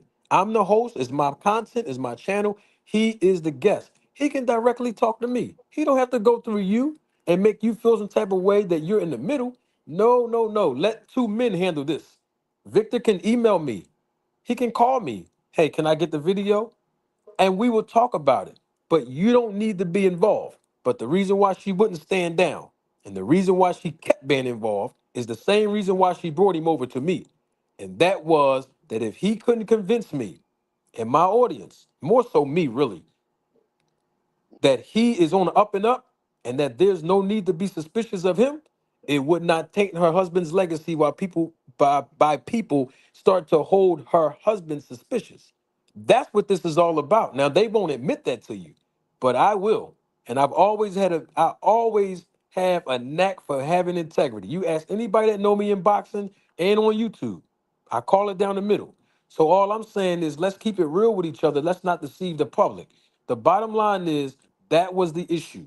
Now, I don't have anything to do with that. That's between her and Victor. But like I told Rachel privately, stand down. You know, let me talk to Victor myself. You don't need to be in the middle of it, irregardless of the situation. But I did not know what her vested interest of it was. Because watch this. Why else would she influence Victor to come to my channel? In the first place, I didn't ask her, I didn't ask her to get Victor that year. I asked her a year before that in 2023, and she told me she didn't talk to the man in 10 years. So I said, oh, okay, cool. But that was it. I didn't know he was actually going to be in my comments section. That's how that started. I didn't know he was going to email me. And he the one that told me Rachel influenced him to come. She didn't tell me that. I found that out from him when he said in my face. She never said, hey, I called Victor and he's going to come up. Mm. So I Yeah, didn't even know. I was ambushed. I was ambushed, is what I'm saying to you, Rap Star. I'm not mad. I'm yeah. just telling you what Now happened. let me tell you this, Manager Yeah. Marty. Yes, sir. Like I know that when these Victor Conte conversations, a couple of heated conversations has come up on my channel, and then Punch Drunk Boxing when he did a live about. Do you remember you did a live Punch about, or you spoke about Errol Spence VADA testing allegations or something? Remember when Errol Spence tweeted back in the day? That was 3 years like years, ago. 3 years Yeah. ago, right? And This that's when video, you. I got the picture of the video. But I Um, remember you were the one who were talking about this, but then we just left it. But then Manager Marty, you came along. How long you been in the game? Which In the game? YouTube, Uh on your channel. just 2.5 years. Yeah, see, I only found you recently, yeah, when you did some when you had Victor Conte and you had this this fallout with Rachel. I found out about you, just like every other YouTube content creator. Yeah. Now, I I seen we went in debates about this before, but we left it. I seen Punch Drunk cooking about it. Punch Drunk personally, I've seen him going back and forth with Victor on Twitter as well, and all these things. I've seen many of these things, but you personally have took it to another level now, because I feel that you've interviewed him, you've spoke to Margaret Goodman, you got the affiliations, you understand how they work, and you've took it upon yourself. What is your, I want to know what you're trying to achieve out of this, manager Marty, because you took this and took it to another, like in a different level. Like certain people didn't know about it, they know about it more because of you, how you have had them on your channel and still exposing certain things about them. Yes. Well, I'll say this. I don't know if you heard me earlier because you wasn't on the panel when I first came on, that Mm. I've been conducting research on performance enhancement in sports in general, not just in boxing, for the last almost 16 years. And I do have an objective. I have a So final what are you objective trying to for all of achieve? this. Trying to Well, achieve it. well, I won't publicize it just yet. But if you give me within 90 days, I promise you, it'll hit front page news, and you will know about the real. No, seriously, I'm not even trying to be like I'm Is dead that how serious. hands on? No, but this is why I'm trying to feel him out, Punch. Because I've seen you go in, Punch, but not like this guy. He's made it uh, on himself that he really wants to expose certain things. So I Well, want I'm to know my what it is objective, you're my trying to object. object, my objective is to promote clean sport. And because you asked me that publicly, I'm going to ask Punch Drunk Boxing right now. I do have an agenda, a real agenda, and I would like Punch Drunk Boxing to be a part of my original objective. And I won't publicize it just yet, but give me a few months, everybody will know about it. With that being said, you're right. I did have Margaret Goodman on. I called her directly for her to come on and everything. Victor Conte was on. So I'm not here just to expose this major conspiracy because I want clout or because I want attention or fame. That's never been my objective. There is another agenda that I have, a positive agenda that I have in all of this, but I have to lay the grounds of a legitimate foundation first so that people can hear me. So once the objective is exposed, then people can say, I can back this play because of my integrity and the information that I've disseminated to the public because of my knowledge. And of course, what Punch Drunk, has been doing, and I've been watching Punch Drunk only when he put my piece of that video out when he was talking to Bill Haney. I didn't know too much about him. I didn't see his content before that.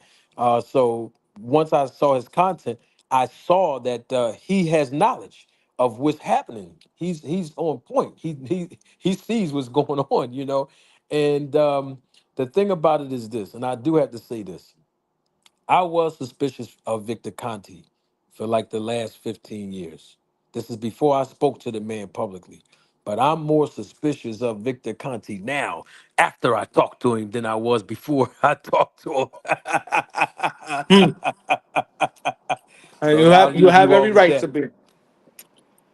So I'll leave you with that. And guess what? The only reason why I said that is because I caught him in 8 different lies that he didn't have to lie to me about. And I would not have known that they were lies if I hadn't done the research for 10, 15 years prior to him coming to me. And that's the issue that I have.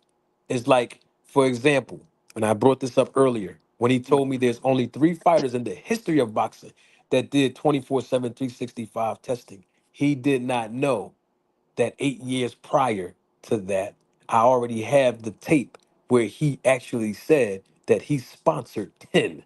He didn't know that when he was talking to me. So that's what I mean by more suspicious after I talked to him. And these are things that he didn't have to lie to me about. And that's what's making it even more suspicious of, well, what are you guys hiding?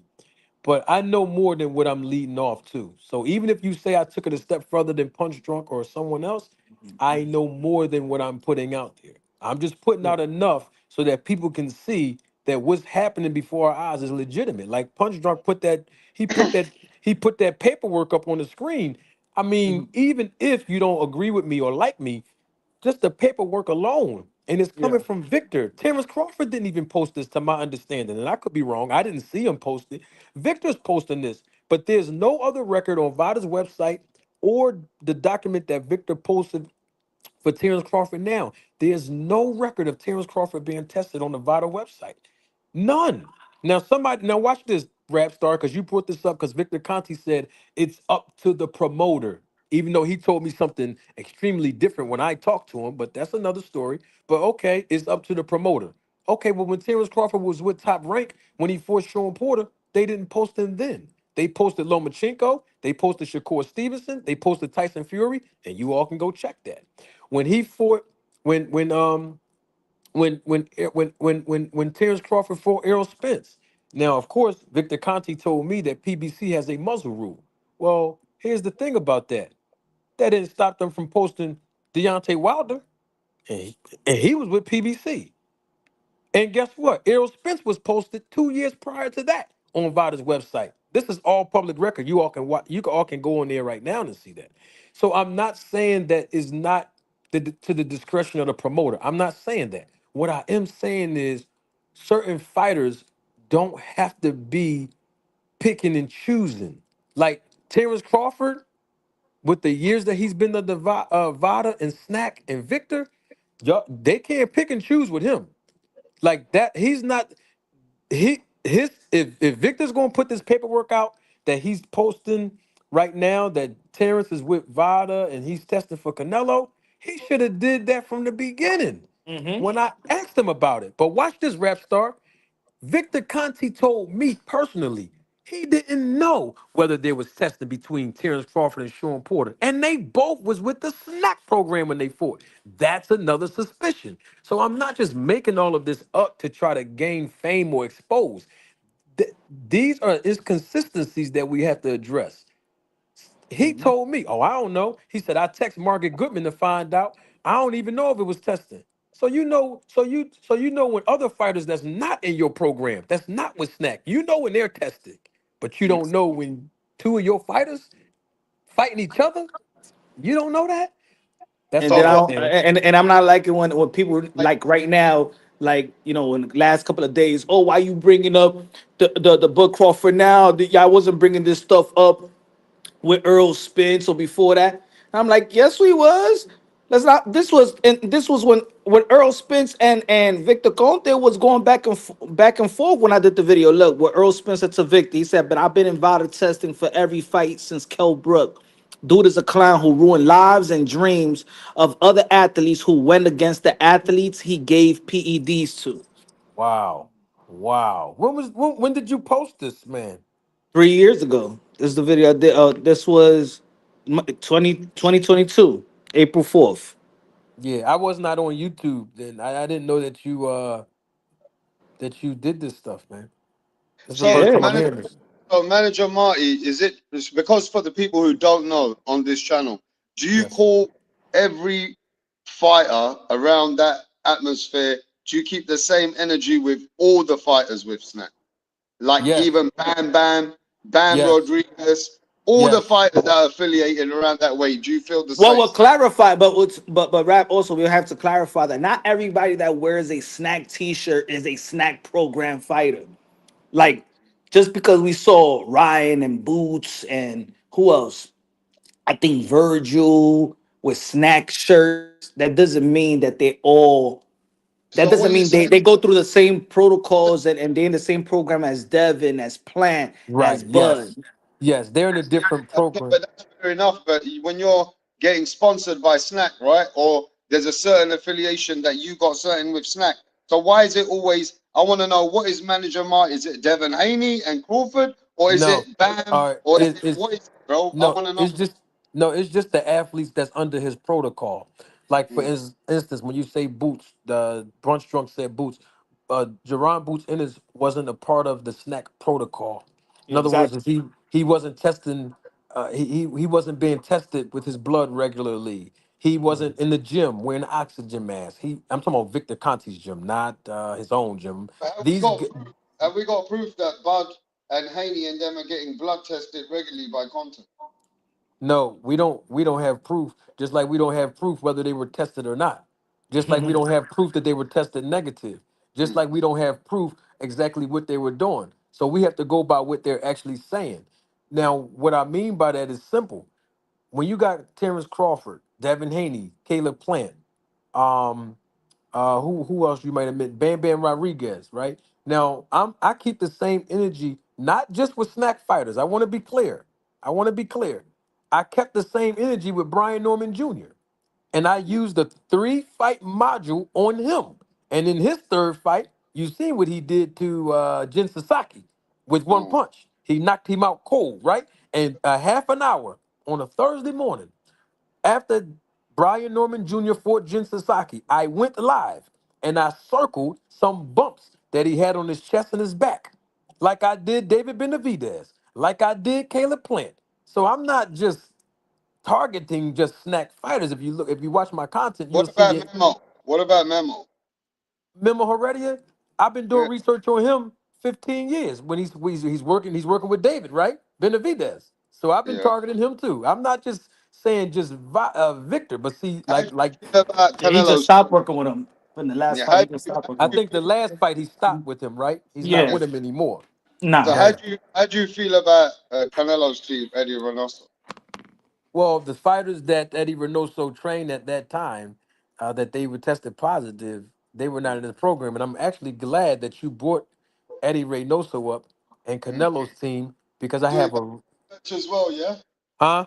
You doing your research there as well, yeah? Oh no, I already did it, and I got a big surprise for everybody at 11:30 in the morning. Yeah, yeah, yeah, yeah, yeah, yeah. Look.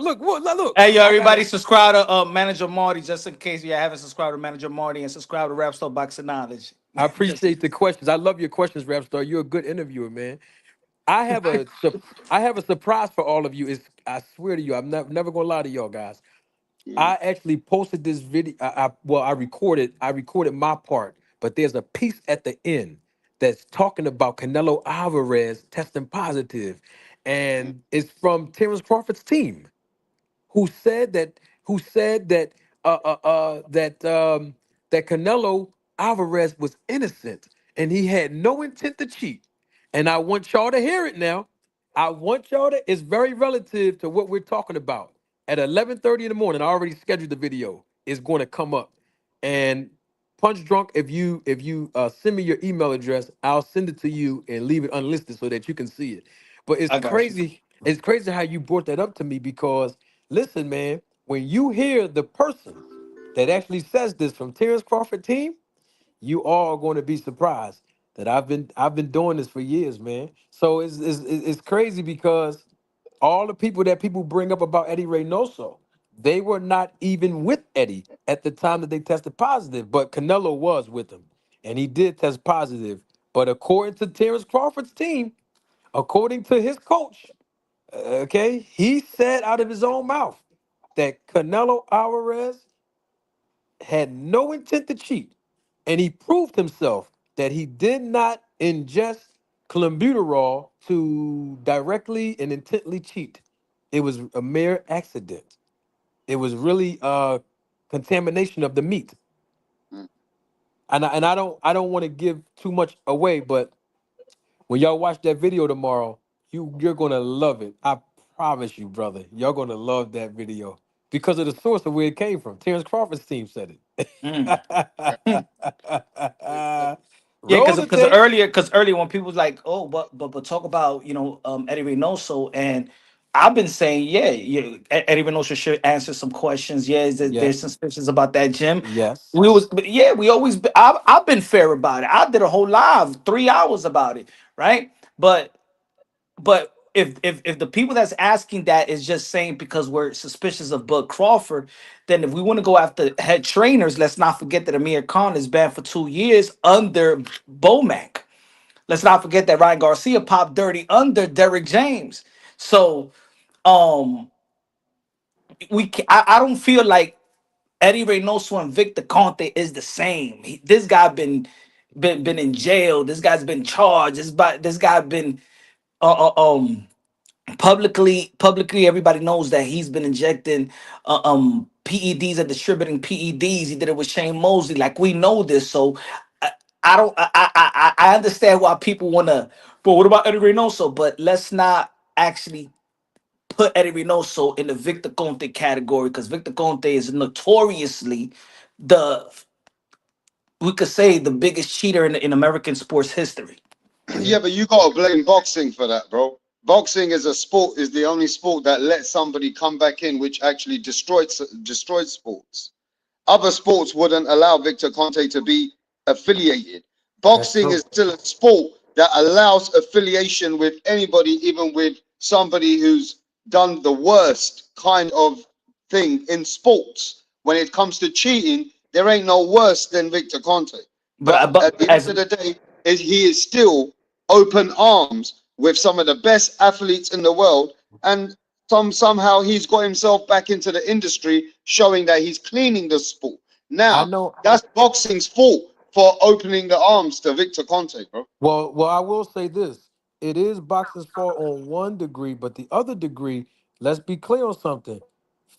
And I have to give you his history. Victor Conti didn't just wake up in the morning and just walk in boxing by himself. He was holding hands with someone else. thank That you, was thank you. he was holding hands with VADA to give him the credibility that he's clean Hmm. now, right? So it's not like he just said, "Oh, I'm going to just change my life around. Yeah, I'm back." No, he walked in the sport, helping form a testing agency, and that's why he came out with the 24/7 365 with the first fighter, Nonito Donaire, with the testing. If Victor Conti did not walk into boxing with the testing agency on his hip, I don't think people would be up in arms as much as and believing that he changed his life around.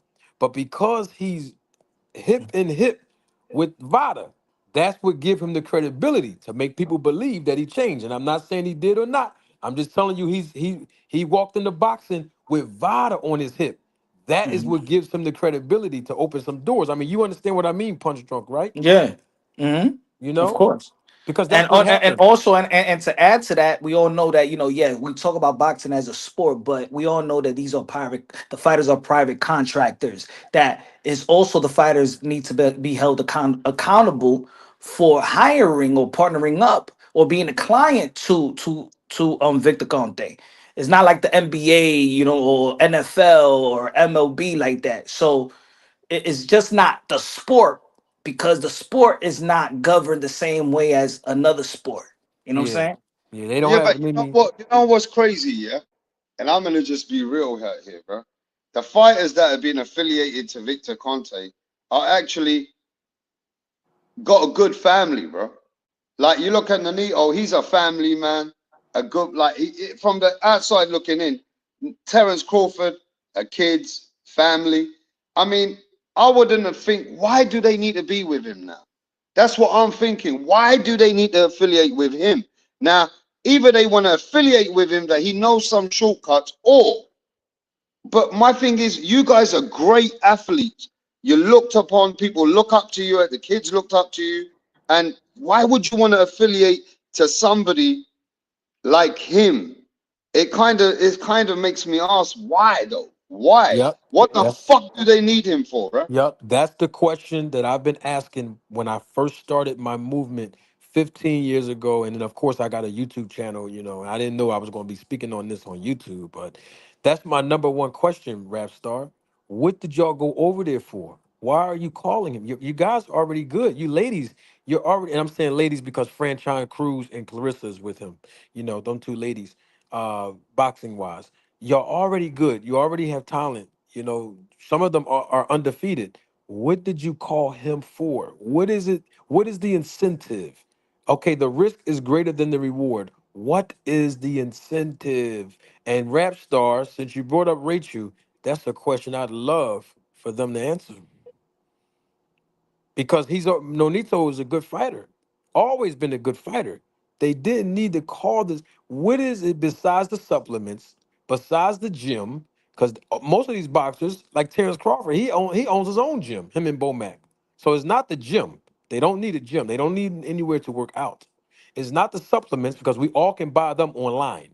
What else is it besides the gym and the supplements? Now, if the guy can give you pointers on how to build your endurance, you can just pay him a flat rate just to get the instructions on how to do that. As far as like, you know, treadmill work, why you have to give him your blood though? See, these are questions of why you have to give him your blood though.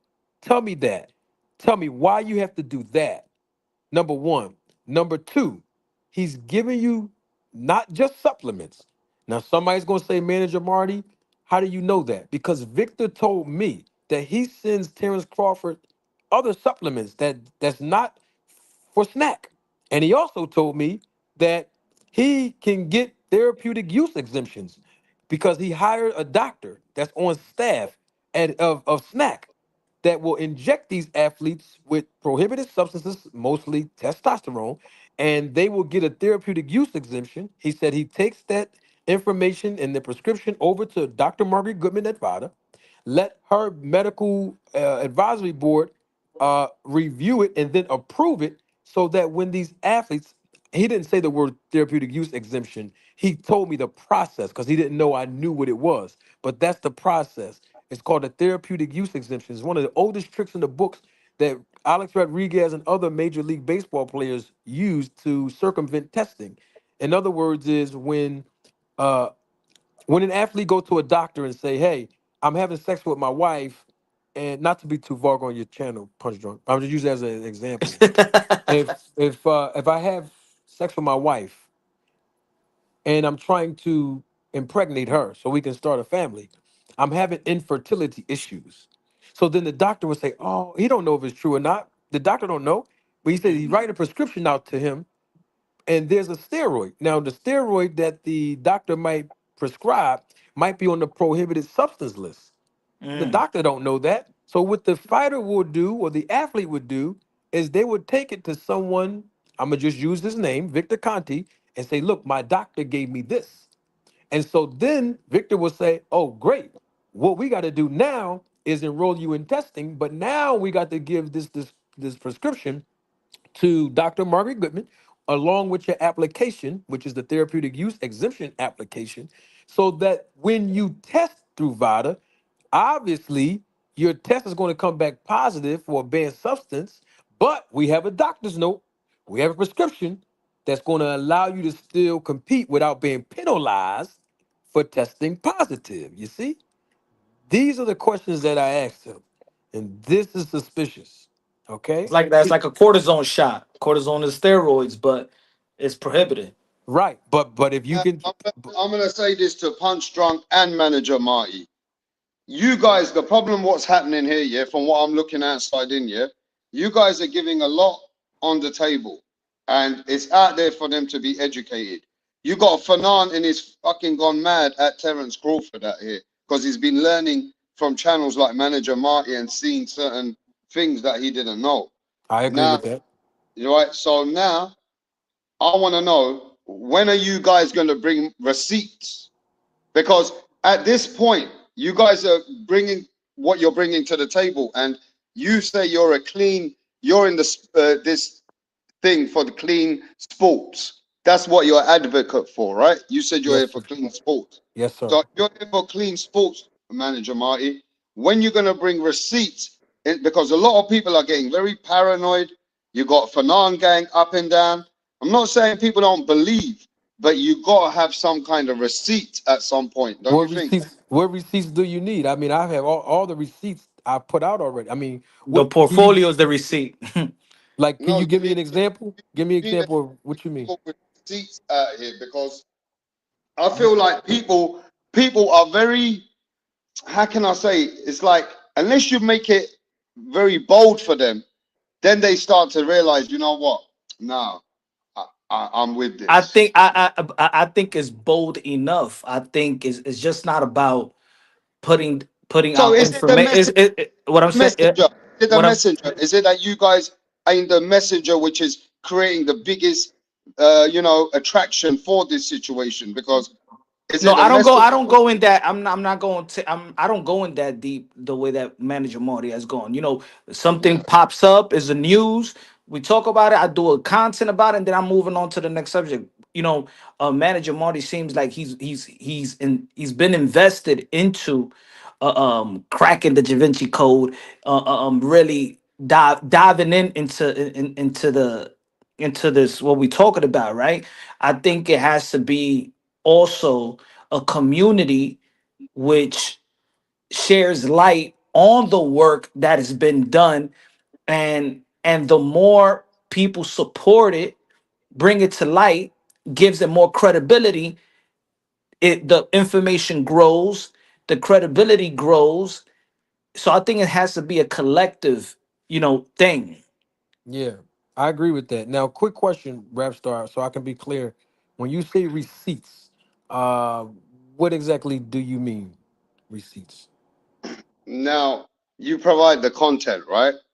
Mm-hmm. And when you provide the content, there's a lot of, well, these guys, they could be cheating, right? Now, when Fanon said, nah, I think Crawford 100%, he a steroid cheat.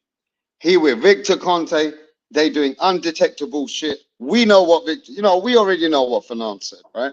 Mm-hmm. So at this point, when you say something like that, For the right, you for the got people no, you tuning got, in, hold on, wait. For the people tuning in.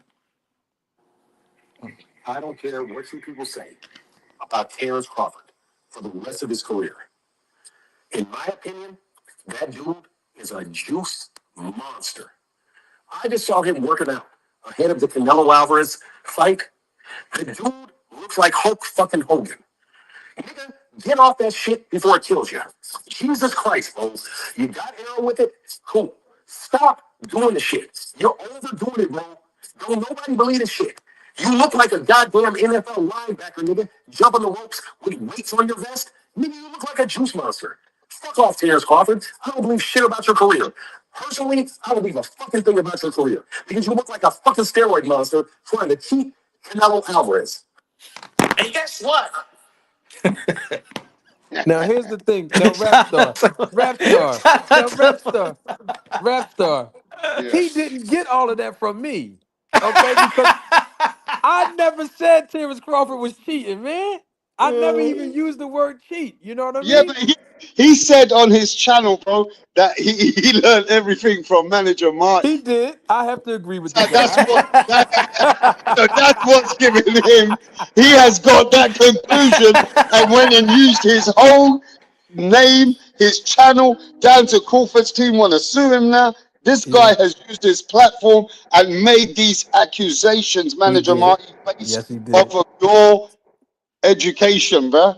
Let me get this super chat. Shout out to Sin. Good looking out with the $5 super chat. God bless you, my brother. He said Marty left receipts with every speculations. Victor dropped those test results responding to this. Manager Marty community. No stone was left unturned. Okay, so he knows manager Marty then. So see, I don't know. So if manager Marty is providing receipts and what he's doing, then I yo, am. I don't know that because I don't come to your channel. Oh, So okay. I'm now, gonna see you now, extra. now I need to go back on your channel and see certain receipts Yeah. from you, Hey, bro. hey, look, and I need I'm to gonna see receipts, bro. Rap Star. I'm gonna make it easy for you. The last 2 weeks, I've been putting out more receipts than ever. So when you go on my content, like the last week or so, all of the content, including the one tomorrow, Rap Star, you're gonna love that one. But the All right. ones that I've been putting out, like for like 2 weeks straight, I mean, it's a lot. It's I got a lot of videos on this, but I have receipts, and I put.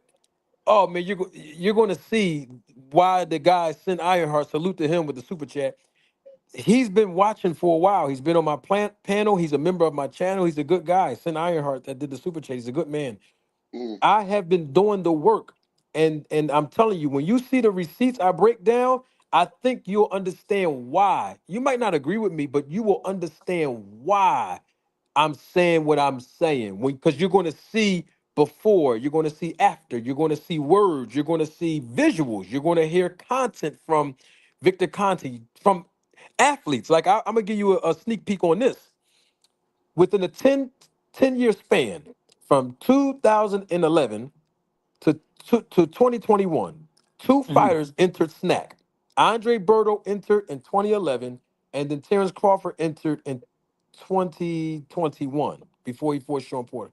Within 10 years apiece, two fighters, Victor Conte diagnosed them with the same issue, and that is that they both were diagnosed by a guy who's not a doctor, Victor mhm, Conte. He diagnosed Andre Berto with being anemic, and he also diagnosed Terrence Crawford.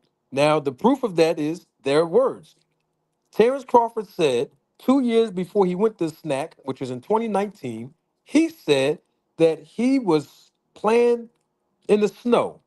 He was training in the snow. He was shadow boxing in the not just the snow, a blizzard, 10 inches of snow, a blizzard, taking pictures and everything. And then 2 years after he fights Errol Spence, 2 years after he was enrolled in the program with Snack and Victor Conte, he told Joe Rogan that he just found out he was anemic since he was a kid. And then 10 years before that, Andre Berto told him that Victor Conte diagnosed him as being anemic once he did the blood test results. And the reason why I brought that up, and you'll see a video on this, the video is on my channel, is because there is a specific performance enhancement drug that is used for people that really do have anemia. Now, I'm not saying they don't Low have it. iron efficiency. There you go. But there is a specific, very popular steroid that's used to treat and diagnose these athletes with that, and they use a therapeutic use exemption to get away with their positive tests. So I'm not. Let, I didn't say that on the video to say both of them did that. I'm just showing you that what is the likelihood? 10 years apart, two athletes both get diagnosed by the same guy and be able to use a therapeutic use exemption? And these are and watch this. One of them, 8 months later, Andre Berto tests positive for a banned substance. mm. I Let can't me make ask none you of this stuff up, man. if you know if one of your fighters, right, is about to fight a snack fighter that's in the snack program, what would be your protocols if one of your fighters gonna go in the ring with somebody with Victor Conte? How would you approach that? That's a really good question. The first thing is my fighter, nor the opponent that's with Victor, will not undergo not even one test from VADA. Absolutely not. The same money that can be paid to VADA is mostly the same amount of money that can be paid for USADA. And I say USADA because they perform out of competition testing. That means that outside of the 8 weeks of the scheduled fight, they can be tested at any given time, and it doesn't have on their application, by the way, the DCOs are going to come to you between the hours of 6 a.m. to 11 a.m., right? Because that's not how USADA work. And on top of all of that, they're using the same lab. Rap Star, they're using the same lab. Punch Drunk, there's only two labs in America that test for testosterone usage and performance enhancement drugs. And that's the lab, the UCLA lab, and that's in LA, which a lot of boxers don't use that lab anymore. And I know who the owner of that lab is. But also the Smarto lab, which is the lab that Drug Free Sport use and VADA. That's the Smarto lab in Utah. And you don't have to believe me, but Victor Conte knows people in that lab. These are words that he said out of his mouth. I have the tape. I just didn't put it out there yet. But Mm. I'm just saying we can't go through VADA when they affiliated with Victor Conte and the snack fighter. We're not going through VADA. So that's Absolutely why not. That's number one. that's why I believe it's also unfair that the WBC and now Turkey basically trying to strong arm these fighters into enrolling in VADA. I don't think that's fair in my opinion. But that's because VADA has the longest history, and they're the only ones that do the testing in boxing, professional boxing. USADA is more Olympic style because they facilitate all the Olympic drug tests for the Olympians. That's the difference. VADA is What basically the only thing in the house right now. They're the only VADA is like the only testing agency in boxing, Mhm. so to speak. Turkey Al Sheikh uses VADA for 8 weeks Yes, prior to the fight. So yes. they've made that a compulsory through Turkey Al Sheikh Riyadh season. So look at that affiliation. There's respect for VADA in their testing program. Yes, yes. Oh, there should be respect. They have the longest tenure, so there. I mean, there's a level of respect. It's just that the snack fighters that's associated with Victor Conte. Mhm. That's where the suspicion come in, and that's where all the shaky stuff start Yeah, but then happening. big test for Conflict of anything. interest. But where's the proof that look, the recent times, no Haney, no Crawford, none of these fighters have been tested for it and got anything positive. Like they Well, I haven't don't felt. know, but Rapstar, I can't say that because I don't know if they tested positive for anything. Want to know why? Because their test results haven't been revealed. That paper that Punch Drunk he putting out is proof that anybody can type that up. And I'm not saying VADA didn't because that's usually how VADA's papers look. But at the same time, that's not no test results. That's just words that say results negative. Well, what were they tested for? And when were they tested? We need to see documentation from the actual lab, and we've never seen it yet. But And what you are only those? And what are those exempts as well? yeah, but And the you only therapeutic use exemptions. That's right. Show us that if they on that stuff. so the only time you get to hear it is if somebody pops for a negative test or positive, sorry, positive test. Yes. No. Well, what happens is, Rap Star, if the this is what Margaret told me.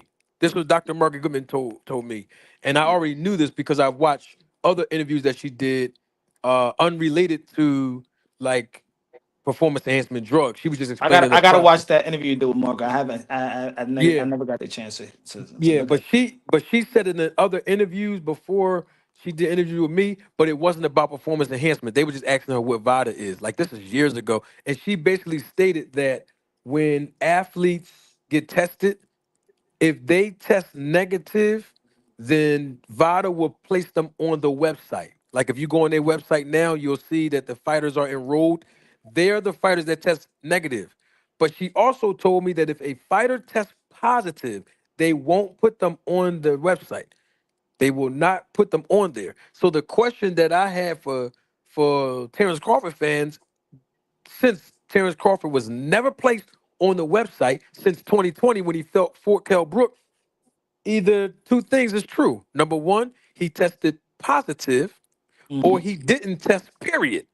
It's the only two things that can be the case because VADA did not place him on the website. So that's why I'm saying with Victor Conte, if if VADA don't publicly acknowledge Terrence Crawford on their actual website, and the owner, the founder, the CEO told me that this is standard protocol, then how come Victor didn't put the paperwork out for years? He's doing it now for this one fight, Because but the walls is when closing in.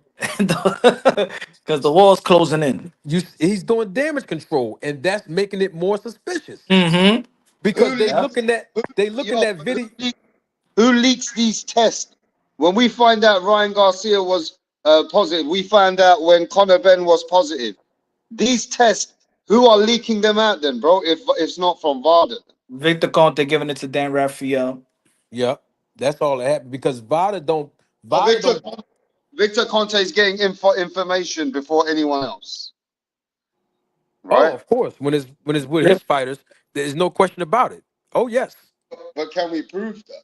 Can you It's in yes. the prove? emails. It's in the emails because remember, Bill Haney exposed. He was remember that time that he tweeted several months ago, or what was it, last year or late last year, where he tweeted one of the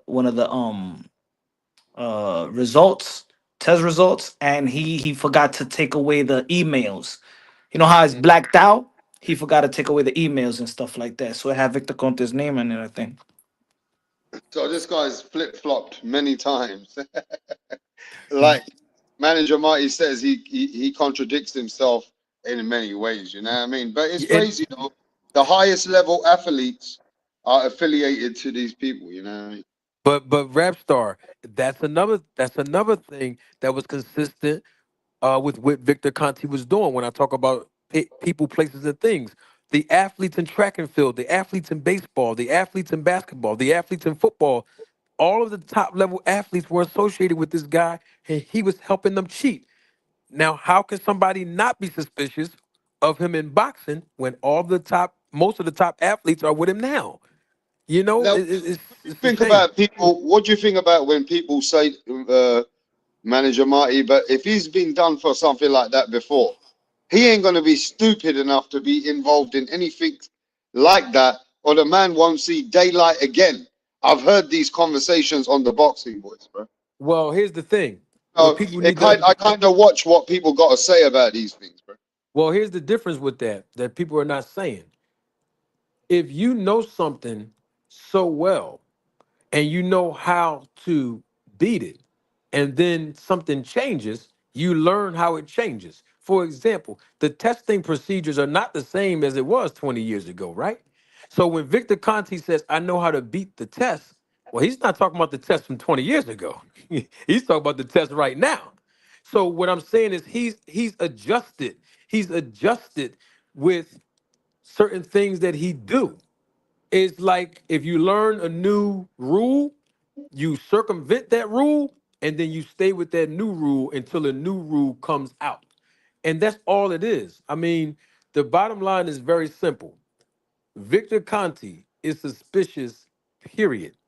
He's suspicious, period. So if a fighter goes with him, like Punch Drunk said, you're going to be subject to a lot of scrutiny and criticism, and you can't get mad.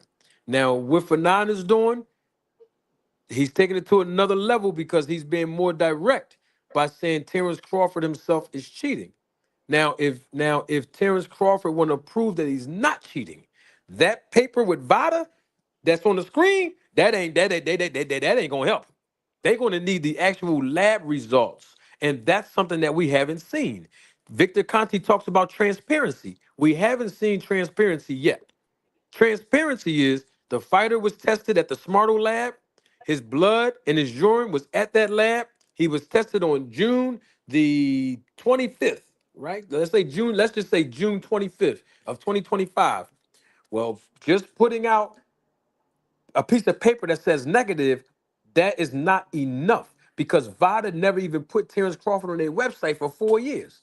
So we have to do everything the right way. All the other fighters were on there from all of the other promotional companies. They all were on the website. Terrence Crawford wasn't.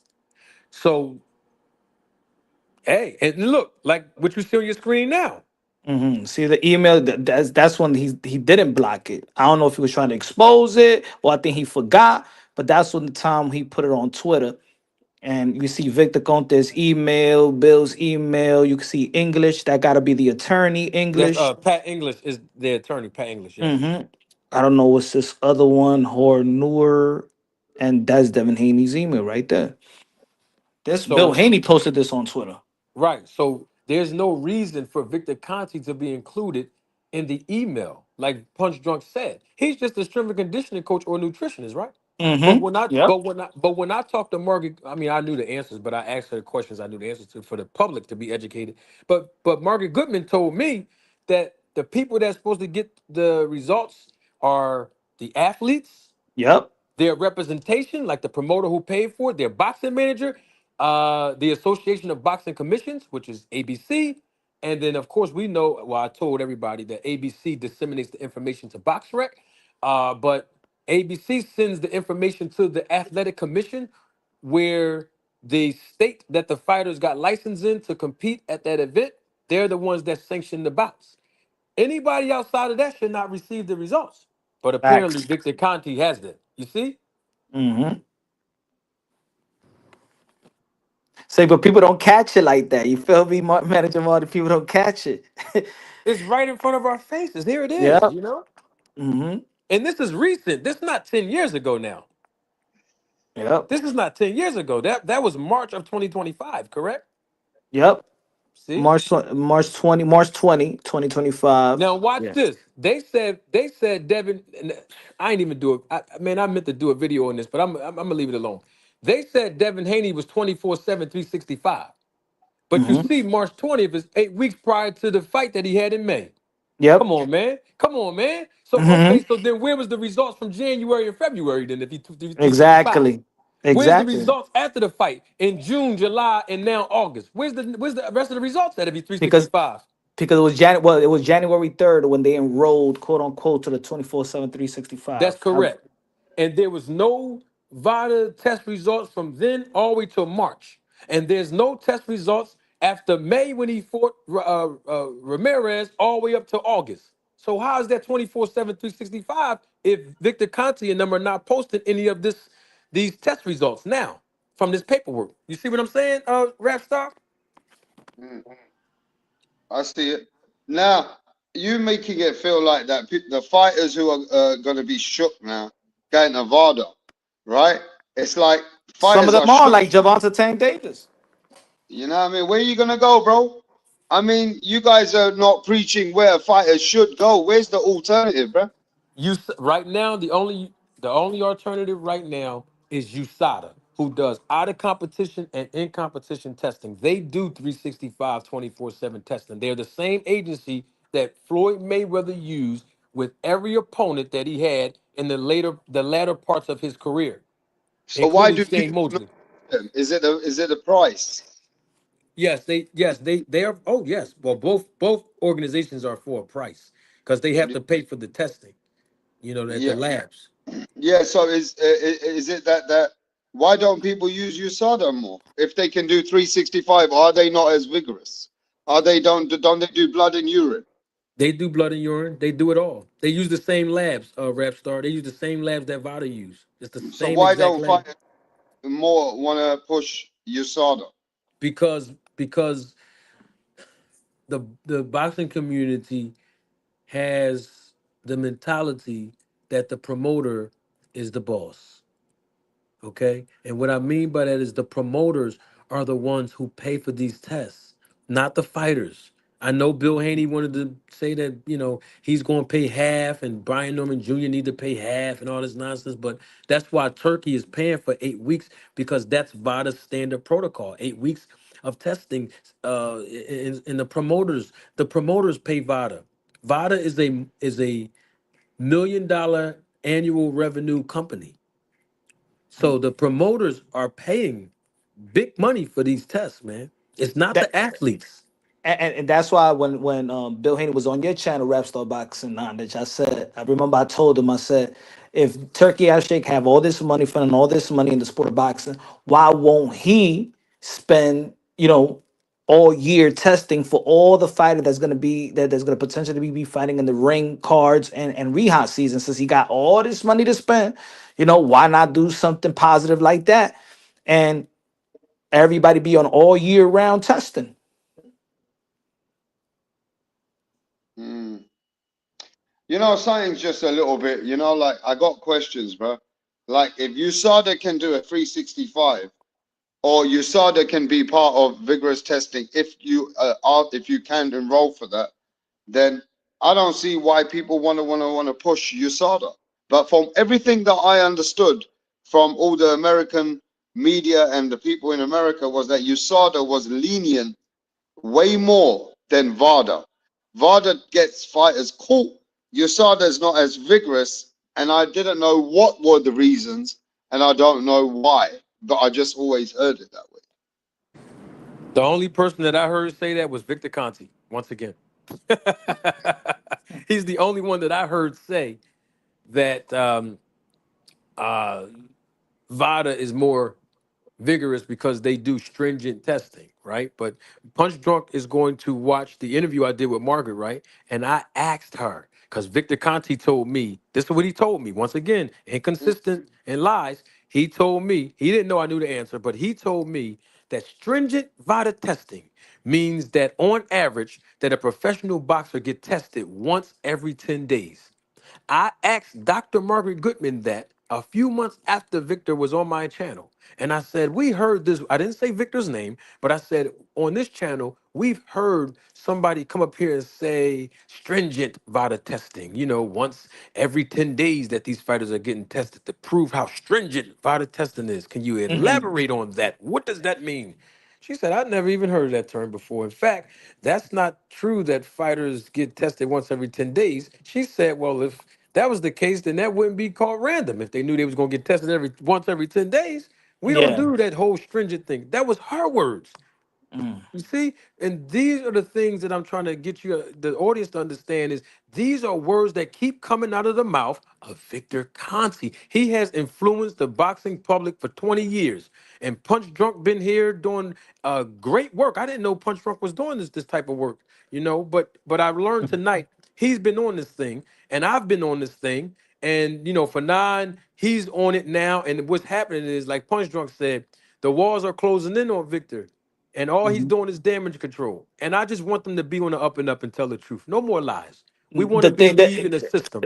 but it's like I said earlier, the thing is about the community is that people don't want to be raw and keep it real because they don't want to lose relationships. So they don't want to they so there's going to be a community out there that don't want to hold snack certain snack fighters account question them or be suspicious of them. They don't want to call out, let's say, the Bud Crawford, because if they call out Bud Crawford, there's a community out there that supports Devin Haney. You understand? So for example, a boxing channel like the Boxing Voice is going to disagree with our questioning and suspicions of Terrence Bud Crawford, because if they do, then they will be holding Devin Haney and Bill Haney accountable. You know what I'm saying? It's too much of a divided community for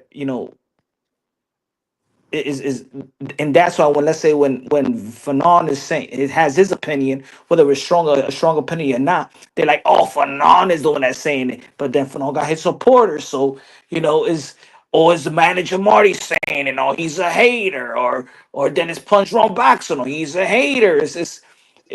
The community is weird in certain aspect when it should be all hands on deck, when it's just common sense, you know. Totally agree, man. Punch drunk, man.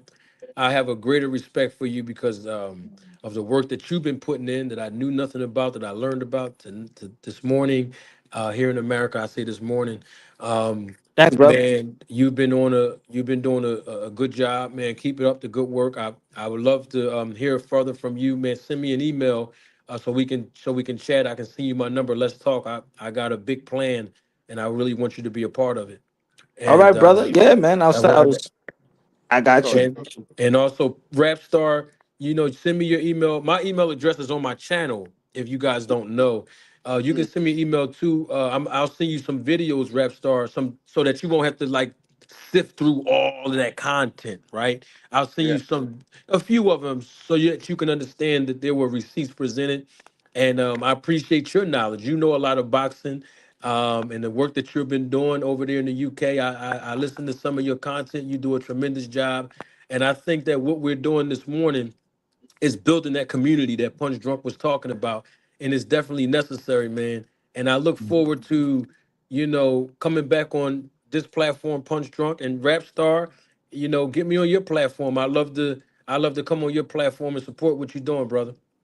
Yeah, man, I go live at these times though. Not many people catch me at these times, but I'm always live about, I don't know, American, maybe 2 a.m. or 3 a.m. like that, bro. So That's maybe, okay. that's how I Eastern I'm roll. time. I'll Yeah. make a sacrifice like I did today and come on. I'll come on your Yeah. channel, man.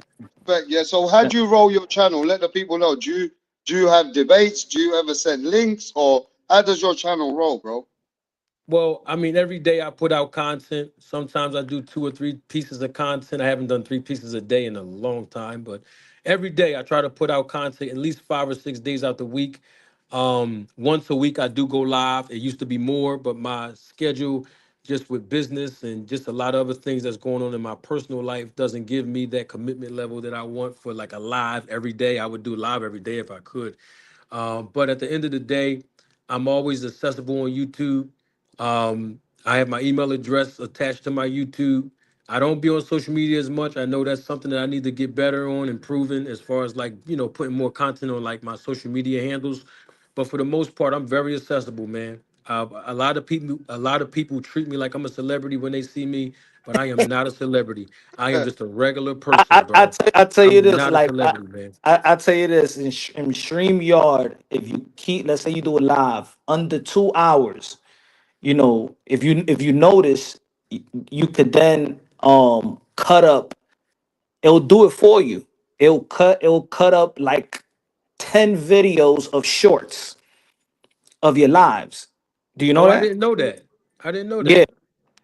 Yeah, because let's say I'm using StreamYard now. Like, say I went past already 2 hours, so no, it won't cut it up. It won't. It has a AI way of cutting your shorts and taking the important pieces. But it gotta be under 2 hours of the live. and you're gonna see that probably for you that is not gonna be consistent going live. It will probably be better for you, and you could also distribute that to your IG. Um, you could download it. It'll cut it up just for you. Oh, I like that. I just learned Okay. that shit. I just learned that shit like two months ago. Wow. Okay. Well then, well, more content about to come to the other platforms. Appreciate Yeah. it, man. Man, listen, man. Punch Drunk, please get with me, brother. Even if I have to super chat you my phone number, I want you to be a part of this thing here, and I want to bring it to your attention. And I think that community piece is really what we need Yeah, to yeah. to promote clean sport. And I want to also say this to you, Rap Star. I don't have any beef with Rachel Donaire or Nonito. I love Nonito and them guys. I don't have no beef with nobody. And I don't want to put other names out here because there were people that, I did go back and forth with on YouTube, and people was throwing shots at me and everything, and I responded out of defense. It's But the nature of what the I'm beast. yeah, nature of the beast, it come with the territory. But what Yeah. I'm trying to do and the objective that I really have, I think it's fair to say put all of that to the side and let's build a real legitimate community for a genuine interest of clean boxing, without the suspicion and without that stigma of somebody like Victor Conte or somebody that's around that, even if they are doing right and they're on the up and up, the credibility gets diminished, and so does the morale, especially when the guy that's supposed to be an advocate is still lying, being inconsistent, and making these mistakes that's going to make people even more suspicious of the fighters. And this is what I told Victor in my audience. The fighters are not going to get the credit that they deserve, even if they're not doing anything wrong, even if they're not using performance enhancement drugs, because of their mere association with Victor Conte. And I don't think that's fair to the athletes. I really don't. But I guess that's the risk that they take when they go over there and they call him. Yeah, and I want to say that, and I want to say this publicly too. You know what I'm saying? This is just boxing. It's just boxing. I know that Victor Conte, he got cancer. So people, you could keep your prayers for him because he's still a man. He got his family and stuff like that. This is just boxing. It's not really going at the person like that, but just trying to keep and preserve the sport of boxing that we love and the integrity of it. So, but prayers go to Victor Conte and his health, and hopefully he beats cancer. All I'll say, bro, is that the way I look at it today, I like to keep the same energy all the way around as well. You know what I mean? And I'm not saying that a lot of things that you ain't saying that are great and they're good, very I think intelligent somebody's things. like crazy. Is that you, manager? Marty? Go ahead, rap. Yo, can you hear me? Yeah. Yeah, can you hear me? No, I hear you. I hear you. I was I just saying think my somebody. I think the audio crap. I think StreamYard is messing my audio up again. Yeah, your phone Yeah, is burning. Yeah, I don't want to mess the show up, man. I thank you, man. I'll I reach. I'll appreciate you. reach out to you. Reach out to me. Rap Star, get with me, man. I'm, Much love and bro. respect to you, brother. Yeah, man, respect, bro. All right, you Nice got meeting it. you, All Jamari. right. Pleasure, man. Cool. Yeah, Punch, man. We take people all the way to this place, all here and there. You know what I mean? At the end of the day, it's not a That was you, rap. what? I think that What was you your say? phone. It's still Well, you cracking. can't hear me, yeah? You can't hear me. I hear you. I'm just saying it's still cracking. Yeah, I just said, bro, at the end of the day, it's not a positive motion for the sport of boxing, though, isn't it? A lot of people, Hmm. it's a bit of a, like, what's it called? A cloudy conversations and debate. It's a bit cloudy, isn't it, bro? I think it shouldn't be cloudy though, bro. That's what I'm talking about. Like I feel like it shouldn't be cloudy. I think that all hands should be on deck. Like we know who Victor Conte is. Everybody in the community knows. Even if you in the sport of boxing, you know who he is. If you're a sports fan, you know who he is. So why people are trying to play dumb when there is questions and suspicious, where I'm not saying that Bud is cheating. I'm not saying that none of these guys are cheating. All I'm saying is that it's fair to have questions and suspicious because of his background. I think that what makes is the push and shove is that when people are trying to say you're wrong, you're crazy, stop. It makes you even want to question it more. Like, nah, what do you mean? Like, yo, Bud Crawford is moving up to 168 pounds, right? He's showing pictures. He's big. He's strong. He's looking like Hercules and stuff like that. But then you're affiliated with a person that we feel. Why are you affiliated with this person anyway? What do you need? You're great already. Why are you going to allow your legacy or your potential victory to be tampered with? You know what I'm saying? For what? You got all the money leading up to the Canelo. You got your legacy. You got your respect. Why? What is so good that you just can't disassociate yourself from? And that Yeah, for but me what? is like weird. What does Bud needs from Victor? Yeah, but what I'm saying is, Fannon, yeah, he got a thing against Crawford, but he going against Crawford and saying, "Watch out, Canelo." We already know Canelo's team full of shit as well, bruh. So how the fuck is Fannon trying to protect Canelo against Crawford and his fucking snack and fucking Victor Conte with his with the way that he went in saying that Crawford's such a cheat, bruh? You're trying to protect him against a Hercules like Canelo, who's already got every method with Eddie Reynoso. So why we even have to fucking go on like Canelo ain't fucking perfect, bro? I don't think that, but again, it's like I was saying earlier. Like I understand the back and forth. I understand we're questioning Bud Crawford, but so now is but what about Eddie Reynoso, right? But even though that yes, Eddie Reynoso should be questioned, and actually I believe that his gym should be investigated. You know what I'm saying? We haven't said that Eddie Reynoso shouldn't be investigated. We haven't said that Eddie Reynoso shouldn't be questioned. He came out publicly and he answered the questions and things that he wanted to change within his own circle in terms of nutrition, that he's gonna watch his fighters, that he said that with all the fighters that he trained with right now, that he is going to oversee everything. You know what I'm saying? So he's trying to fix his circle. He answered the question and what he feels he needs to do to take control of his own circle, his own gym, his own fighters in every way, right? But let's not also put Eddie Reynoso like he is this PED dealer that has been convicted and been supplying PEDs and injecting PEDs to fighters and athletes for 20 plus years, since the 80s, 30 years, bro.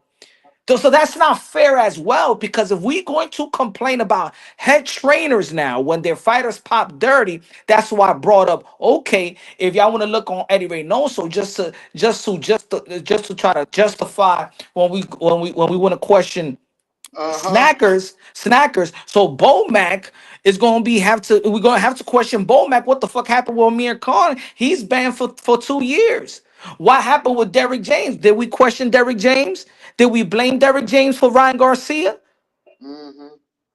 So if we're gonna go through that slope, then there's gonna be a whole more people that we're gonna hold accountable. We're gonna hold Eddie Reynoso accountable as well, which I believe is fair because of the number of fighters that have popped dirty. But we also over exaggerated also with Eddie Reynoso with one fighter, and that was Ryan Garcia. We pushed Ryan Garcia well as this one of the 7 fighters, but in all actuality, he was a Derrick James fighter when he popped dirty.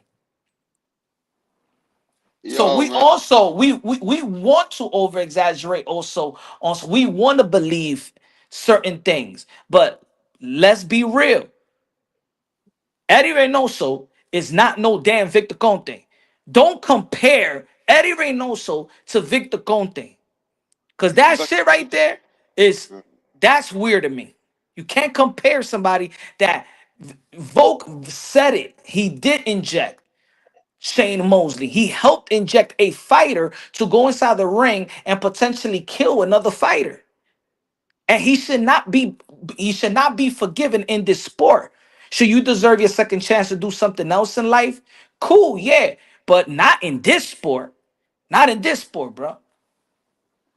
now you gotta remember saying the ultimate goal is that if a man like Eddie Reynoso exists and Memo, and I go to Victor Conte, and Victor Conte and I say, bro, what are these guys doing, bro?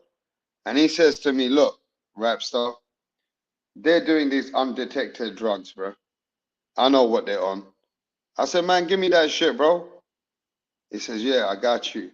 After a relationship with him. So if I feel that other camps are doing something and Victor got something for me that's undetected, then I'm like, bro, at least I get it from him. I gotta go to Memo or Eddie. But that man don't trust me. But the You thing get is me, that, bro? but again,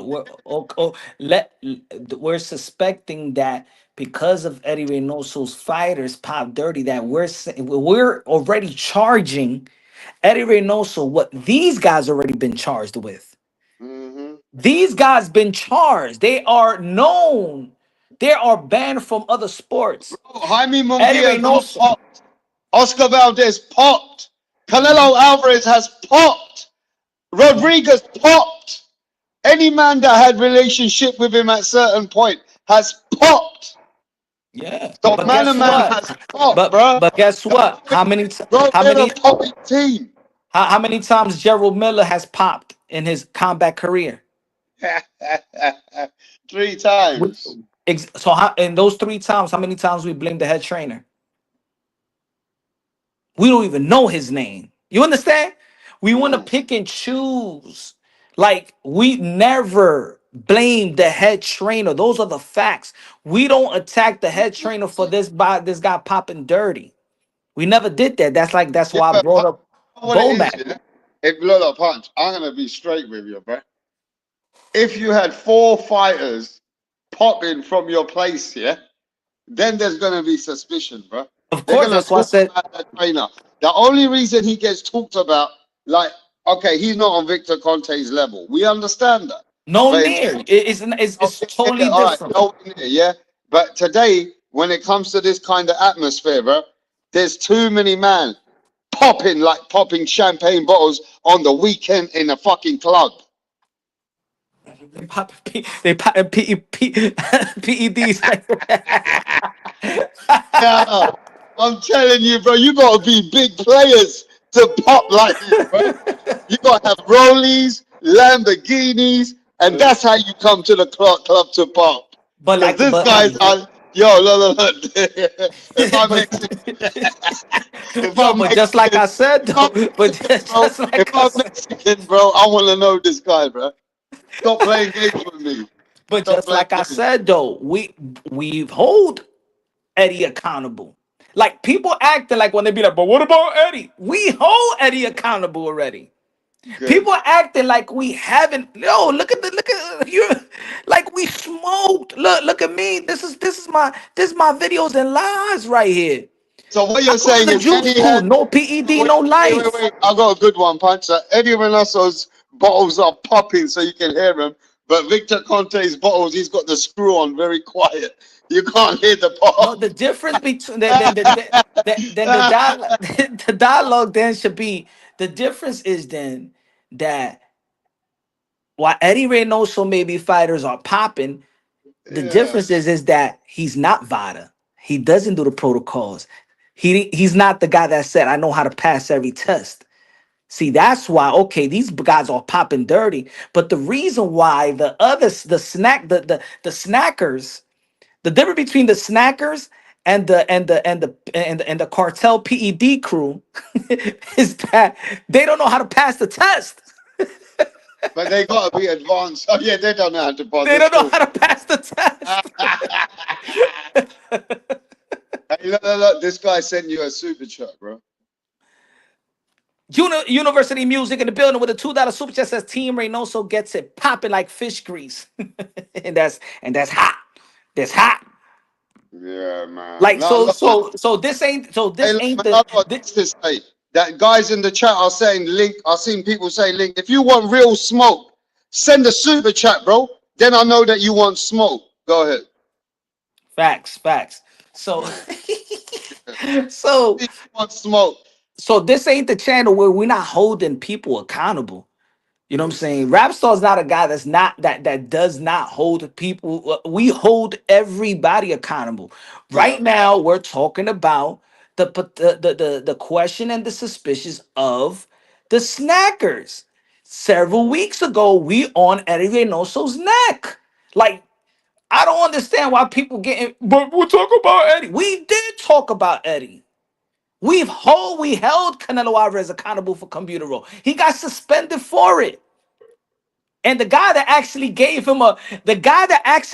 Canelo Alvarez that said publicly that he believes Canelo Alvarez was Victor Conte himself. When he told the WBC and VADA for Canelo Alvarez to take a hair follicle test, that was Victor Conte's Mm. request. And Canelo Alvarez did. And he passed. So what's the problem now? Because he's beating backhand, getting backhanders from Canelo's team. You know how it is in this community, and people want to pick and choose, man. That's what it is. And I said it earlier. Terrence Book No, Crawford, and rightfully so, is one of the most respected fighters, American fighters. You know that there's been American fighters that need to create a bad villain or a character bro, to hate it's to about. sell. I told this to manager Marty. Certain point is about skill. It's about who you are and if you are that guy. Devin Haney can't knock anyone out with 100 snacks and 16 steroids up his ass. See, there's like But Too Rich. Look at Too Rich. They said there is no I have suspicion. skill. Then you're not being you're not you're not you're being naive. You're being naive. And the reason why you're saying there's no suspicion is because look at what he also said. A PBC fan newsletter came out and said attack Crawford. See, he won't or what Too Rich, he, she, I don't know what it is, but you won't keep it real because you're stuck in the debunk or the creating narratives of PBC. You're part of that community that goes at PBC and hates PBC and think that you're not being real. You're not every snacker it should and can be suspicious of and question because of the affiliation with Victor Conte. You won't want to question it because you think that you're coexisting with the PBC fan club or the Earl Spence fan club. That's why you're afraid to coexist in which who you deem is a hater.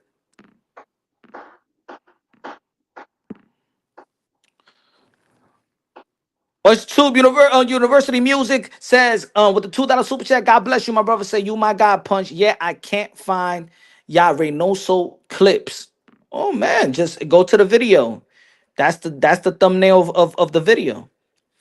A photo came out of oh man. That's when this community all hands can be on because everybody in this community is so divided. You know what I'm saying? The people, look, even the channels that's going, even the channels rap star that's not agreeing. And I'm not saying you got to agree with Fanon's statement. I said his statement is not far from the truth, in my opinion. His statement to me is not far from the truth. Over exaggerate, bro. I don't disagree Over exaggerate. with his energy. I don't disagree with his energy. I don't disagree with his sentiment. You know what I'm saying? I'm not gonna call Bud Crawford a cheater, but I understand why he feels this way. You know what I'm saying? I don't gotta I understand. You know, he's not far from from the truth. We don't really know. But he's making accusations with no fucking proof, right? He said And he on looked top, like a juice monster. yeah, but he got no proof, bro.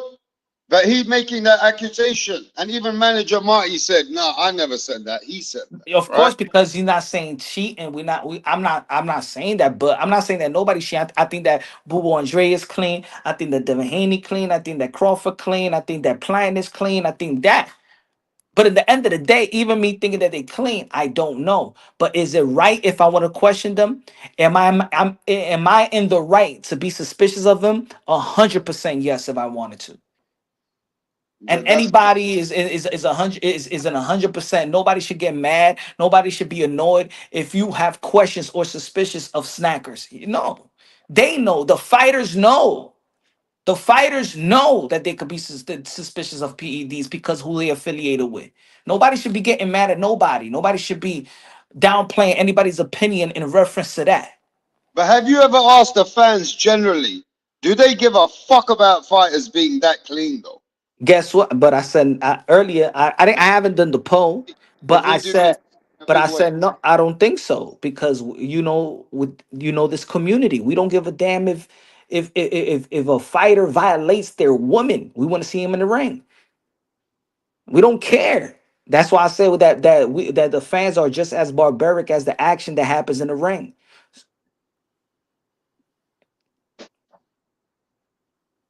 We won't give the body that we won't give the benefit of the doubt to the right entity because because you want to save your argument or bragging rights. So so if you go against Bud, there's going to be a community out there that supports snackers, but they don't support snackers. The thing is, they can't give in to that conspiracy or that belief or question that because you might be a supporter of Devin Haney. And I'm just mentioning names that they have a community for Devin Haney. They have a community for Canelo Alvarez. There's a community out there that love Canelo Alvarez and everything that he does gets justified. There's a community out there that will say that David Benavidez ain't shit and is a bum just because the other side is saying that Canelo Alvarez should fight David Benavidez. But we all know that that's the number one or the number two fight in the whole of boxing. But you won't give in because you don't want to coexist with the haters and what you deem as the haters. That's the problem. This community. That's the problem. So how collectively we as a community could do the right thing and speak and allow in a massive voice. I think this whole community should be like, you know what? We respect the fighters, and we don't think that the fighter should be affiliated with Victor Conte. Why we just don't? Why we just can't keep it real? Why everybody? Why all hands can't be on deck? Why in every other sport they understand that, but in boxing we play this divide shit. He's not allowed in no other sport. So why in boxing we be playing? Well, I don't think that body it doesn't mean. But what about Eddie? But what? Nah, shut the fuck up. Ain't nobody in the history of sports is Victor Conte. He's one of one, bro. He's the former Pablo Escobar of PEDs, bro. Ain't nobody like him. There's some people a little bit, yeah, percentage, but ain't nobody did it like him.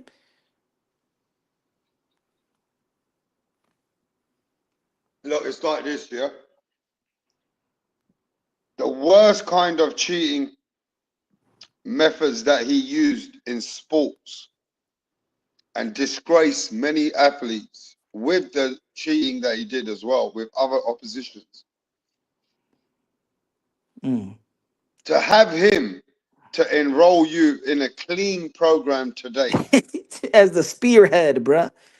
it feels a bit weird, isn't it, bro? The poster boy of clean. Man, please He's a stop. poster boy of clean now, bro. Much Tube University music. Good looking out with the $2 super chat says Uncle Phil been acting up since he grew that beard. Man, hey, again, like I said in the beginning, man, just like all of us, we got our supporters, we got our haters, we got our naysayers, we got people that was given the benefit of the doubt. There's people that's given Fannon the benefit of the doubt, and there's other people that disagree with his statement. I'm just a person in the community. I've heard enough. I've been on Twitter, all right. There's people talking about it. It's a slow day in boxing. Guess what? Let me time in on some YTBC content. Let's talk about it. I think the people this they're talking about it. They done videos of him saying it. So I'm gonna time in on it. And guess what? I'm siding with Fanon. That's just me. Let's go. I'm Fanon siding and with Fanon. I let's go. mean, Fanon. now if y'all gonna hate me because that's just my opinion. I don't think he's far from the truth. I think it's fair. I think he's way over exaggerated. I mean, yeah, the statement when he's saying yes is an over Way exaggeration, and yeah, over but I'm exaggerated, bro. He talking a bit of cap in there, bro. But he's getting a little bit too far, bro. And talking, yeah, Canelo needs to know. I know you cheated Errol Spence. Bro, let's not forget Fernand, the biggest Errol Spence fanboy in the world, bro. but then And you know, people were saying that he's one of the biggest Canelo Alvarez haters. well, exactly. But Oh, the man trying to protect Canelo when the whole team in Canelo's team is a bunch of fucking cheating, fucking popping champagnes. So And is now he? he wants to sit there so emotional.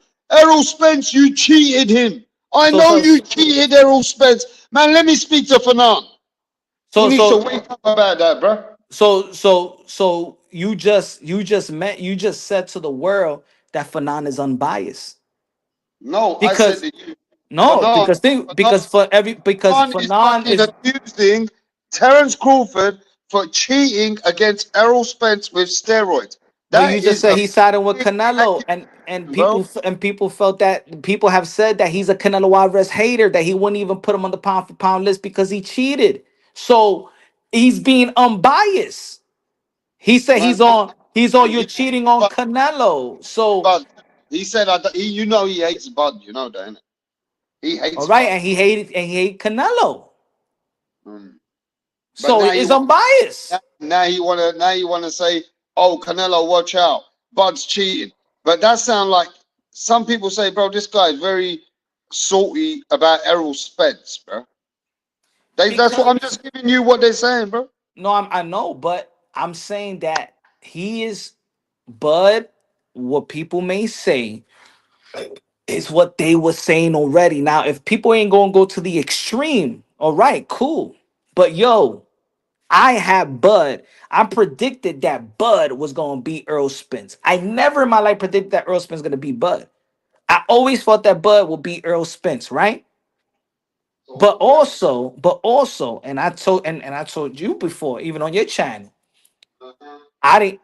I even predicted that Bud Crawford is going to beat Earl Spence worse than the car accident. I said that. There's a video still up. That was my prediction. I over exaggerated, but I didn't think it was going to be like that. You know what it is also? I didn't think that Bud Crawford was going to look at big, way bigger than Earl Spence. And I don't care, bro. I've watched boxing enough. Earl Spence is a puncher. I seen Earl Spence land two flush shots that send Bud Crawford to the ropes. And I seen Bud Crawford hit him with a jab and fell. Earl Spence is one of the toughest dogs in the welterweight division and this generation. So for me to see him fold like that, and then if I have questions, guess what, man? It's fair, bro. Cause Now we ain't never seen no fucking Earl Spence be like that. Never, I got some facts for you too. never, never. I I got some facts for you too to rebuttal on what you just said though. Go ahead. If you gonna rebuttal, or you gonna rebutting, or you playing devil's advocate. Cause I know you. When I met you, you was an Earl Spence fan, and don't tell me you thought that Bud Crawford was gonna do that shit to Earl Spence. No, no, All no. right, So I I'm agree just. with you on that. But I want to keep it fair here. I Are you never playing thought. devil's advocate, or you playing, No, or you no, believing what you're I saying? want to keep it real on this. I went back to saying that Spence ain't the same after the car accident, and I also do believe that you see what happened to Roberto Duran when he fought Thomas Hitman Hearns. You Mm-hmm. see that, right? He got knocked the fuck out, right? He wasn't living the right life. You had Errol Spence sitting on the sideline, bro. We know he had his drinking problems. We know that shit fucking slowed his body down. After that fucking car crash, we realized that Danny Garcia ain't shit. We start seeing that now.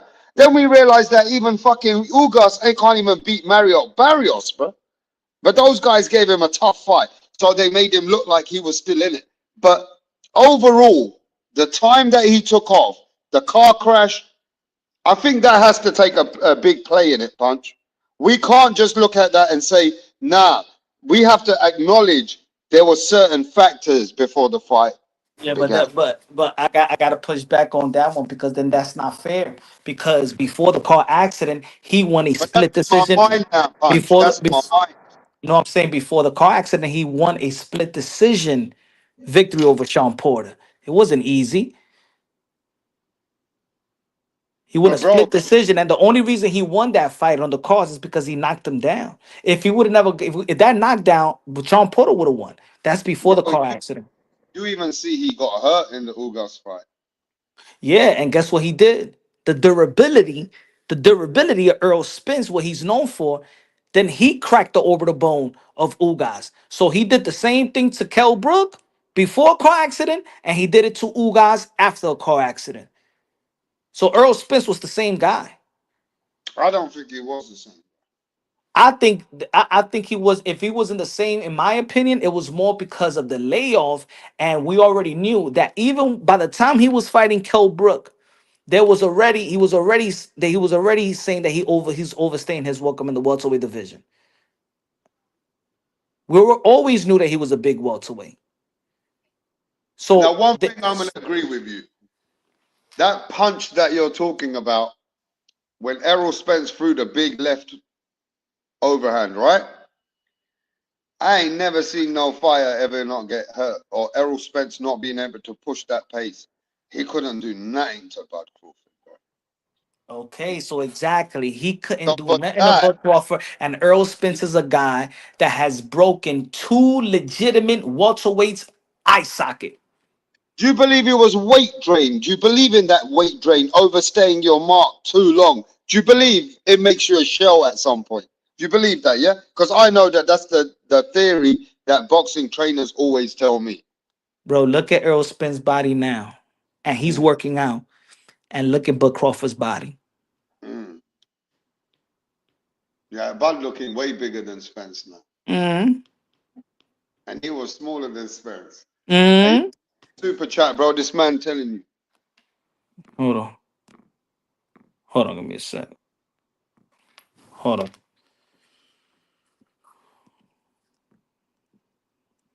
Damn, this shit's full on my end. Okay. Good looking now with the $5 super chat says, come on, Punch. Content creators don't have to stick together when one decided to go on a limb like Uncle Phil did. He must be ostracized. Thank you for the $5. Yo, I'm not saying, yo, he's stupid. Mm. Good looking out, University. He said, yo, good looking out with the $5 super chat. God Hey, bless. I He said, know what you guys are gonna do. You're gonna guys are gonna make fucking 30, 40 people fucking go and have episodes like Fannon out here, bro. Spence did hit Bud with ish that would have sent other fighters to the shadow realm. Facts. But that holds no weight if he didn't pop dirty. But that's the thing. He's not gonna pop dirty, even if he was. Because they Okay, know how to pass the test. yo, that's my live again. What the fuck happened in the Errol Spence fight in Crawford? Till today, everybody's shocked. Like, the man's a Terminator because of that fight, bro. The way that he beat Spence is just not being heard of. Now, even till today, people are shocked. I'm not shocked with the loss. I'm Now it's actually the more way look, that I'm more to be honest, I'm not shocked with the loss. But yo, you know rap. I watch fight and I study fight. I stay late night. I could watch a whole 12 round bout in slow motion, bro. And when I seen that in slow motion, I'm like, hold up, yo, bro. And I'm how the fuck did Bud Crawford, yo, it ain't do nothing to him. And he went to the ropes and he hit him with a jab. And Bud Earl Spence got knocked down. Like, that's what I'm saying. Like, I'm not even an Earl Spence fan. I'm not, because it was always been a Keith Thurman versus Earl Spence, and that's how I actually was building my channel. I was talking a lot more about Keith Thurman because he's one of my favorite fighters. So I used to go back and forth and debate a bunch of people with Keith Thurman and Earl Spence. So, but I know that Earl Spence is one of the most durable, high octane, high volume punchers. He could take a hit. We seen it with Kell Brook. We seen it with the Porter. We seen it with the Ugas. We seen it with the car accident. We seen it with we seen it with the car accident, bro. Okay, that would have killed anybody. We Anyway, seen it with the Manuel Lardy. Like, it's not like Earl Spence went through his career without showing vulnerabilities. You know what I'm saying? He's shown it and he's overcome it because he's a dog, bro. So when I saw that, I'm like, yeah, Bud is a dog too. But my man looked at way bigger than Earl Spence, bro. And nobody could deny that, bro. yeah, yeah, it's no different than Ryan Garcia. Like we gotta be honest. The same way we saw Ryan Garcia just glow up and become so huge, you know, in a short span of time. It's the exact same thing with Crawford and Spence. And let me say, I'm sorry, let me say before I don't want to forget. And because when you go for somebody or you rooting for somebody, you don't want to catch it. See, I was going for Bud versus Spence. I predict that he's going to beat Spence. So I'm not trying to catch what I just say. You know what I'm saying? I don't want to say. I didn't want to say like, yo, what the fuck is wrong with Earl Spence? Yeah, Like, what the fuck? yeah, you Like, just been in honest, my mind, but I'm going for Bud, so I ain't going to put that out there. Hey, bro. yo, let me tell you guys this. Hey, D Calico, what's happening, my brother? Going on, rap. Yes, D Calico, the one and only. D Calico, let me tell you this now. If Errol Spence in his brain, he knows that in his mind, he knows that there's something that's gone on, but he don't want to say nothing. Yeah, And I know that for a fact. yeah. Like you can see that Errol Spence been sent thousands of tweets about these things, yeah? Hmm. But Spence don't want to say nothing, bro. He I don't want did. to You say. remember Yeah, when he answered? I said I tried to bait him, I and know he D said, Calico been saying this, and he been getting the most hate, but he been saying this from day one.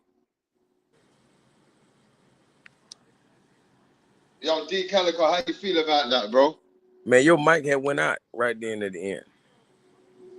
What, you can hear me now? Yeah, I hear you now, Yeah, what do you feel about this, bro? man. Come on, man. Like it was, you know, it was definitely unexplainable. Like I think I was the first person to point out that a jab destroyed Errol Spence. A jab. I said I'm gonna leave it right there, you know, because people act like that was just okay. That's not okay. That's like a jab destroying Canelo Alvarez. Like exactly. a jab cannot destroy Keith Thurman. A jab, man. What is we talking about? Come You know, on, bro. Like Spence showed enough to. He already shown us his dog, bro. Like, come on now. Like now, yeah, yo, when we really dial into it, see, yo, come on, man. Come yeah. That on. never wrong. But I will say that I think there's no way.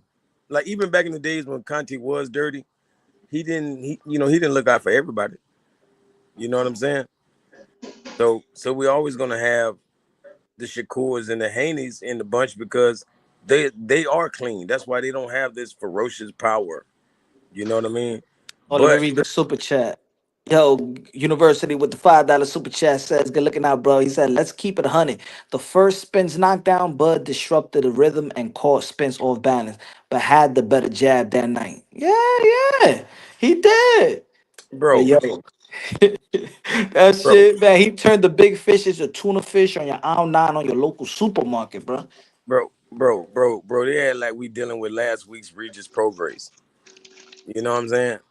Like, come on, man. This man is not chinny. You know what I mean? He had never been How dropped. the fuck does Terence Crawford beat up uh, Errol Spence worse than Cain Velasquez, worse than fighters that you wouldn't have believed, like That even Jose Amir, Benavides. even He Amir beat Khan. him worse. He beat him worse than even Jose Benavides. Punch, He even Amir he beat Khan him. was able, wait, Amir Khan was able to take the punch and sustain himself and carry on in the fight And until he Terrence And got he's hit. Crawford, known not to take a punt. And he's known not to take a punt. Earl Spence is known to take a punch. bro, David Avanesian put up a better fight. Come on, man. Make it make sense. Yeah, in that way, it's hard to make sense.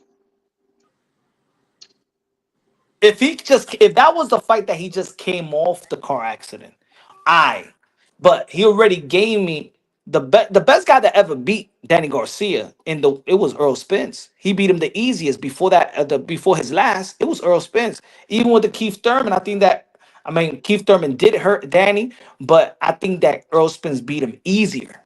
Yep. And hurt him, you know, like more permanently. you know, And Danny is tough. hell yep. Yep. Like Spence retires people, man.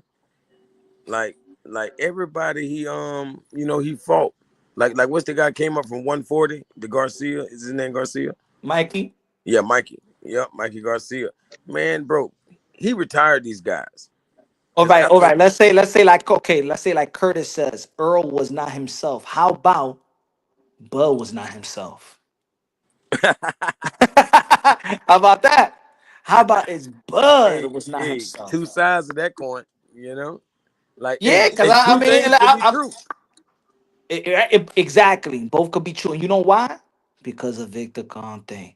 But if it wasn't for, I wouldn't be to be honest, bro, I wouldn't. Not even a cell. Not even a cell. I will be questioning Bud Crawford. If he was with Victor Conte, I wouldn't even imagine me questioning him if he was on the roids I'm or talking about, juiced up I'm talking or But about on you Victor. P. don't, you guys don't want to agree with Errol Spence was no way near himself. No, He I was think he somewhere near. was. He was somewhere near himself. Yeah, He he was. was. Yeah, he was making himself. Now, if you could say that, yeah, he probably overstayed Weight his drain. That's about it. weight Yeah, drain a little bit. He did that's go it. to another car accident. He was 17 months layoff. Yeah, all of that. Yeah, that could come into play, but still, it's one thing about being rusty. Is another thing that you can't take a punch. It's one thing about it, you not sharp, Yeah. but can't take a jab. Hey, You getting punished with a jab. like, let's not forget this. This is the same guy been busting out of gloves lately.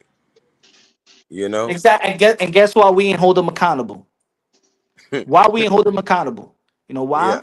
Because we didn't give a damn about David Avanesia. We just wanted to see Yep. the Earl Spence and Bud Crawford. So we Yep. didn't give a damn about busting other gloves. But if it was anybody else, if it was Canelo Alvarez busting his gloves versus Triple G, if it was Tyson Fury busting his gloves versus Deontay Wilder, man, please, man, we'll be hearing it to today. But because we don't give a fuck about Dave Avanesian, and we just wanted to see the fight that we wanted to see. We ain't hold Yep. Canelo Alvarez, the commission, Yep. the Nebraska commission accountable for a busted glove. That should have been a disqualification, not a disqualification, but it should have changed the gloves. That's the truth, bro, because they don't even give a fuck about David Avanesian. They call him David Avocado. Yeah. Come on, Don't man. even. Hey, come on. And Madrimov had to save his own life and refused to fight with those gloves because he had already busted a pair in the dressing room. Yup. Like how? There's no heavy bag, no nothing. What the fuck? Mhm. It was no glove gate for Bud Crawford, right? No glove gate. Yep. But he's the same person that told Deontay Wilder to, just, you know, stop bitching and fight because he was more along with Tyson Fury the whole time. Like they both have the same manager. That manager is the most crooked. Like we talking about Victor Conte, that goddamn Nickerham, whatever his name is, uh, Daniel, Daniel, uh, Daniel Nickerham. Cunningham. You know what I'm talking about? Yeah, that man, that's the most ruthless motherfucker damn near in the world, and he's a part of boxing. You feel me? The So Wild Wild West. Victor Conte ain't man, he ain't nothing but like a left nut on Hmm. Daniel And a Kennedy. left nut could hurt. Left nut could hurt. Could put anybody down. So Hey, he's hey, not hey, minimum. hey, it's essential. It's an essential part of the body now. You know what I mean? But man, Let me that get dude, that dude is the monster of the sport, and nobody want to even point at him. let me get this super chat. Universal Music. Good looking out, bro. He said the trouble started for Spence and the Ugas fight with the teeth gate situation when the mouthpiece came out. Residuals from the car accident. But he still broke his over the bone, bro. He was still durable. Yep. And Ugas was top five welterweight at the time.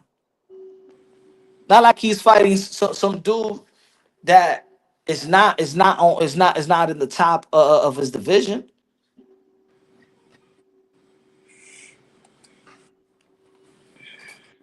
Shit. But hey, September 13th is gonna come, and if Bud Crawford beats Canelo Alvarez, I got Canelo Alvarez beating the snack out of Bud Crawford. But if, Yeah, no, but yo, just stay here for a minute because I ain't going live. I want to talk about something as well. So just give me, can you just give me 1 minute? Go ahead, guys. Hey, uh, hey, Hey, I feel like No, that fight I'm last not weekend. gonna lie today, bro. Hey, that fight last weekend with Kenny Sims and Oscar Duarte.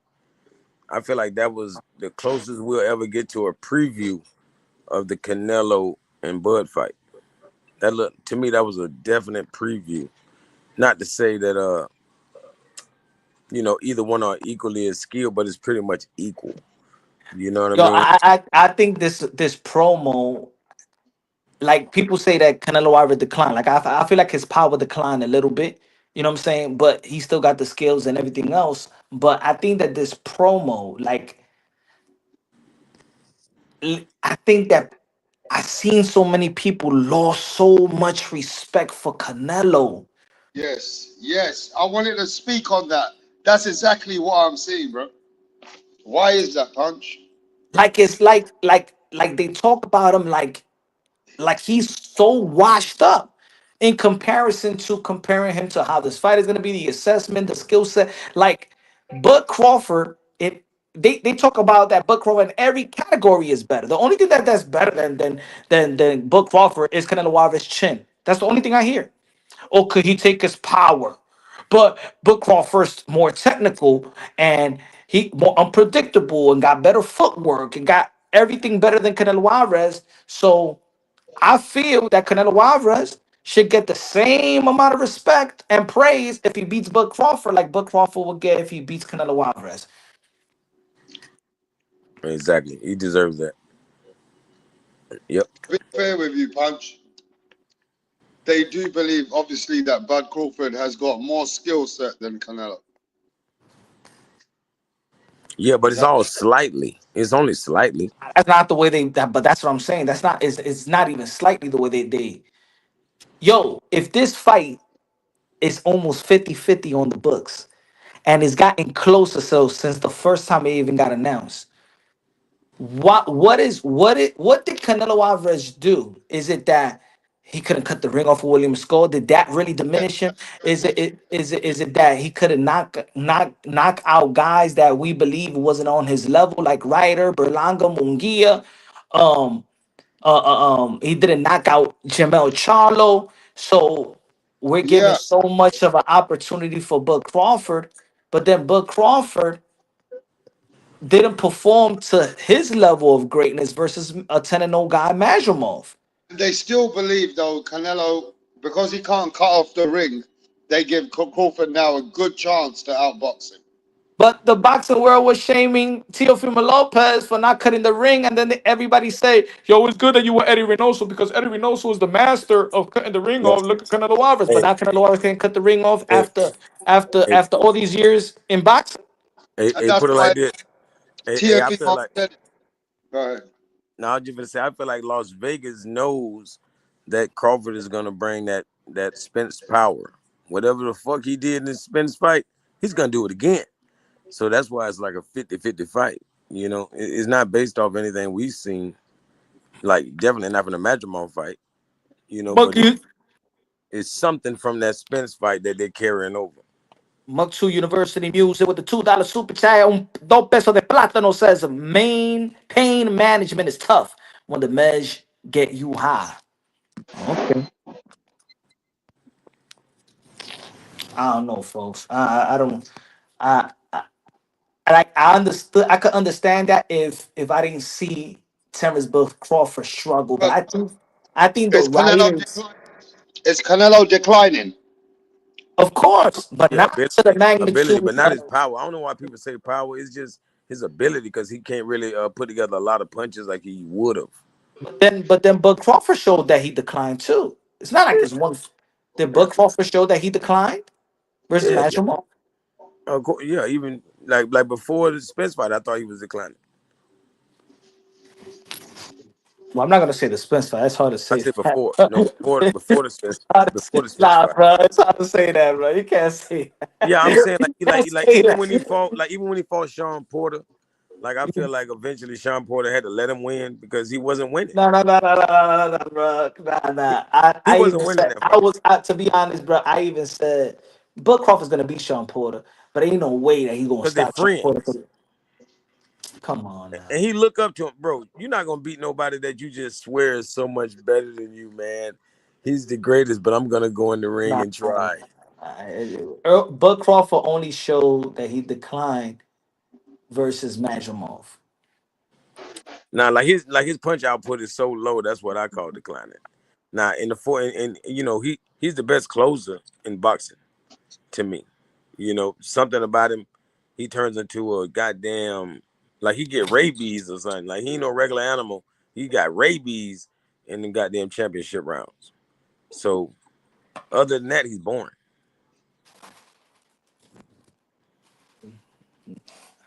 He ain't sure he was born versus Earl Spence, David Evanesian, or Sean I mean, Porter. he beat him boring. Come He on, man. You beat him with can't a say jab. that, bro. Come on, man. At least people, man. You can't say that. Come A on. Stop. jab. It was a jab here, Stop it. Stop it. Stop counter it. there. I was not excited. I couldn't believe that little Stop bit of it. shit Stop. worked. That little bit of work shouldn't have worked. Stop it, bro. He You was guys, exciting. He was exciting, why, bro. why you guys disagreeing? What happened? He's saying that he's that Bud Crawford was declining before the Earl Spence fight, His punch and output I is so said that low. he stopped Sean Porter, he stopped Dave Evanesian, he stopped Earl Spence. Come on, man. He was not. He was See, excited. he didn't turn up until David.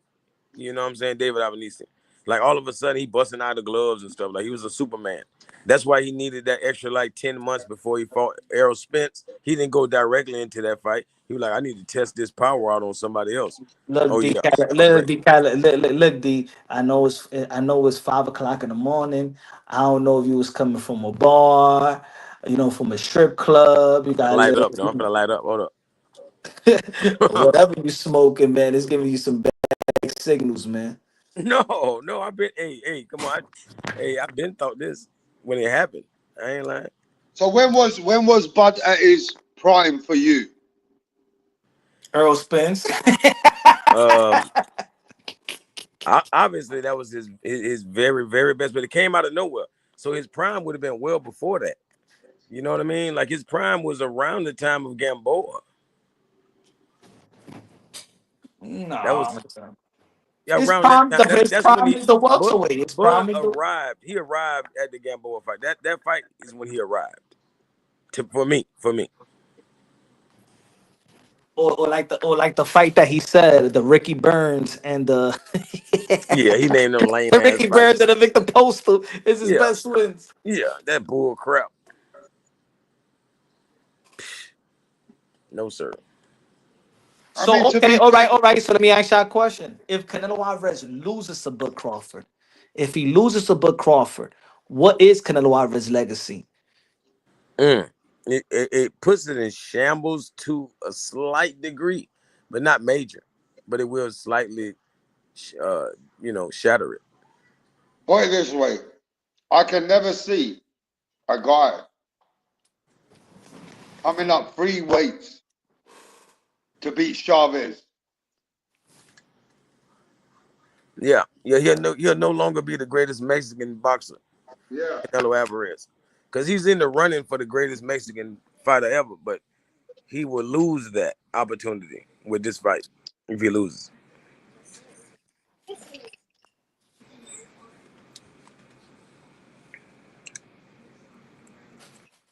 100%.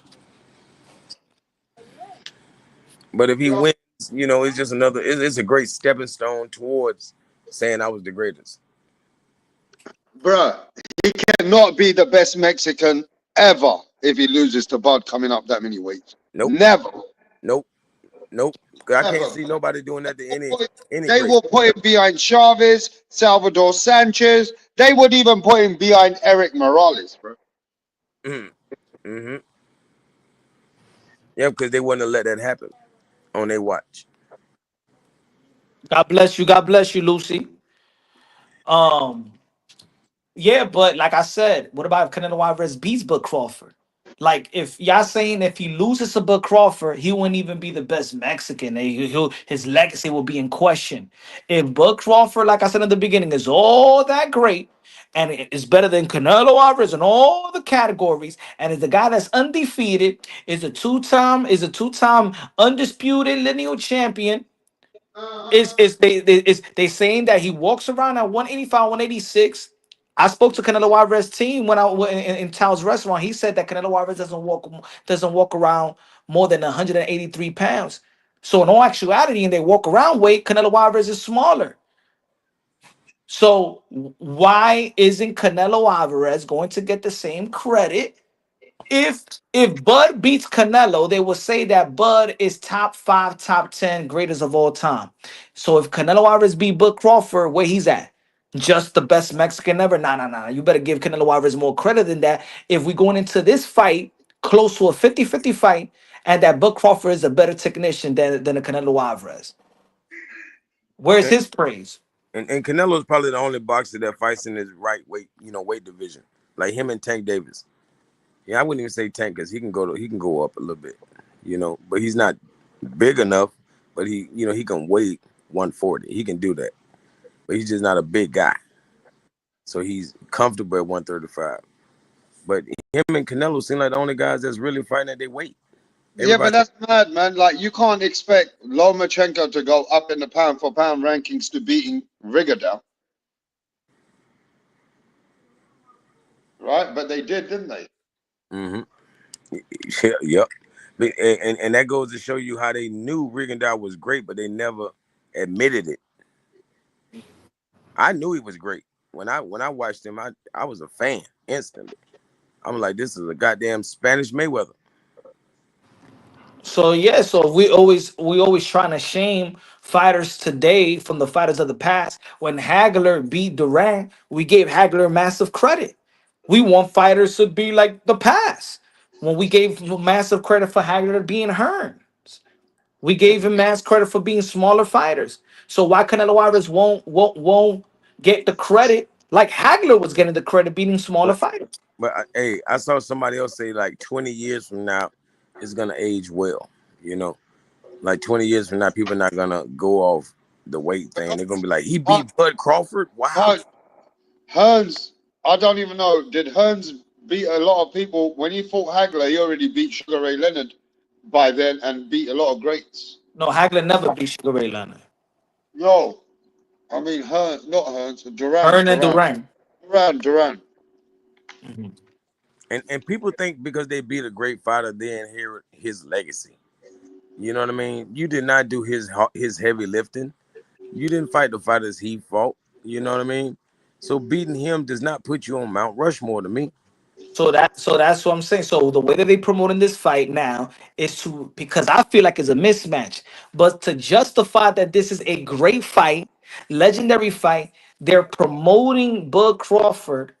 Not only that he's better skillful than Canelo Alvarez, but that he's just as big as Canelo Alvarez.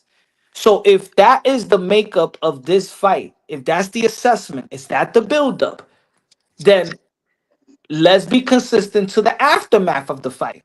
If Canelo Alvarez beat Bud Crawford, give him the same credit because they're building this fight like a 50-50 fight. So give 50-50 credit. I don't want I to mean, hear, oh no, it was because that Bud Crawford was moving up and he was fighting the smaller guy. No, Canelo was not the smaller guy. Canelo was just not a weight bully and he's fighting in the proper weight class. yeah, but we know. But every boxing pugilist ever watches this live, they know that there's weight class for a reason. And one man can make that lower weight, one man can't. So they know that you can't keep a blind eye to that. That's real boxing here. But guess what? This is Yep. 2025. Guess who's the pugilist of the game, rap star? Mm. It's Tell the us. people. Tell the people. So when yes, it's us. We're the pugilists of the game. But We're real the people. media now. Yeah, We're the but there's media now. but there's a weight clause for it. There's a weight for a reason. The Of people, the people. all right, but they're what exactly? But what they said that we say is weight class for a reason, but for great That's fighters, it doesn't matter. Yeah. Oh, let me ask you a question. Okay, did Bernard Hopkins get massive credit for stopping Oscar De La Hoya? Yes or no? yeah. Hell, Yes. hell yeah. Yeah. Hell Yeah. yeah. Massive. Even though they Oscar De La Hoya fought one time, and guess what? A lot of people remember who was the fight that he fought against before Hopkins, and where people thought that, oh, Oscar De La Hoya lost that fight. Now look, if Canelo stops Bud, he gonna get credit now. Now he gonna get credit if he stops Bud. Guess what? I want him to actually outbox Bud Yeah, he gonna because have to outbox him. He gonna because have if to. because if I think if people believe that Canelo Alvarez win, is because he's going to stop Bud. But if he outboxes the guy that's supposed to be better than him technical wise and have better IQ and all of this, if he outboxes him, he should get credit. Yeah. Yeah, for that kind of performance, I figure. Now, either one, that or a knockout. It has to be one or the other. It can't be a gift decision. You know what I mean?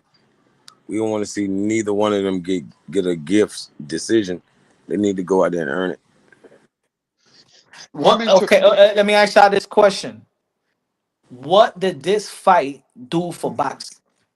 What does this fight do for boxing? Where does it move boxing? Does it move the needle? Is it passing of the torch? What does this fight do for the sport? It makes boxing a little more like the Jake Paul League. That's what it makes boxing like. That's it. It ain't doing nothing for boxing. Cause this That's ain't how what I we asked. feel. We didn't ask for this. Exactly. That's how I feel. I feel like this This fight does nothing for boxing. I think this just massage the ego and the dream and the fantasy of Turkey Al Sheikh. now if we bragging and going crazy about this fight for years, then I'm gonna say Turkey. Whatever you feel like doing, just keep doing it. But You if see, we you say, see when Oscar De La Hoya beat Chavez, yeah, we welcome a new era. hmm It moved boxing into a new era. You know what I'm hmm saying? It did something for boxing. yeah, But these this are right two here, it old does guys. nothing. Like bro, this not even a passing of the torch. Both of them old as fuck. You Like know what I mean? Mayweather, it's just like Mayweather and Pacquiao. It gave a black that performance gave boxing a black eye. We're still trying to ice that black eye. Mm. Yo, man, that Manny Pacquiao Floyd Mayweather performance truly buried the sport. That's when people ran to the UFC. We paid $100. Remember, it was a pay-per-view, $100. Yeah, The fight that we've been yeah, waiting for. yeah. people are believing in the story, believing in the myth now. Oh man, Canelo, he's declining. Crawford's coming up that many weights now. Bruh, is Crawford gonna outbox this guy? Is Crawford gonna make Canelo look silly? Is Canelo gonna knock out Crawford? These are the stories now that's selling. You understand? And bro, imagine if Mayweather would have fought Crawford back when he fought Canelo. Man, that dude didn't even have a name for himself back then. I don't care what nobody say. You know what I mean? And Mayweather wouldn't have got zero credit for beating his ass. Even Keith Thurman had a way bigger name than Bud Crawford at Way the time. bigger name back then. Yep, Errol Spence had a bigger buzz.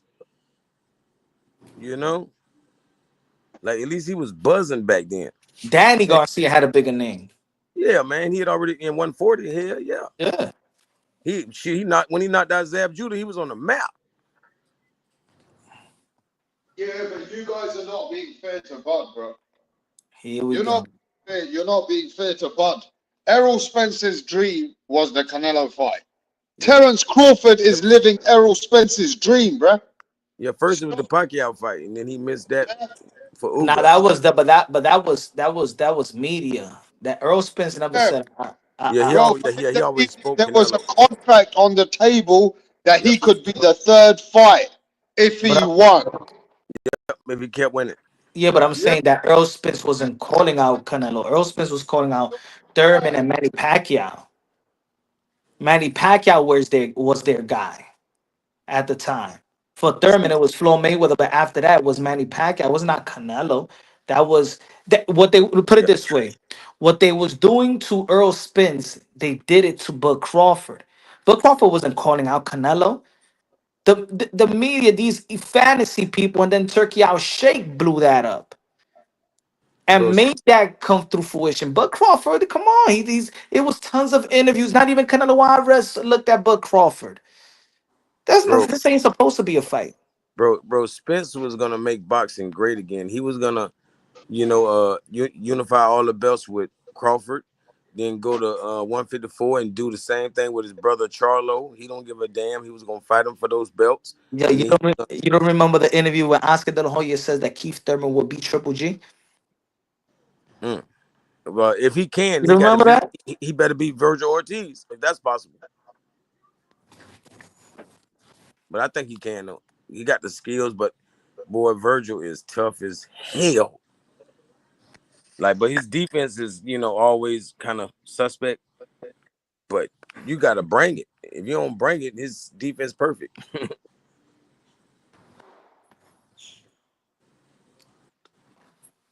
There was so better fights than that, bro. I felt like Turkey Al Sheikh, who has already the pulse of the boxing world and the boxing fans, that I feel like I think he could have made I think he could have made the Benavidez fight happen. You know why? Because I think that Canelo Alvarez reached a point, especially after the Belanga fight. There was nobody else. He gave Canelo Alvarez an out.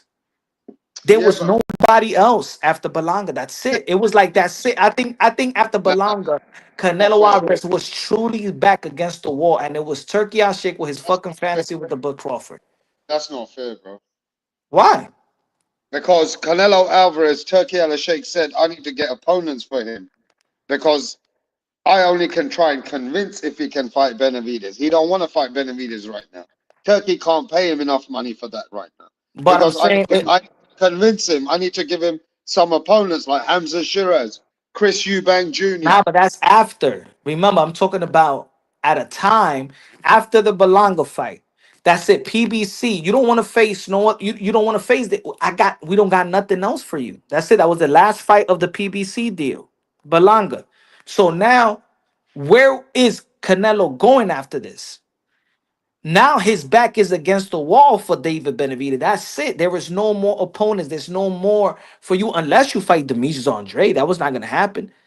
Jamal Charlo didn't go to 160 as well. He still was out. Canelo is too clever, bro. He would rather fucking go fight Jake Paul and make hundreds of millions.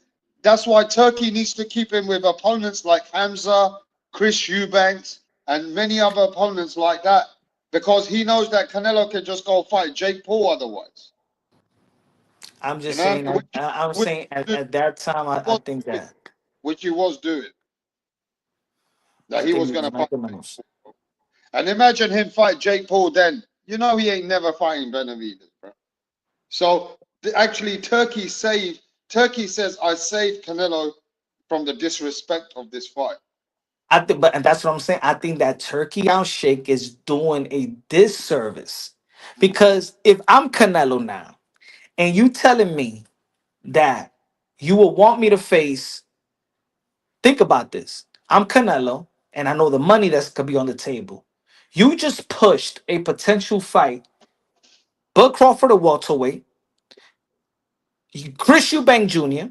and Shiraz. Oh, man, these are easy fights for Canelo Alvarez, man. He'll whoop them, bro. All of them. I don't gotta pay attention to nobody else. But if you don't give Canelo Alvarez those options, that's it. You open your mouth. Turkey Shake is gonna be like, yeah. I mean, Canelo gonna be like, yeah. Give me Chris Eubank Jr. in the UK. I think that's gonna be a great fight. Oh yeah, give me Shiraz. Yeah, it'll be a great fight. Because Turkey said that's the only way I can get him in. But get him. I know, but we want the David Benavidez fight. Get him in for what? To get him to just start business. Yeah, but Canelo Alvarez, with the money that he's gonna make, a potential with Bud, Shiraz, or Chris Eubank Jr., man, he's gonna reach. I don't need no David Benavidez for what?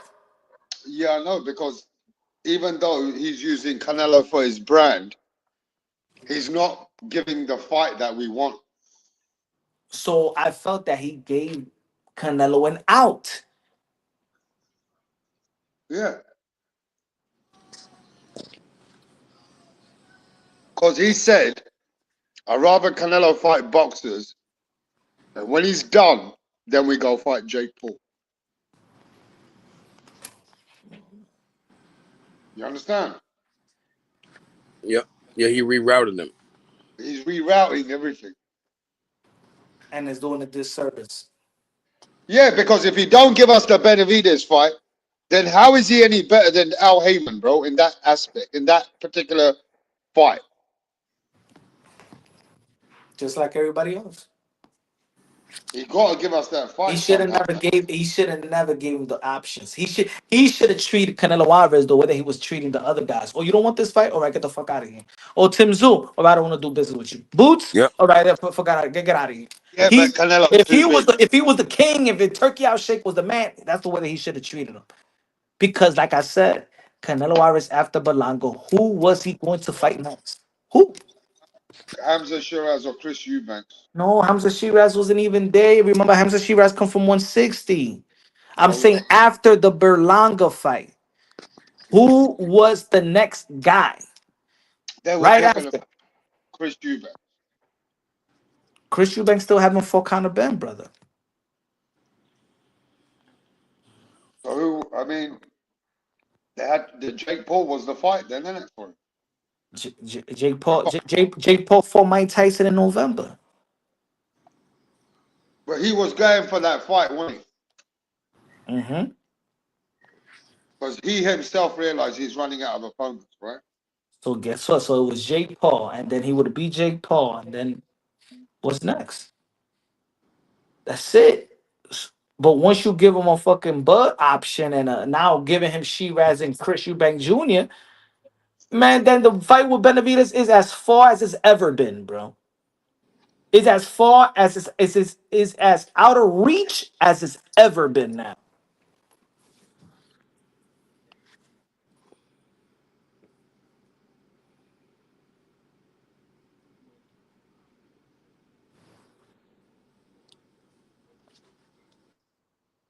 See, the problem is with Turkey Al Sheikh, Canelo Alvarez has got a lot of options.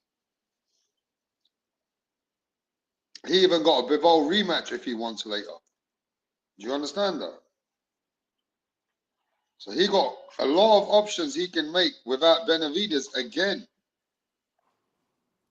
Think about it. Even with Berlanga and Shiraz, we didn't want to see that fight. We wanted to see Berlanga versus Plant, Berlanga versus Charlo, Berlanga versus Munguia. So now Berlanga's career is not. We're not even looking at Berlanga no more. So in all actuality, bro, to be honest, for the most part, he ain't giving the fights that the fans want to see. He gave us two fights: the undisputed heavyweight and the undisputed light heavyweight. Other than that, Come any on, fight that we asked for. He didn't the even give us. He didn't even give us Devin Haney versus Ryan Garcia the rematch. He gave us Ryan Garcia and Rolly. He gave us Devin Haney, Jose Ramirez. Yep. He but Brought the didn't give both fight, of them. us no fights that we asked for. but the 5 versus 5 was great. Man, I even forgot about that. All right, the 5 versus 5. Okay, where did it land? Like, what come out of it?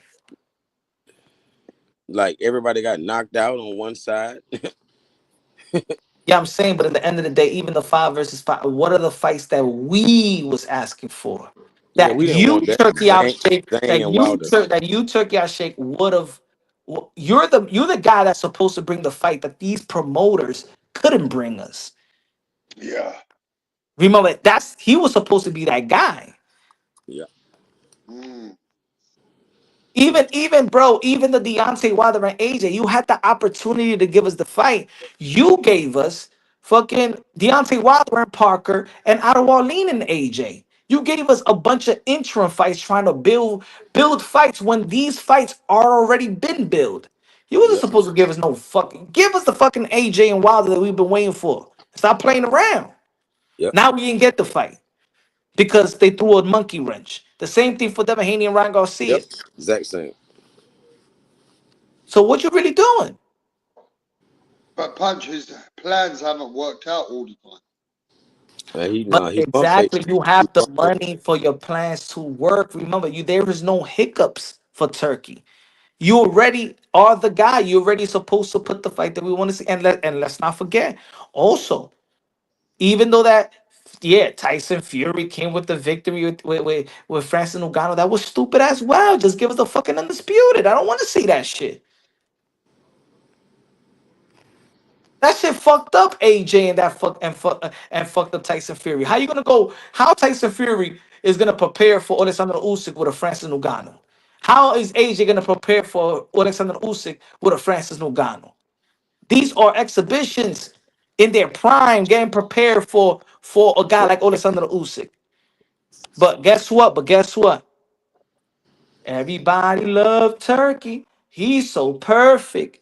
He's the best. He's the best ever. They already put him in the Hall of Fame in Nevada for over 1 year. Hey, hey, punch. Let me ask you, right? Because I be asking people with Brian Norman Jr. him fighting Sasaki, like what did that prepare him for? Like he couldn't have had boots on his mind, like what kind of fight is fighting Sasaki? What is that a tune up for? Exactly. You know, Yo, bro, come on, couldn't man. Come fight. on, bro. Come on, man. He ain't giving us all that fight, man. He's just like these other promoters, bro. He ain't nothing for me, to be honest, he ain't nothing special. He's good, but he ain't nothing special to me. He like a third wheel, He ain't nothing special, bro. fifth wheel. Shit.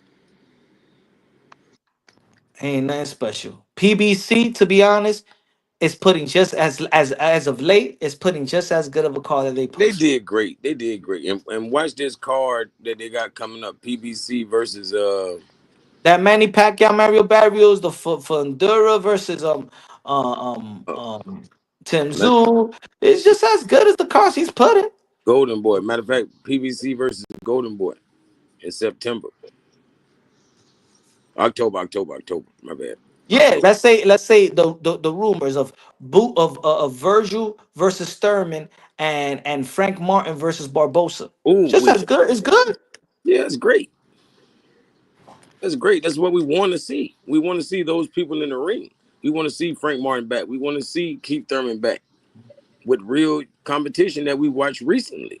Now I'm not gonna say also, yeah, there's some fights that fell apart. There was supposed to be a Tio and Boots. There was supposed to be a Tio and Haney. I'm not gonna knock them. There's some fights that didn't fall through because of fighters. There was Yeah, supposed to be a Boots versus Virgil Ortiz. So yeah, I'm also gonna hold the fighters accountable as well because Turkey did have contracts on the table for these fights to come to fruition. yeah, yeah. That's one thing about Turkey has exposed certain fighters in every weight division. You know what I mean? Like he ain't playing. Like he exposing that part of it. See, the thing is, he's got his whiff in the game, so he's very brashy now. You know what I mean? You need him. Mm-hmm. You need Turkey in the game now. I think 168 tournament will be good right now because you got everybody on the same level. Everybody taking a loss. You got but except for Charlo. You got Charlo. You got Plant. You got Billy. You got Pacheco. You got Andre. You got Berlanga. Just put it together. Put these facts together. Mm-hmm. Exactly. Like we need a tournament for the next Canelo fight. We need Hamza Shiraz versus Benavidez. Put the 140 tournament and the 168 tournament. Um, yeah, man. Yep. Because I don't If want to you see Canelo. again, look, okay, put it this way. I wanted to see fucking David Benavidez and Bivol, bro. Mm. Hell yeah, of course. But they scared. I think they scared of my boy Benavidez. But then you put the trilogy, man, and you prolong the trilogy, bro. Like, come on, man. Just Like put the Turkey date done spoiled these motherfuckers with them weak ass fights. They don't want to take weird, on bro. every Yo, fight. he's not even supporting Usyk and Parker. Is it? Yeah, that's crazy. Yeah, he's saying he's not gonna bid on the fight. He's not gonna showcase that fight. He don't even want to support Tio and Richardson Hitchens. So come So on, guys. He's not the savior, bro. He's not the savior. he's gonna pick and choose. He's really No, here to see people lose, and he be disappointed when it don't happen. That's what it's boiling down to, Turkey wants to teach Teofimo a lesson that without me, you ain't getting no much money. Yeah, which is but cap. you gotta be for boxing. It's nothing personal. This is boxing, and and other promoters have gone to war with their fighters, and still, look, yo, Ryan Garcia was going to war with Oscar De La Hoya. We still got to see Devin Haney versus Ryan Garcia. But does Ryan Garcia come at Oscar De La Hoya's religion? Well, doesn't matter. He when he went after his religion, he put Ryan Garcia in main eventing in Times Square. So I know he was not butthurt. So was he butthurt about Tia? He wasn't butthurt where Ryan Garcia said that every Hey, Muslim is a pedophile. He just hey, called him a pedophile. hey, who can Bob Arum put his stable up against? Like we got Golden Boy versus But PBC. yo, I'll tell you like this, man. They playing it sweet, but Top Ranking is not in a good spot because they just signed LD Cedric Martinez, right? Hmm. And LD Cedric Martinez is gonna be fighting in a car, not even televised. The fighters that they have, they're gonna have to do small shows for other little promotion. His first fight is not even gonna be under Top Rank, bro.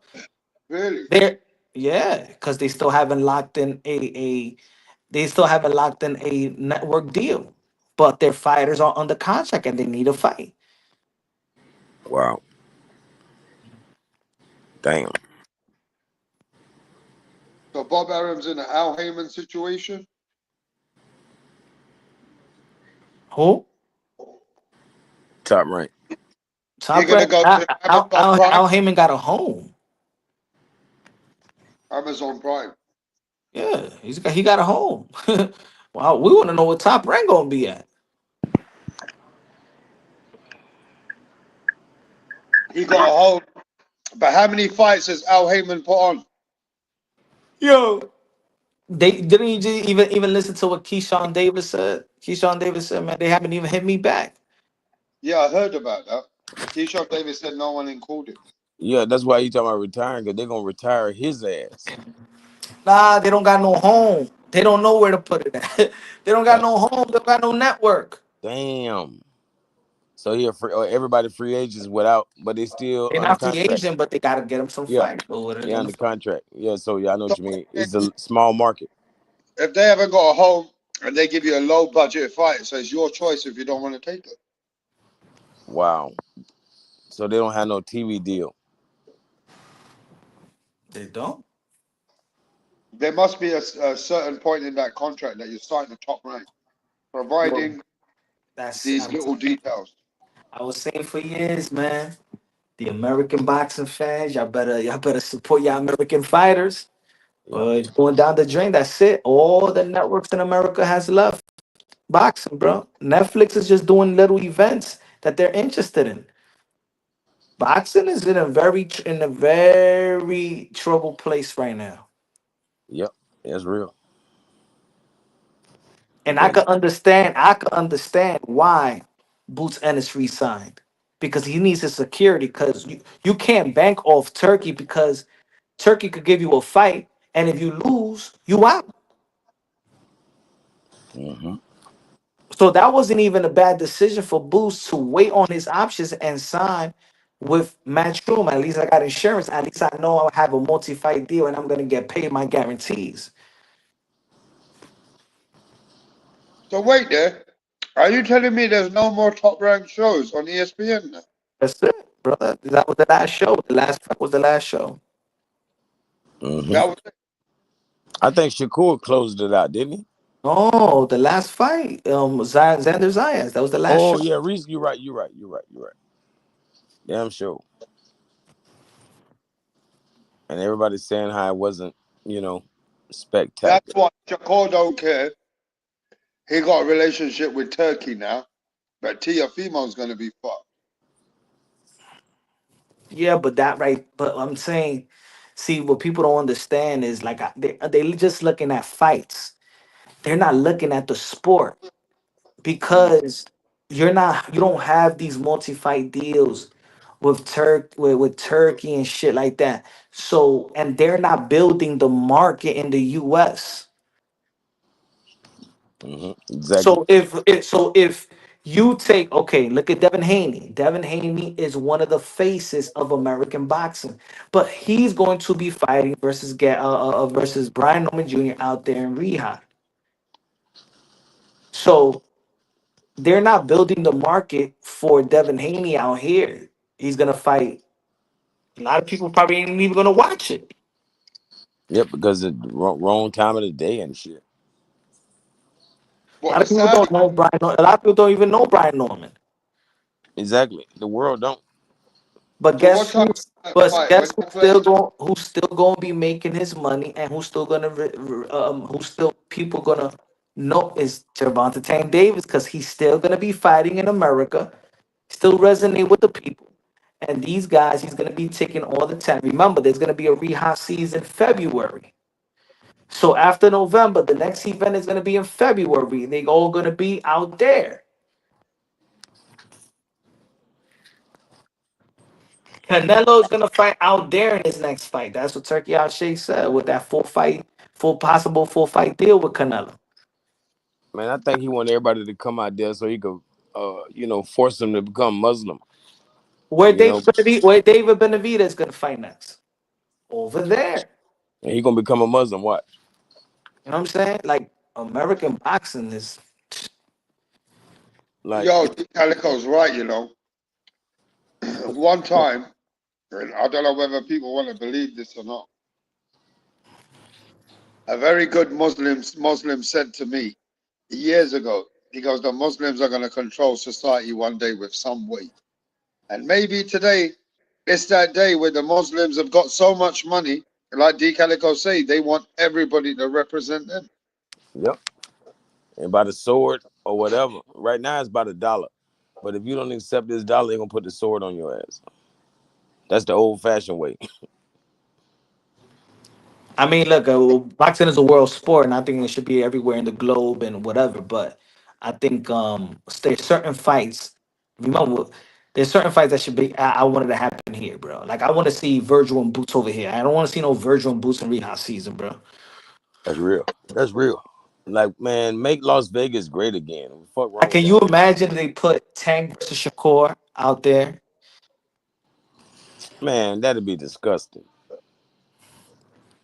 Like that Fury versus Usyk for Undisputed should have been in the UK, bro. See, what he trying to do is get our stars and celebrities and everybody over there. Like he trying to create a net. He trying to trap some people. And I get it. I get it because they still remember it's the prince. Is the prince that wants to bring that type of attraction over there. You Bro, know, they kept Mayweather for about 28 days. What you think they'll do to these rappers if they come over there? yo, you saw all the comedians he's gonna have over there. Damn. No, I didn't see that. Got Martin Lawrence.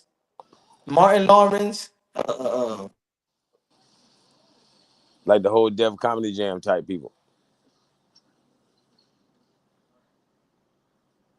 You got I think you might win that.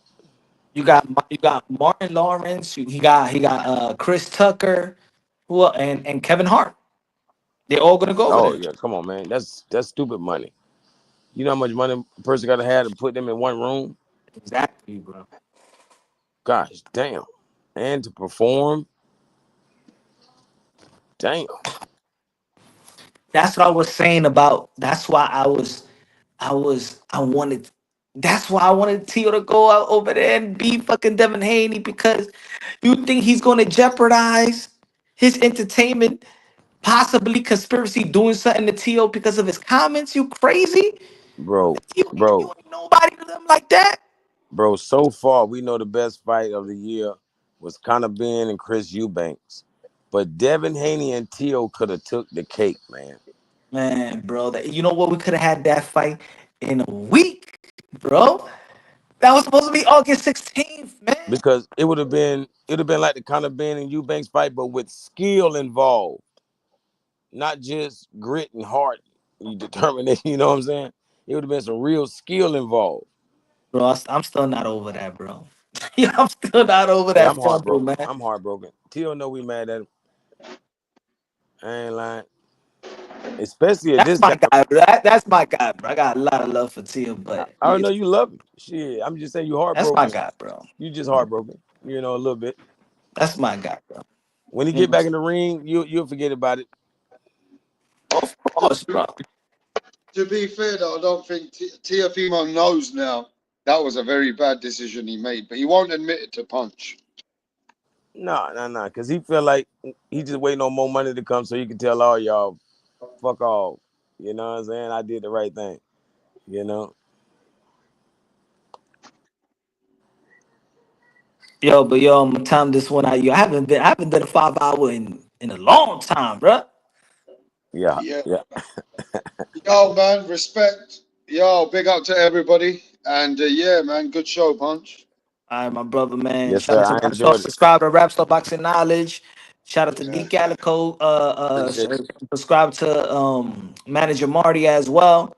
Love y'all. God bless. We back tomorrow Yeah. evening. Peace out.